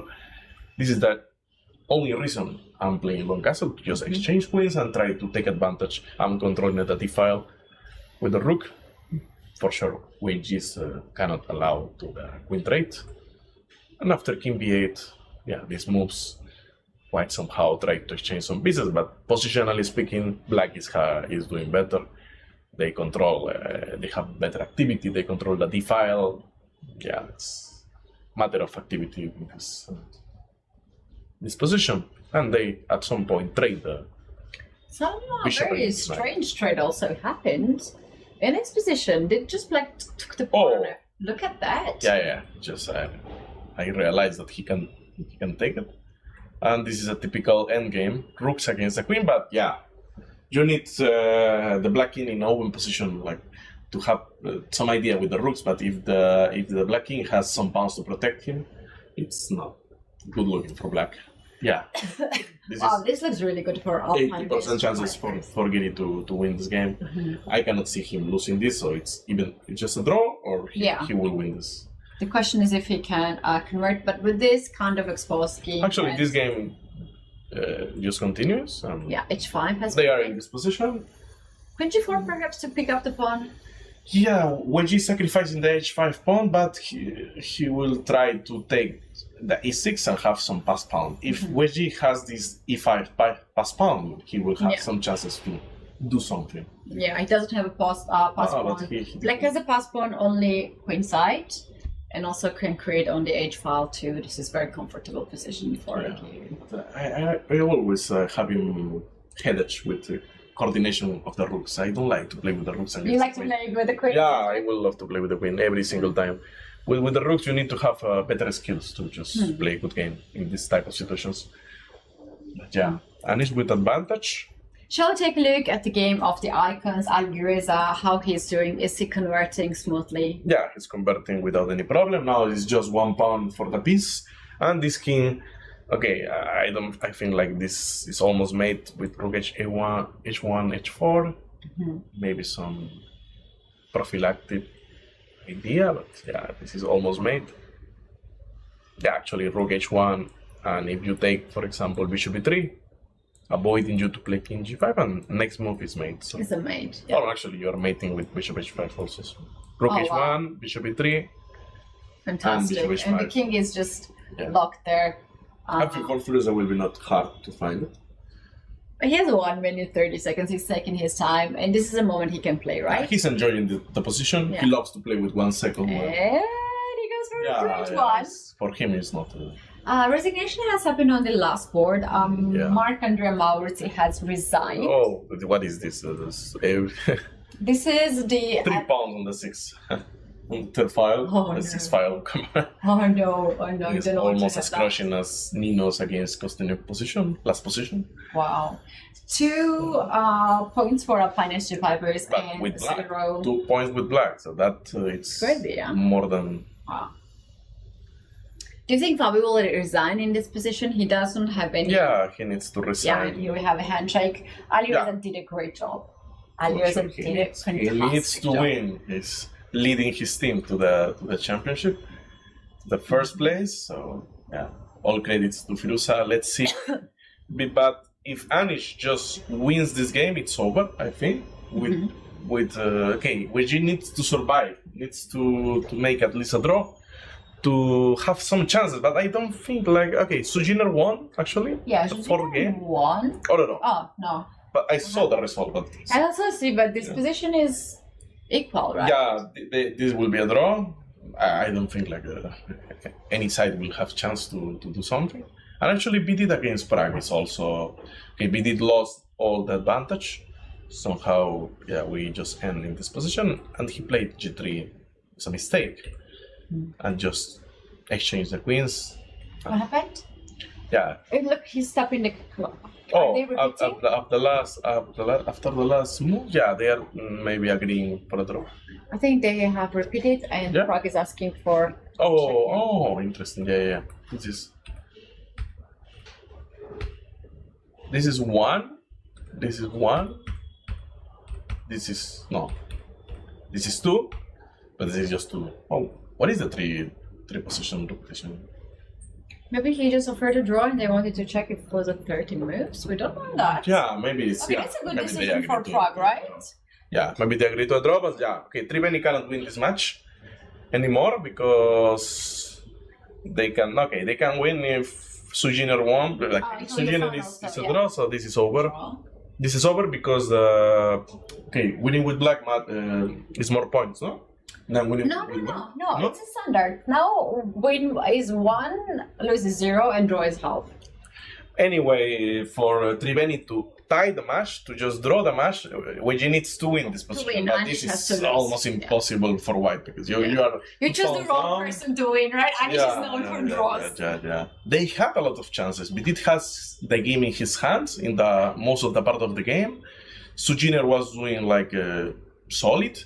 But yeah, bad decisions from the last two boards. Like they don't play in his best form. Like I didn't like at all the Maurizi. Okay, I don't know why he was targeting, but yeah, Bishop E3 idea was totally like a mistake. And Cost Nuke's game. Do you remember what was the critical moment? Nino had advantage for. Oh, these are the opening choice in this position was totally a mistake. But H4, and I don't think she knows, she feels the position. She didn't know what was the main plans. So she played like H4, A4. He just played like trying to attack without any clear plan. And yeah, Nino just punished Kostyuk in a really nice way with normal ideas, playing D5. That is enough to punish this bad coordination of white pieces, yeah. So, yeah, wow. Bad decisions, positional decisions. Did you see this happening? That Alpine H5 could take such a big lead against Triveni Continental Kings, the team which was. But actually, when I saw the names Fabiano, Anish Giri, and Pragnananda, 3 candidates. Yeah. Okay, they are real deals. Yeah, and they have Nino in the team, which and is Hojufan, which is amazing. Yeah, they have a dream team. Every team is a dream team, but this team is the informed dream team. Can we pull up the game? What is happening here? Why Anish is not winning? The last board is this, and this is just crushing. It's 4 pounds up. He wants to push all the pawns on the third round. Yeah, it's almost impossible to lose this with white.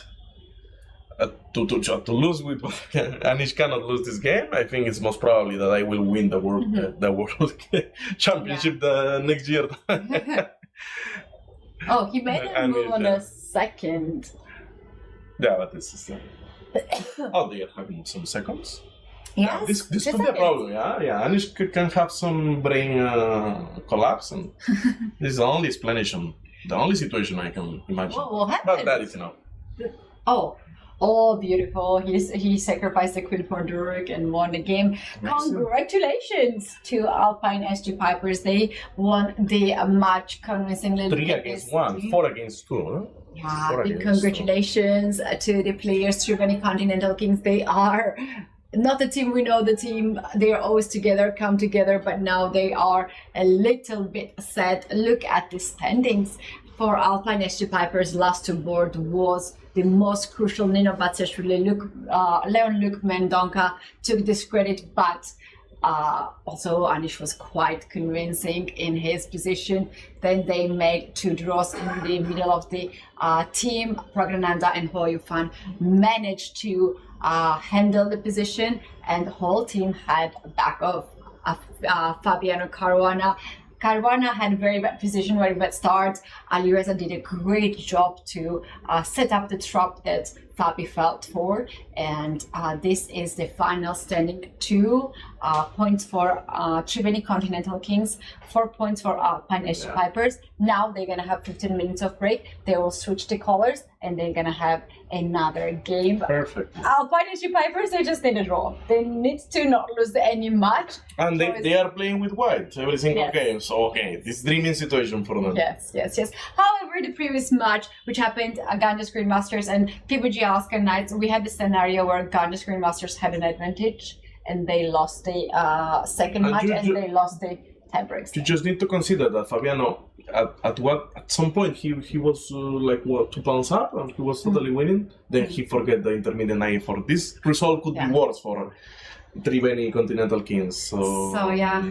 Hasev, my last question before we take a break. Do you think that Triveni Continental Kings will manage to come back and take the revenge and go to the tiebreaks? They need. I honestly, the profile, the style of players like Bidita and WG, which are not like so aggressive players, is not what they need now in this match. They need to sacrifice, to take a lot of risk with black. And actually, they need to like risk everything, go all in. Go all in, guys! For sure, Firuza will do because he's an aggressive player, double-edged player, so he's in his But I don't see like WG with it. Okay, specifically that 2 players will. They are like comfortable playing like aggressive. Yeah. But they have to do it. They have no other choice. And we're gonna see all this action coming back from the break. We're gonna have more matchup, guys. Don't go anywhere.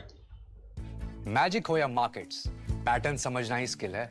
जैसे Fyers के advance charts, advance indicators से markets के latest pattern समझो और trade करो directly from the charts. Fires, for those who are born to trade. Investment in securities market are subject to market risk. Read all the related documents carefully before investing.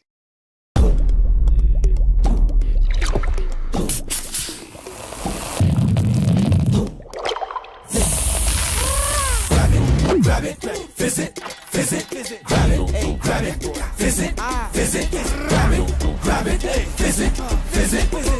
visit, grab it, visit, Gampa!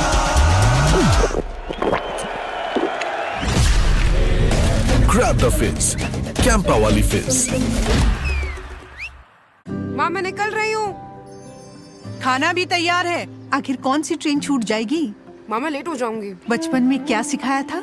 खाने में समझौता नहीं, जिसे मंजूर ऊंचा उठे वो बड़ा जाए बहुत ही दूर. तुझे बहुत दूर जाना है, उड़ जा उड़ जा, तुझे बहुत दूर जाना है. खाने में समझौता नहीं, अच्छा खाना शुरुआत से ही. इंडिपेंडेंस. भारत का अपना solar, Navita solar, India's finest module manufacturer. We bring the power behind every winning move.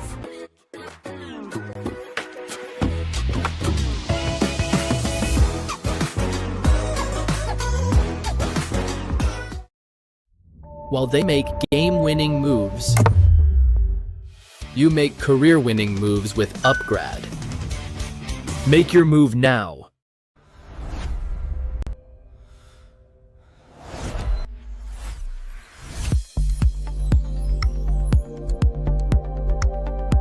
Some moments deserve something extraordinary. Melted Joy's limited edition assorted box. Crafted dark chocolate, naturally sweetened, made to share, made to savor. Celebrate the game. Celebrate yourself. Sir, आपका goalkeeper से लेकर the ball तक के पीछे का secret क्या है? Secret नहीं, ताकत मैं स्टेडियम को मजबूती से खड़ा करने वाली स्टील से इंस्पिरेशन लेता। एपीएल अपोलो स्टील पाइप्स, देश की बढ़ती ताकत। Proud sponsors of alpine SG pipers.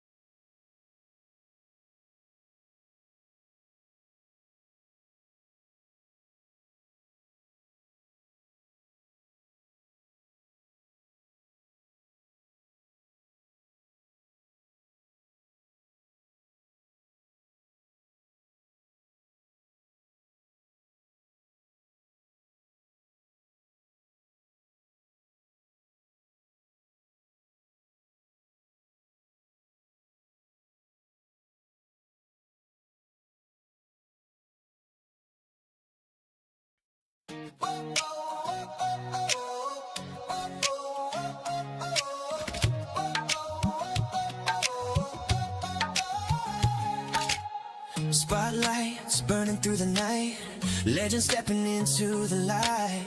Crowds roar like a rising tide, biggest stars standing side by side. Cameras flashing, hear the noise, history made by girls and boys. This is fire can't contain, every heartbeat calling your name. Under one roof we're chasing glory, every second writes a story. No turning back, no time to rest, this is the ultimate test. Everybody say checkmate, come together for a chess day. Hands up, let the whole world celebrate, it's a festival of chess. Everybody say checkmate, come together for a chess day. Feel the pulse as the moments escalate, it's a festival of chess. It's a festival of chess.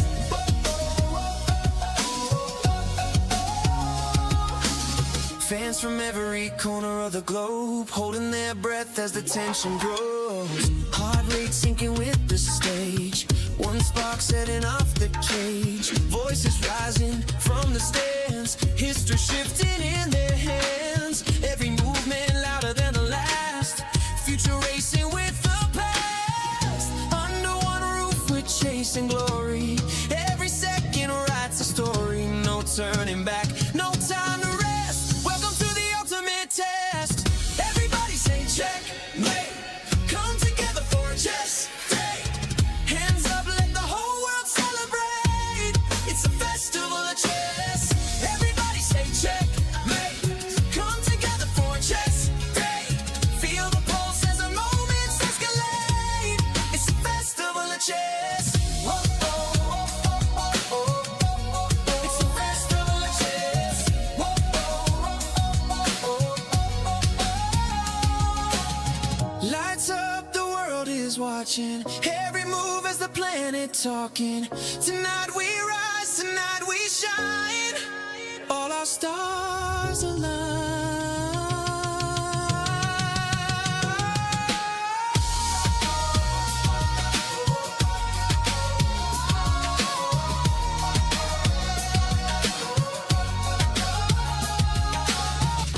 Magic हो या markets, pattern समझना ही skill है.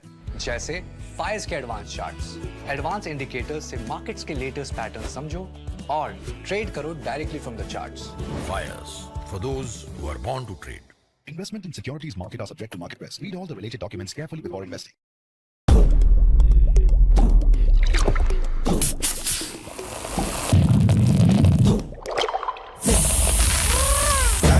Grab it, visit, grab it, grab it, visit, grab it,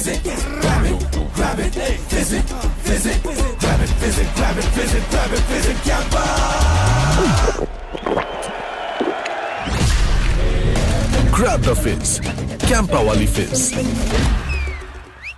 माँ मैं निकल रही हूँ। खाना भी तैयार है। आखिर कौन सी ट्रेन छूट जाएगी? माँ मैं लेट हो जाऊंगी। बचपन में क्या सिखाया था? खाने में समझौता नहीं जिसे मंजूर. Coming back with our usual setup, we have our grandmaster in the crush back to the studio. Irina, we are going to have maybe last game, maybe the tie breaks. What is your take? Well, we just saw something special happen. The two-time defending champions lost their first match in the championship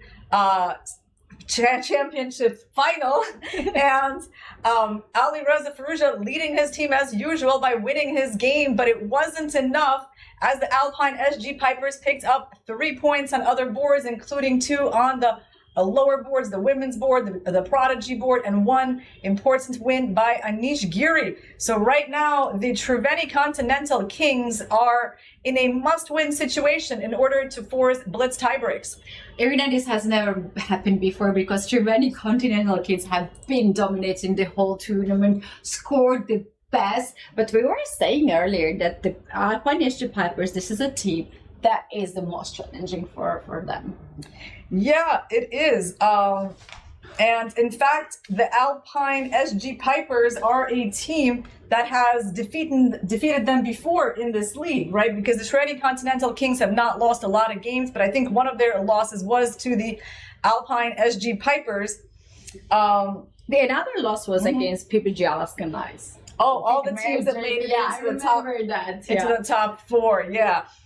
Well, Caruana, having lost with the black pieces, now he's on white. So actually, the Alpine SG Pipers need to go 3-3 right now in order to win this championship, and they're white on all the boards, which gives them a great chance to do that. Yes, and we are starting our game. We have the first 2 boards already started. We have Chinese players, Chinese number 1, Huiyuan. Not only Chinese though, the world number 1 at this point. Yeah. And Zhu Jiner, who is the second seeded after Huiyuan. Very, very close matchup. And Irina, you know what? They both have the same performance in this tournament. They both scored 20 points and sharing the first place as a player on the 4th board. Okay, wow, interesting. So Ho Yifan puts in a little surprise, maybe instead of castling, she defends the e4 pawn with the move 6d3. It's a quiet move.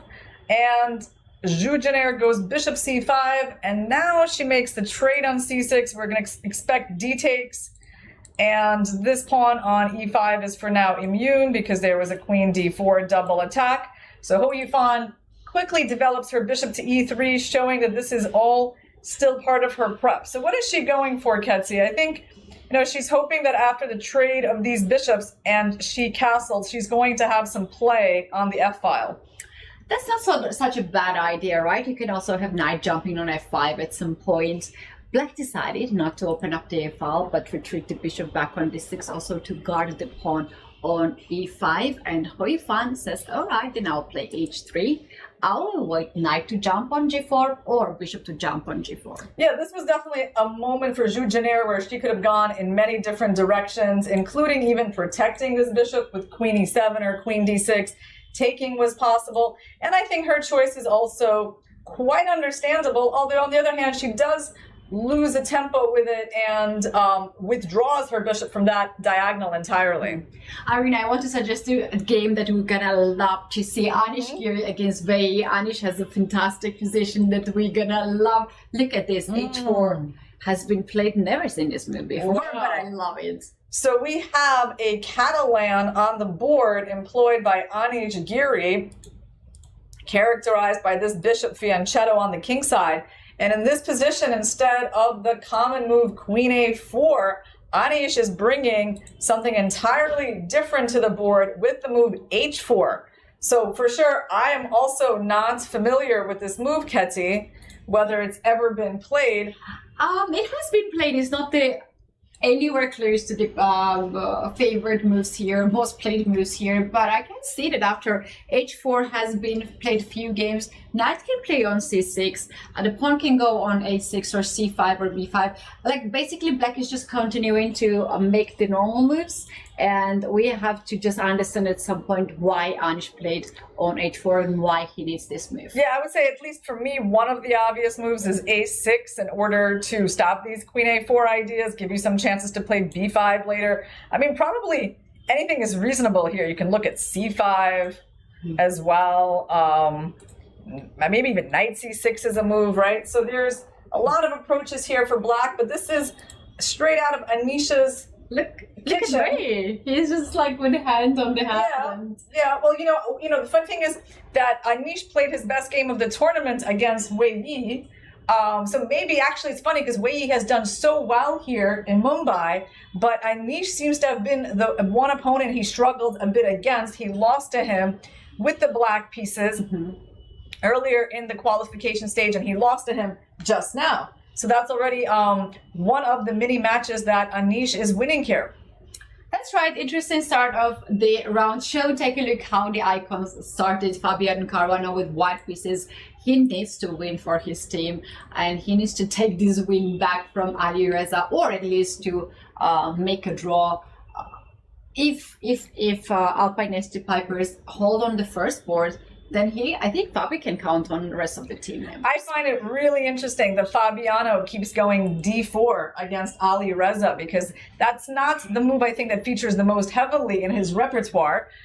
He's definitely more of an e4 player, but because he is betting that Alireza will stay true to the King's Indian, he keeps going for d4. He beat him already in the King's Indian in the qualification stage, in that famous game. And here we have another King's Indian where Alireza says no to the main line starting with e5 because he doesn't want any chance of there being a trade of queens. He goes knight d7, showing us that he thinks that he is in a, well, at least must-play situation with the black pieces. And bishop e3, e5. Now there are no queen trades possible. Caruana goes d5, knight g4, bishop g5, provoke f6, and now I suppose actually bishop h4 would be the common bishop move. h4 is a move. Yeah, there's also bishop to c1 move, but bishop h4 I think is a main theory here in this position. Alireza is taking his time. What can be done? a5 can be done in this position to stop b4 happening, but instead of that he goes h5. It's also one of the main lines. Yeah, interesting. I mean, h5, I would say the knight often just goes back to h6, then black goes g5, breaking the pin, and then f5, right? That's sort of the most common plan and something that Alireza himself has employed on many occasions. I've seen that in his blitz games, even online. So here he goes h5, slightly unusual to start with this move. You know, these positions are now when you know the theory, you just memorize it because your coach told you and you don't really understand. That was, for me, this position. I never understood why I had to go here with white pieces under this pawn push g5, f5, but it works somehow. And I'm sure these two players will quite know why they're doing what they're doing. And seems like white has, the engine favors here white a little bit. Yeah, for now I'm busy drawing arrows, Ketty, showing that black is threatening to trap the white bishop. So it is time, well, I believe it's time for f3, which is what Fabiano plays. And knight f7. What does that move tell us? It tells us that bishop h6 is an idea for black. That bishop would love to wind up somewhere on this diagonal. Queen c2. Okay, well, bishop h6 is going to get played, right? Yeah. Bishop h6 and now bishop to f2 not to allow. Oh, no, castle happened. Bishop e3. Okay, so he did not even bother with bishop f2, even though it was an option.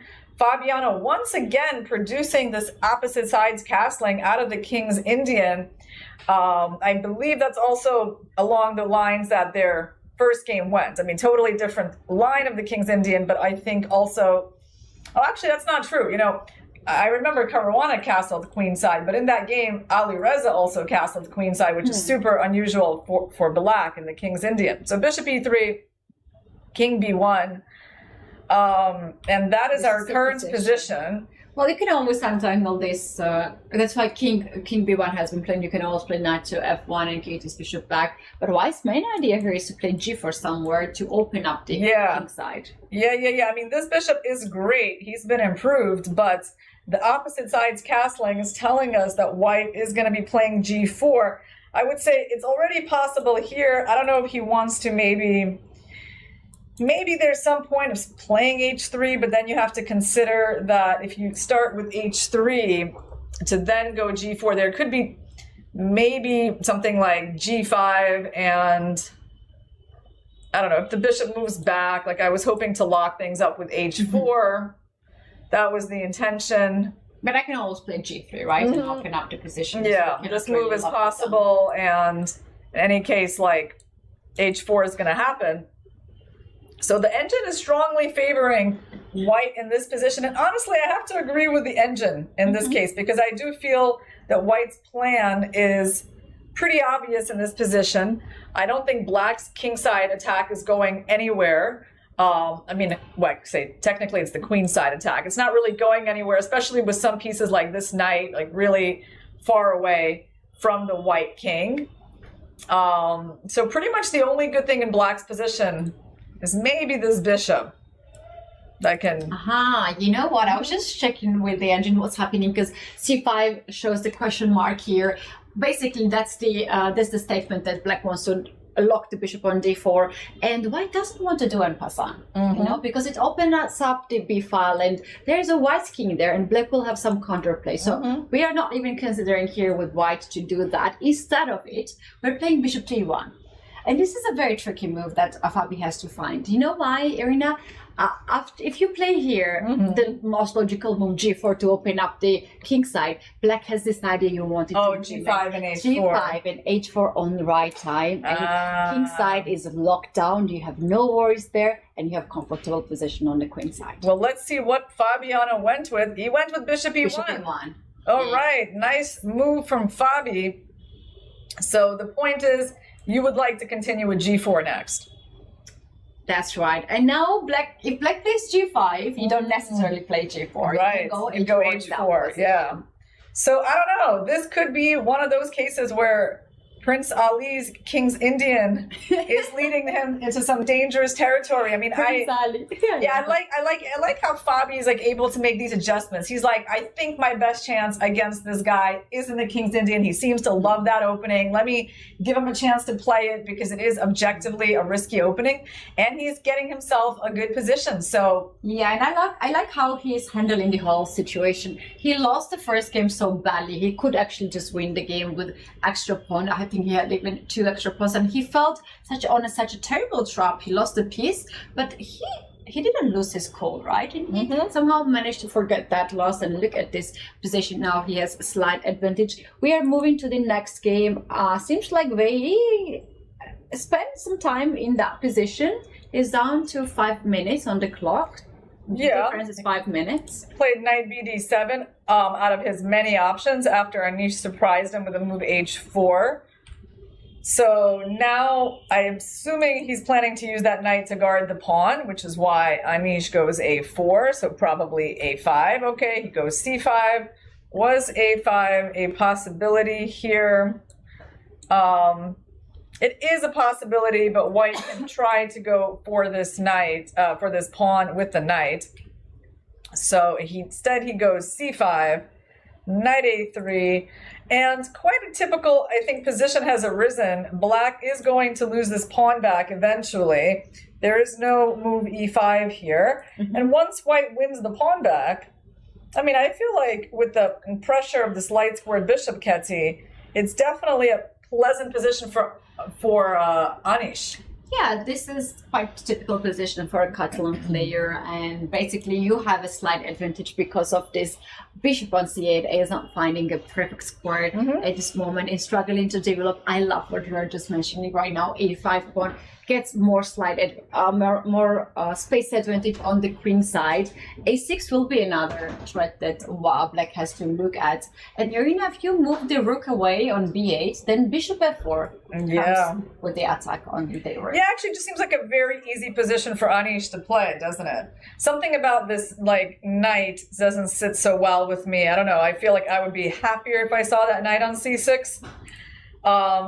Because it's very difficult to neutralize the power of this bishop. So I feel like Anish's opening gamble has paid off quite well because Wei did not react in the most principled way.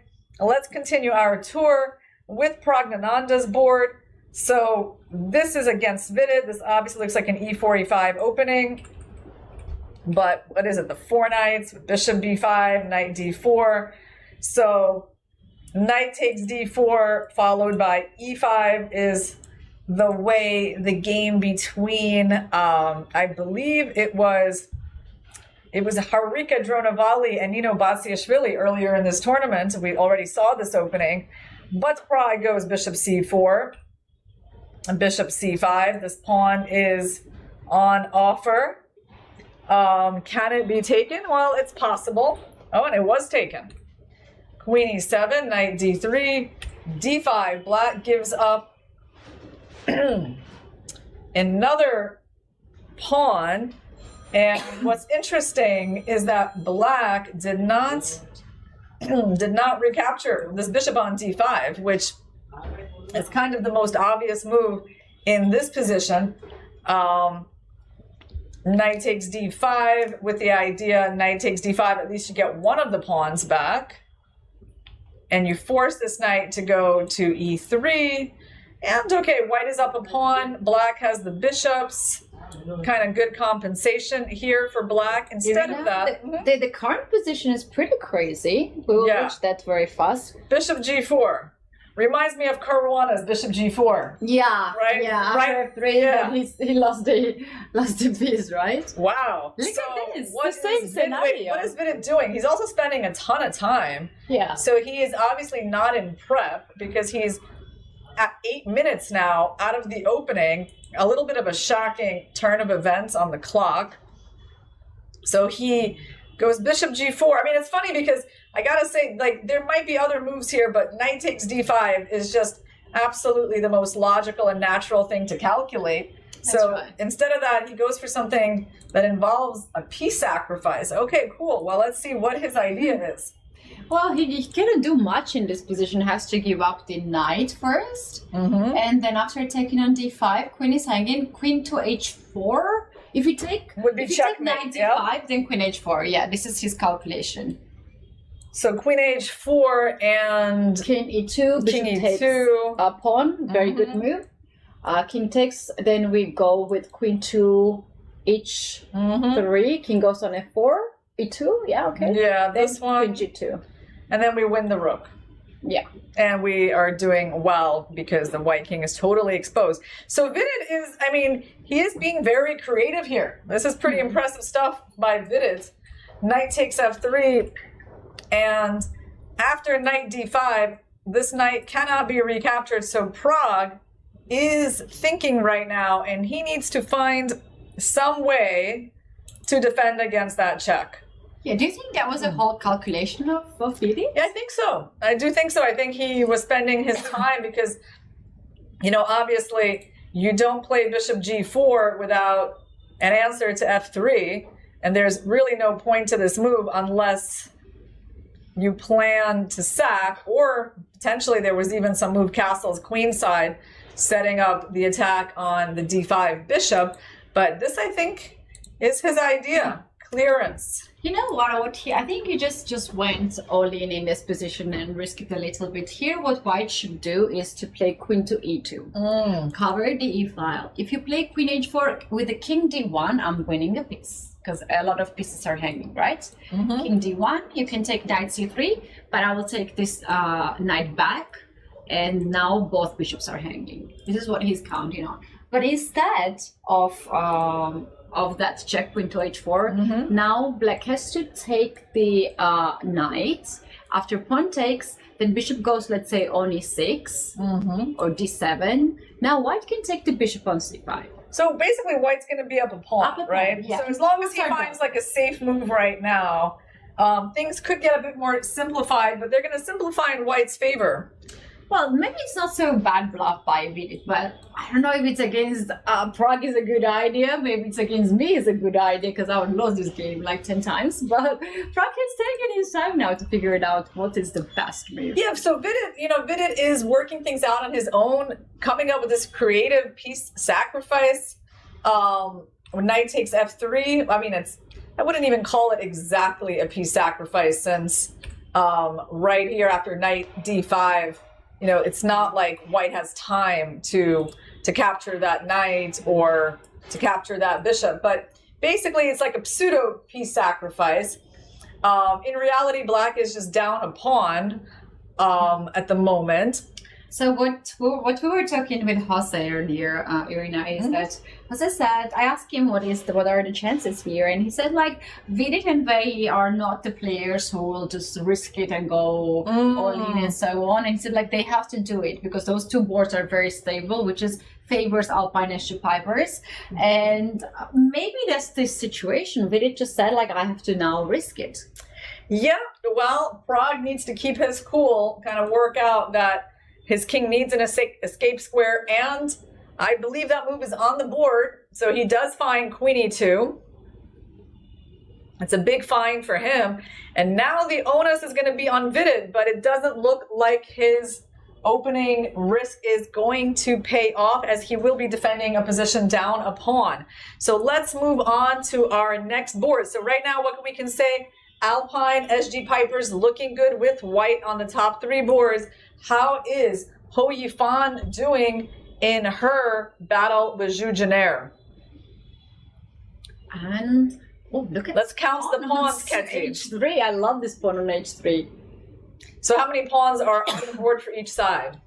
1, 2, 3, 4, 5, 6, 7 for white. 1, 2, 3, 4, 5, 6, 7, 8 for black. Yeah, that was a trick question. So in fact, black's pawns are all messed up, but there's actually still all of them on the board, all 8 of them. And yes. Oh my goodness. All eight pawns are on the board. I never thought of that. Right, because when you see these double pawns, they are so ruined. Yeah, double pawns everywhere. You think maybe something is missing, but in fact, black has 8 pawns.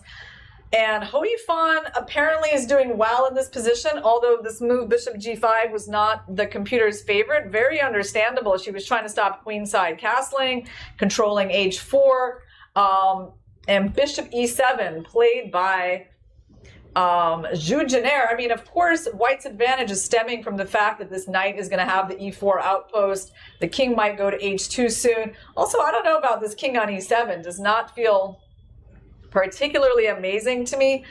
Black must be banking on their attack on the king side like that.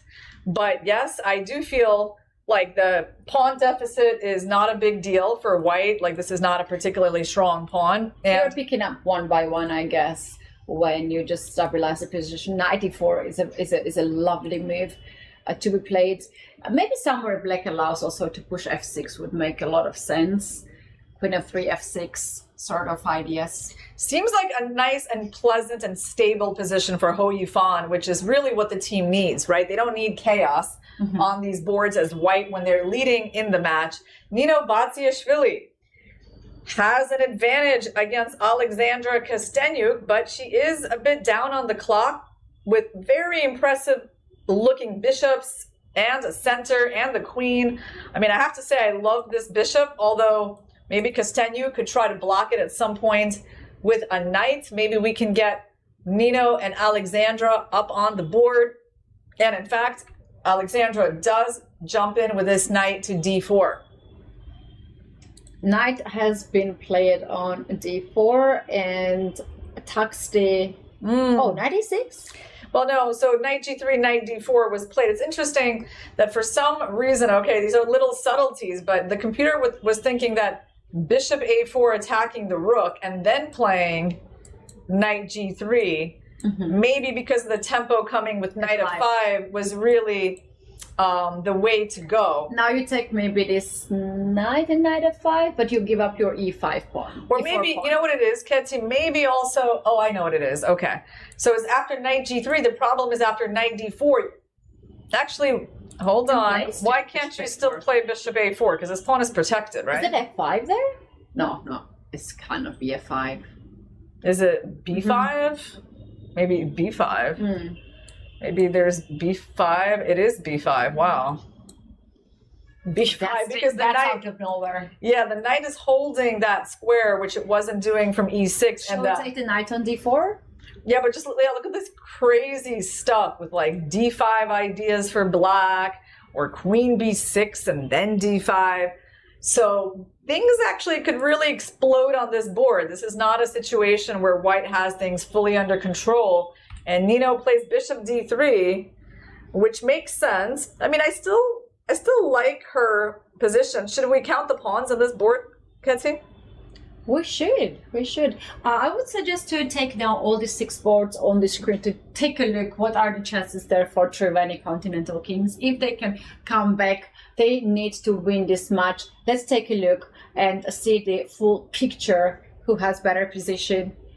We're gonna have the all the 6 games on the screen in a second. Well, just to let the viewers know, the reason white is not clearly better here is actually because Nino is down a pawn. This is another thing. Sometimes you actually have to count the material to understand the position, because black has 7 pawns, white has 6, right? If the pawns were even, all of the advantages are in white's favor. So Nino apparently made the wrong step there. queen h5 was the computer's choice. She goes knight f5. Now, why is that a bad move? It's not obvious. It's definitely a very natural move by white. The idea seems to be that even though white gets this mass of pawns, you can pin it with queen d7. Perhaps maybe, I don't know, even threatening some kind of g6 at some point. And somehow it's difficult to break through the side. It's not even the only move, I think, queen d7. Like, what if I just play? Well, of course, this knight is quite passive on f8. I mean, I can see why Nino, is optimistic about her position here. She's got two bishops. The knight on f8 is very passive. What about a move like d5?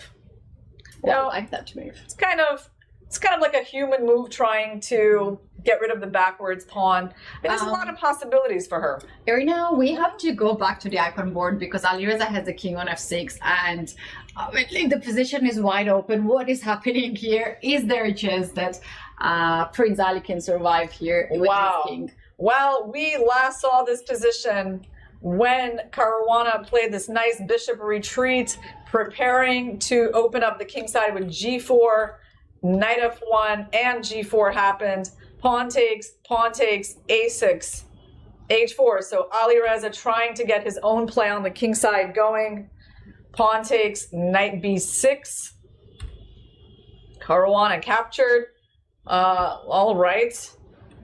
We see some question marks for both sides, but the moves are still quite understandable, except, I don't know, queen d7. Yeah, it's a bit of a mystery. This move by black, as opposed to something like bishop a6. I don't know how he came up with his queen d7, but let's keep going. g5, bishop takes a6, pawn takes, king takes. Wow. What a wild position here. So g5, knight g3. This f5 square is super weak for black. And his best chance here may be to try to escape back with the king to h7 before knight f5 happens and he gets trapped in the center, Ketty. He has to do that. Cannot keep the king anymore there and use the white pawn as a shield. Very often we say that on h file and try to look for some safety. And also on the other side, like also open up the try to open up the A and the B file. Maybe there will be some kind of counterplay for Alireza. Yeah, I mean, Alireza has made progress in opening up the queen side. He sacrificed a pawn in order to get those open files. If we go to the game of Pragnananda and Vidit, the engine screams for Prag that he's winning in this position. The last move was king to h8. Okay, so we saw Prag finding queen e2, clearing the d1 square for his king. Knight c3, dc, this is what we were thinking.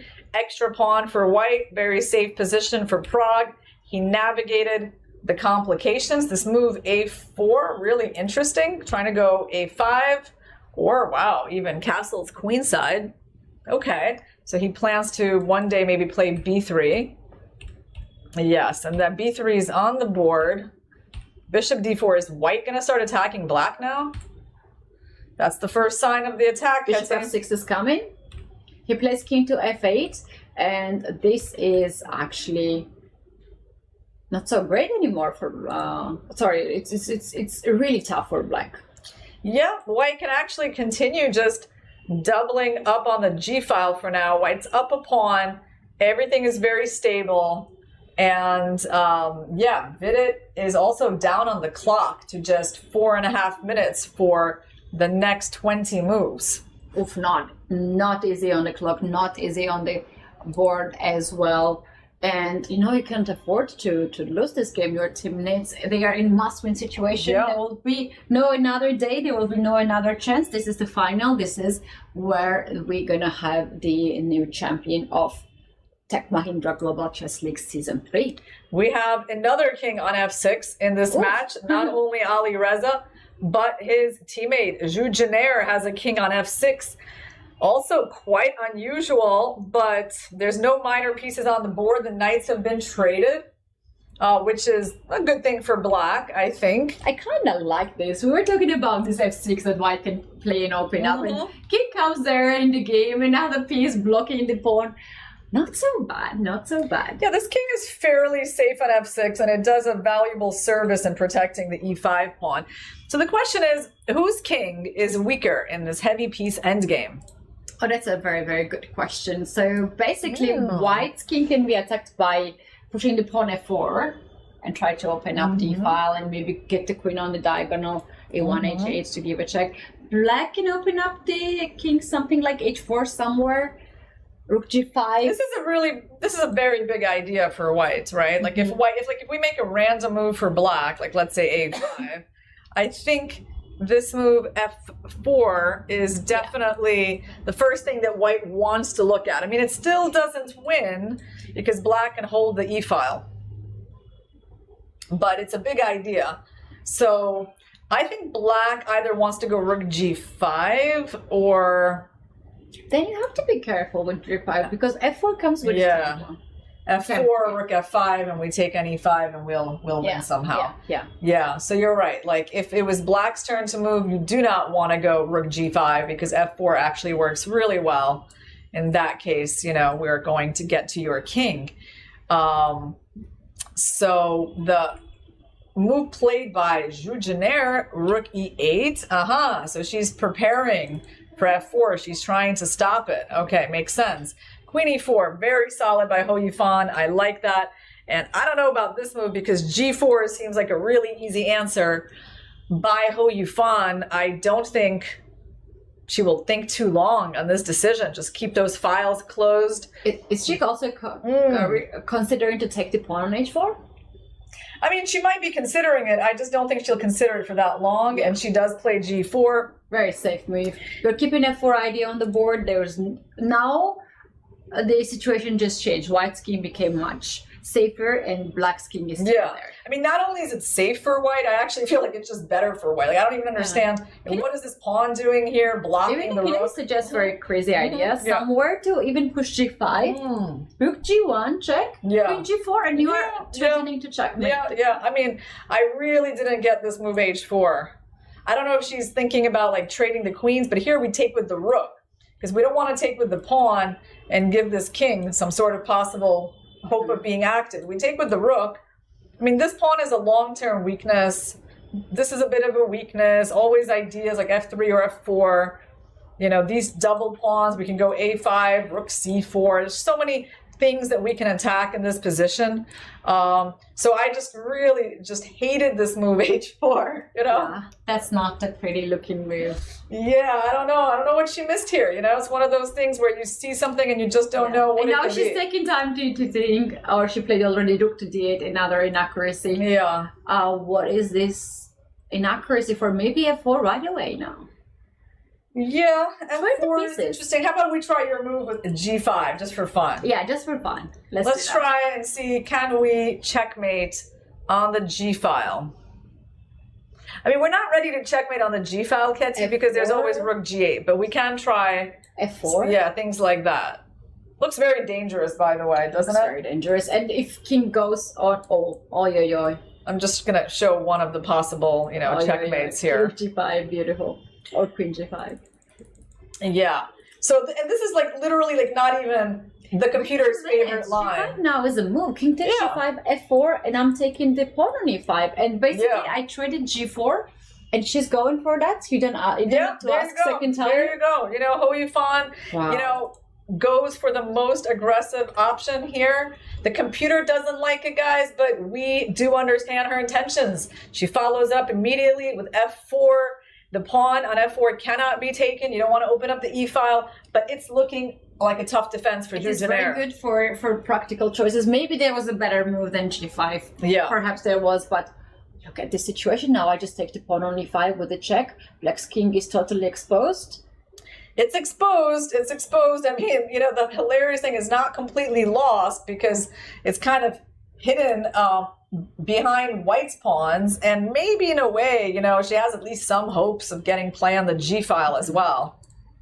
So not totally hopeless for Zhu Jiner. Maybe this attack was a little bit rushed, but we'll see. Shall we go back to the game of Fabiano, Alireza? A lot of things are hanging over. By the way, it looks like Anish Giri is making some progress against Wei Yi. Wow, what is going on here? So we had, did he win a pawn? So Wei Yi was so desperate kind of about how things were going. So giving away the pawn. Okay. Nice intermediate capture by Anish. So he also gets the light square as well. Irina, shall we go to the game of Alireza because we might have a brilliant move. Okay, okay. So this is the current position. A lot of things are happening, and the best move here for black is rook takes a2. Do you think Alireza will find this move? Wow. Well, hold on. Now let me try to understand it first. That's great. I don't know if he'll find it if I don't even know what it's about. So you're saying that Alireza, first of all, material is even for now. I mean, white's up a pawn, but that's not very significant. Alireza has 3.5 minutes. You're saying he's got a rook sacrifice on the board. Where he's kind of looking at the other side of the board. And Fabio also looks to that direction. Wow. So rook a2 and just bishop takes b3, try to open up the king completely, maybe take the rook on d1. Just destroy all the shelter. What are his choices? So what happened just now? So b3 happened, rook b8, and white is out of the pin trying to take the bishop on c4, yeah? And if you don't sacrifice, then you'd have to like make a move with this bishop, I guess. Which you don't really want to do, yeah? You don't really want to take the time for such a move. You can also sacrifice bishop b3, ab, and then c4 to open, and we just need to open up the king. Wow. So you're saying even give up the bishop like that, and then c4? That's also fine according to the engine. Wow. Well, okay, so let me play without the engine, Ketty, and you play with the engine, and you help me. I like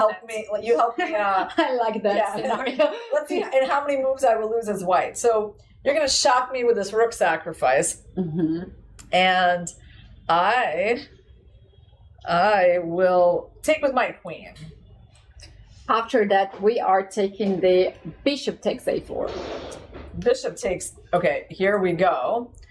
Oh no, sorry. No? Rook takes a4. Rook takes here. Okay, so you're actually taking like that. And he is going for that, Alireza. Oh my goodness, he's sacrificing a rook. Queen a2. Rook takes b3. Wow, he's like an engine.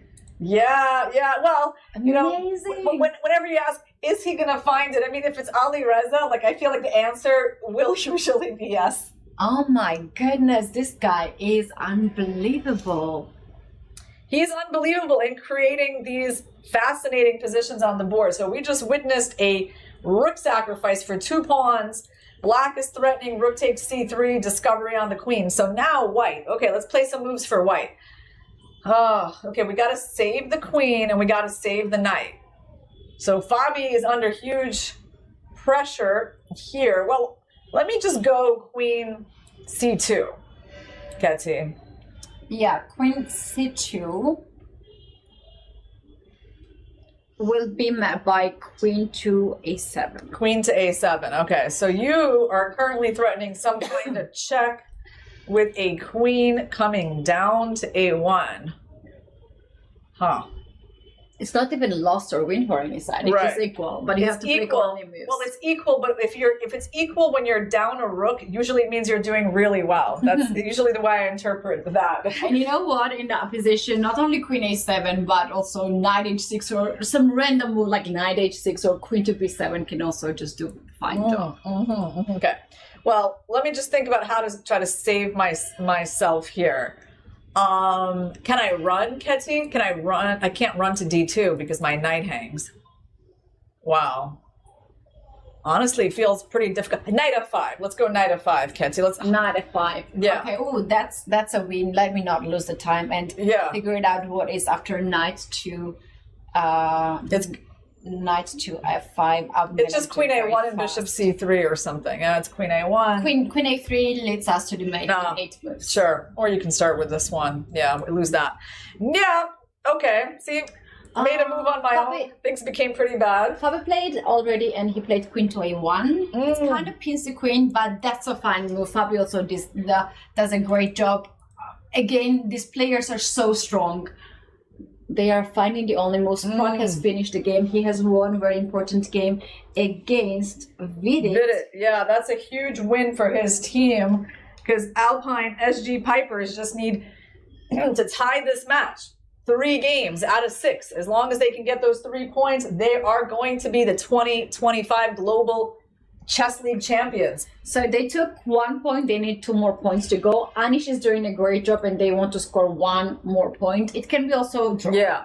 I mean, it looks like this game, for example, is showing us the equal, but it feels like such an inspired effort by Firouzja that I wouldn't be surprised if he wins this one again. It reminds me of his game against Anand in this tournament. All right, so he just goes queen g4.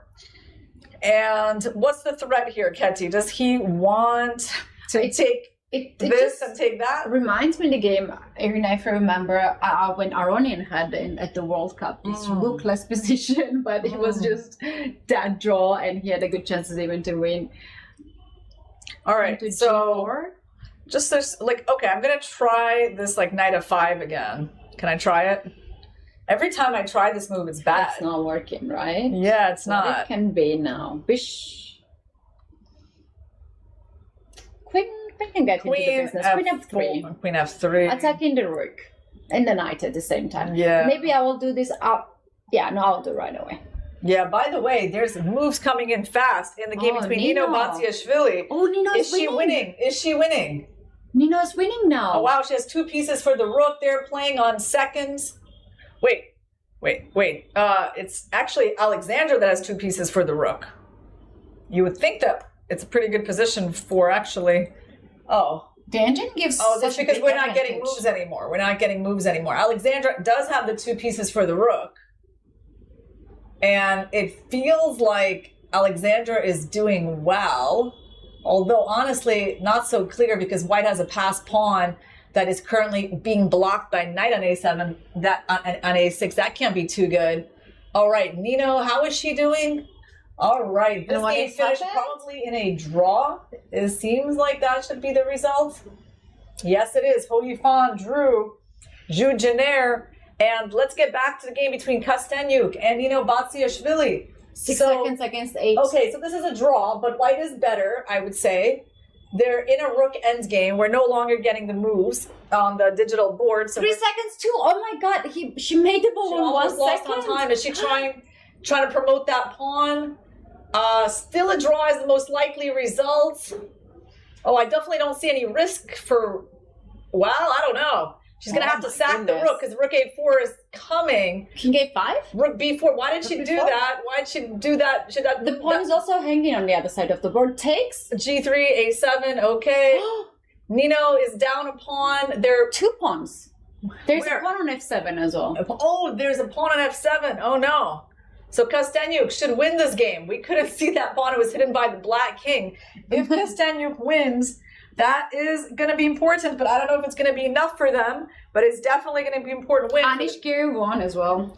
Oh, Anish won against Wei Yi. Okay. So 2.5 They need just half a point out of 3 remaining games on their boards. And all right, let's go with Fabiano. Fabiano, let's just watch that game. What is going on here? Oh, wow, they finished. They finished, or not, or they're getting an arbiter. Is it repetition? No, there's no repetition, but something has happened. Rook f7 now. Rook f7 and queen d7 is a check. Is a draw. You can escape. Maybe someone flagged. Someone got flagged. Very strange situation. Obviously, that matters enormously for the standings. Irina, if it's a draw, then Alpine SG Pipers are the champions? Right. Well, meanwhile, Leon Luc Mendonça, look, he's not losing for his team, the Alpine SG Pipers. No matter what's happening on Fabi's board with Alireza, Mendonça is doing just fine in this rook endgame. He's on the better side of it. Even if he doesn't win, it will be enough for his team. As long as he doesn't lose on time. Rook b6, I mean, he's doing well. He's going to win the b7 pawn. Now he'll go, should he go king f4? Or, okay, he made sure his rook is safe so there's no a3. Okay, should be a draw. Just trade the pawns, Leon. Luke, you got to get that draw for your team. You got it. Okay. I don't know, he could have taken the pawn on d5. White won there? We're gonna take a look at Oh, that well, game if later Fabiano on. beat Alireza, then that would make things clear, but maybe we can get a replay of the final seconds of that game. And yeah.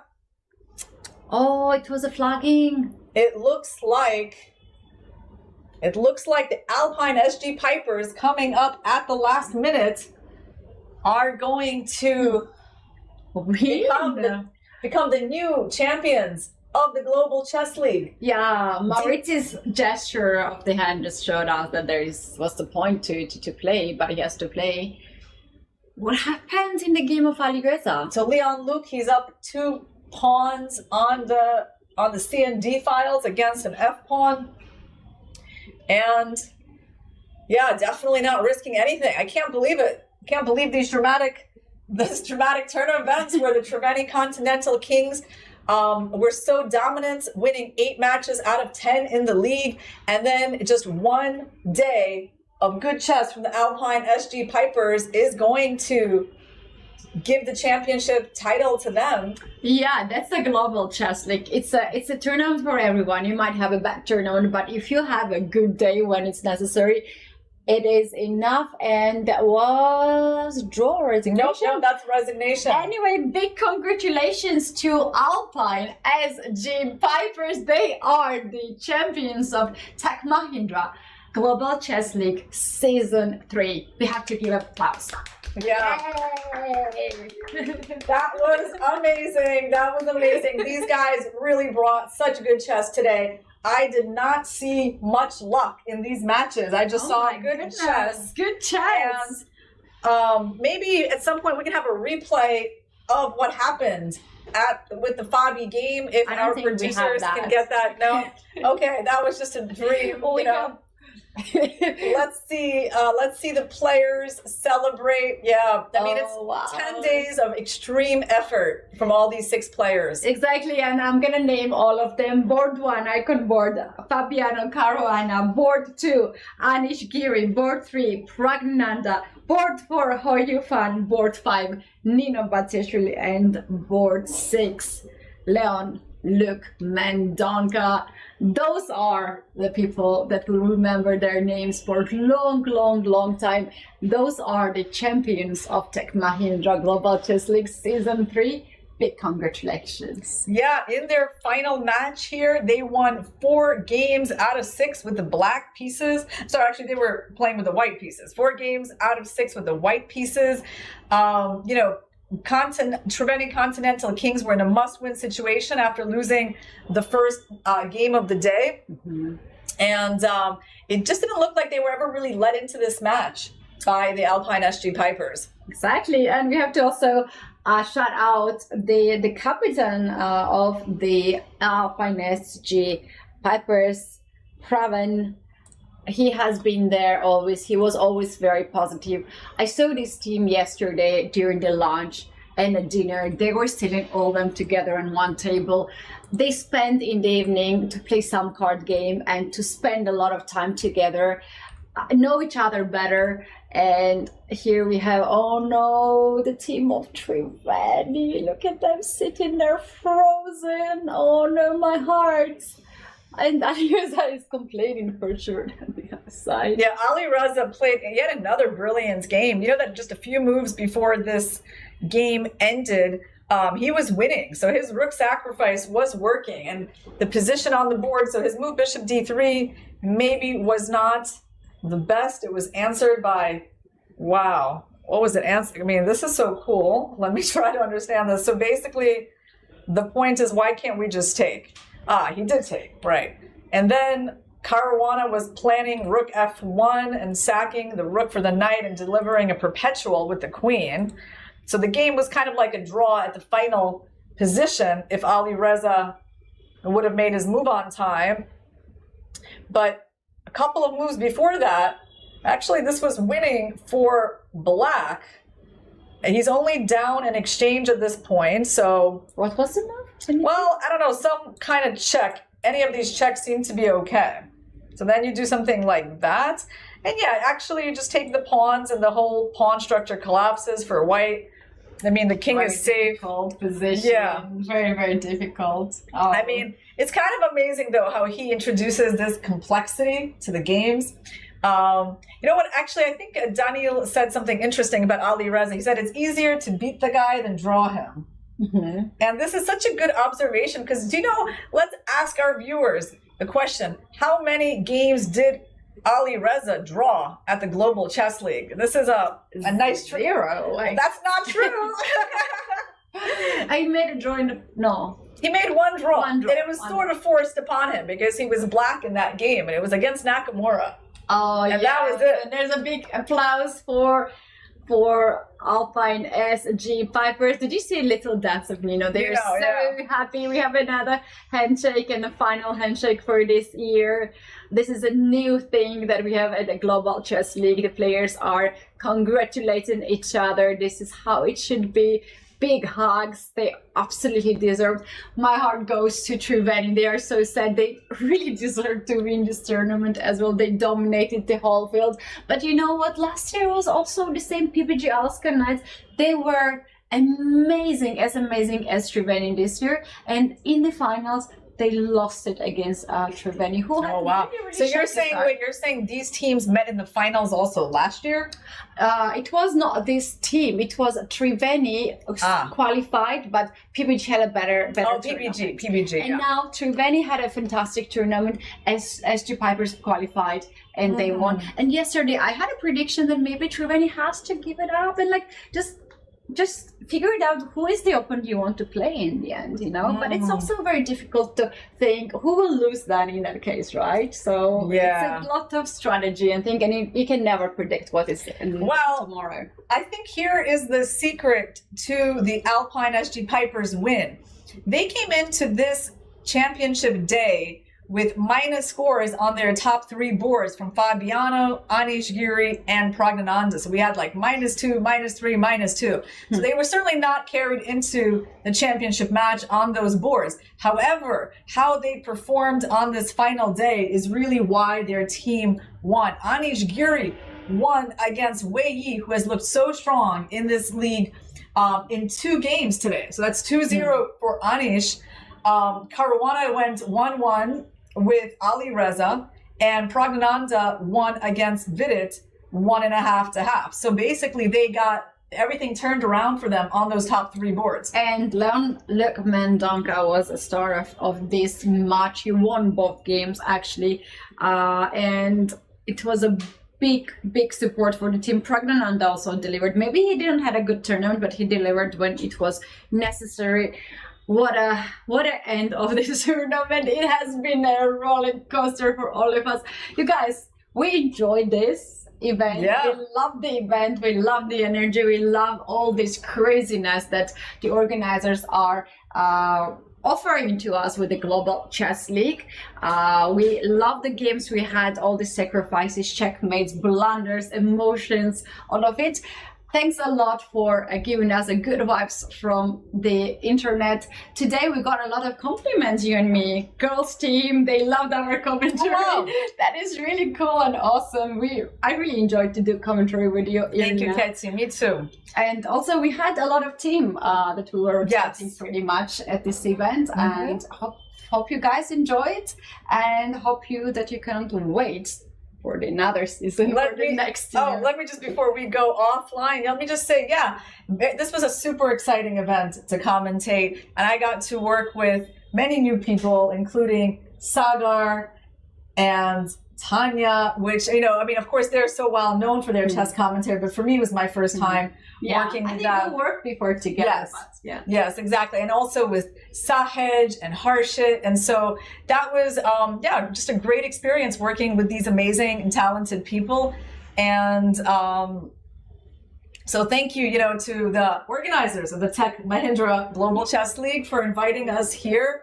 And I think in terms of the players, I mean, their skills are so amazing. Alireza, shined so brightly during this event. Even in this final day where he lost to Caruana, he still brought the most exciting chess he could. Absolutely, and that was that's true. Just, I think the whole 10 days for him it's like unforgettable for chess fans. I would not be surprised if he is the player of the tournament on the first board, on the icon board. And you know what? We are called to go to the closing ceremony. We have to finalize the show. Big thanks to our tech team who is sitting right next door and helping us to do this show so you could watch and follow all the games. And that's it from us. We're calling it a day. Yeah, guys, Ketty and I are off to Doha tomorrow, so you can find us there. Bye. Magic हो या markets, pattern समझना ही skill है. जैसे Fyers के advance charts, advance indicators से markets के latest pattern समझो और ट्रेड करो directly from the charts. Fires, for those who are born to trade. Investment in securities market are subject to market risk. Read all the related documents carefully before investing.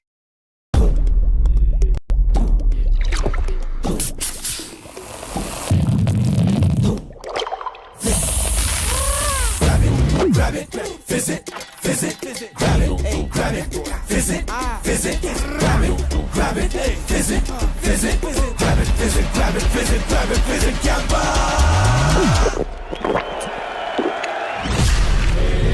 Grab the fizz. Campa wali fizz. माँ मैं निकल रही हूँ. खाना भी तैयार है. आखिर कौन सी ट्रेन छूट जाएगी?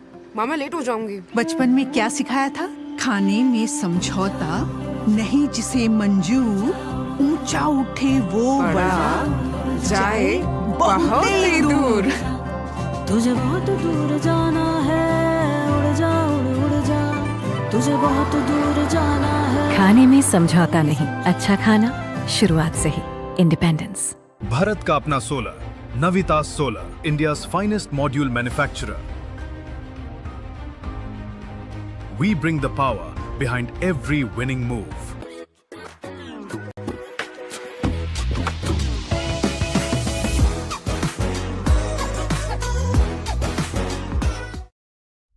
While they make game-winning moves, you make career-winning moves with Upgrad. Make your move now.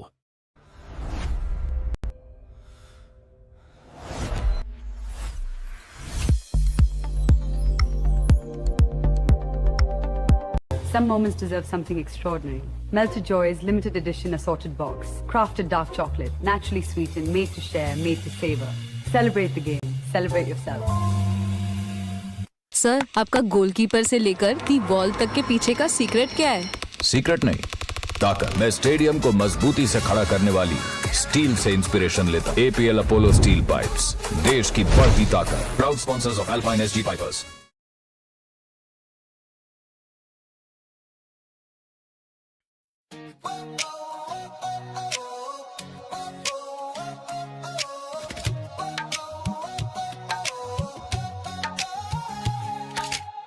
Spotlights burning through the night, legends stepping into the light. Crowds roar like a rising tide, biggest stars standing side by side. Cameras flashing, hear the noise, history made by girls and boys. This is fire can't contain, every heartbeat calling your name. Under one roof we're chasing glory, every second writes a story. No turning back, no time to rest. This is the ultimate test. Everybody say checkmate.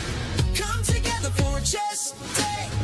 Hands up, let the whole world celebrate. It's a festival of chess. Everybody say checkmate. Come together for a chess day. Feel the pulse as the moments escalate. It's a festival of chess.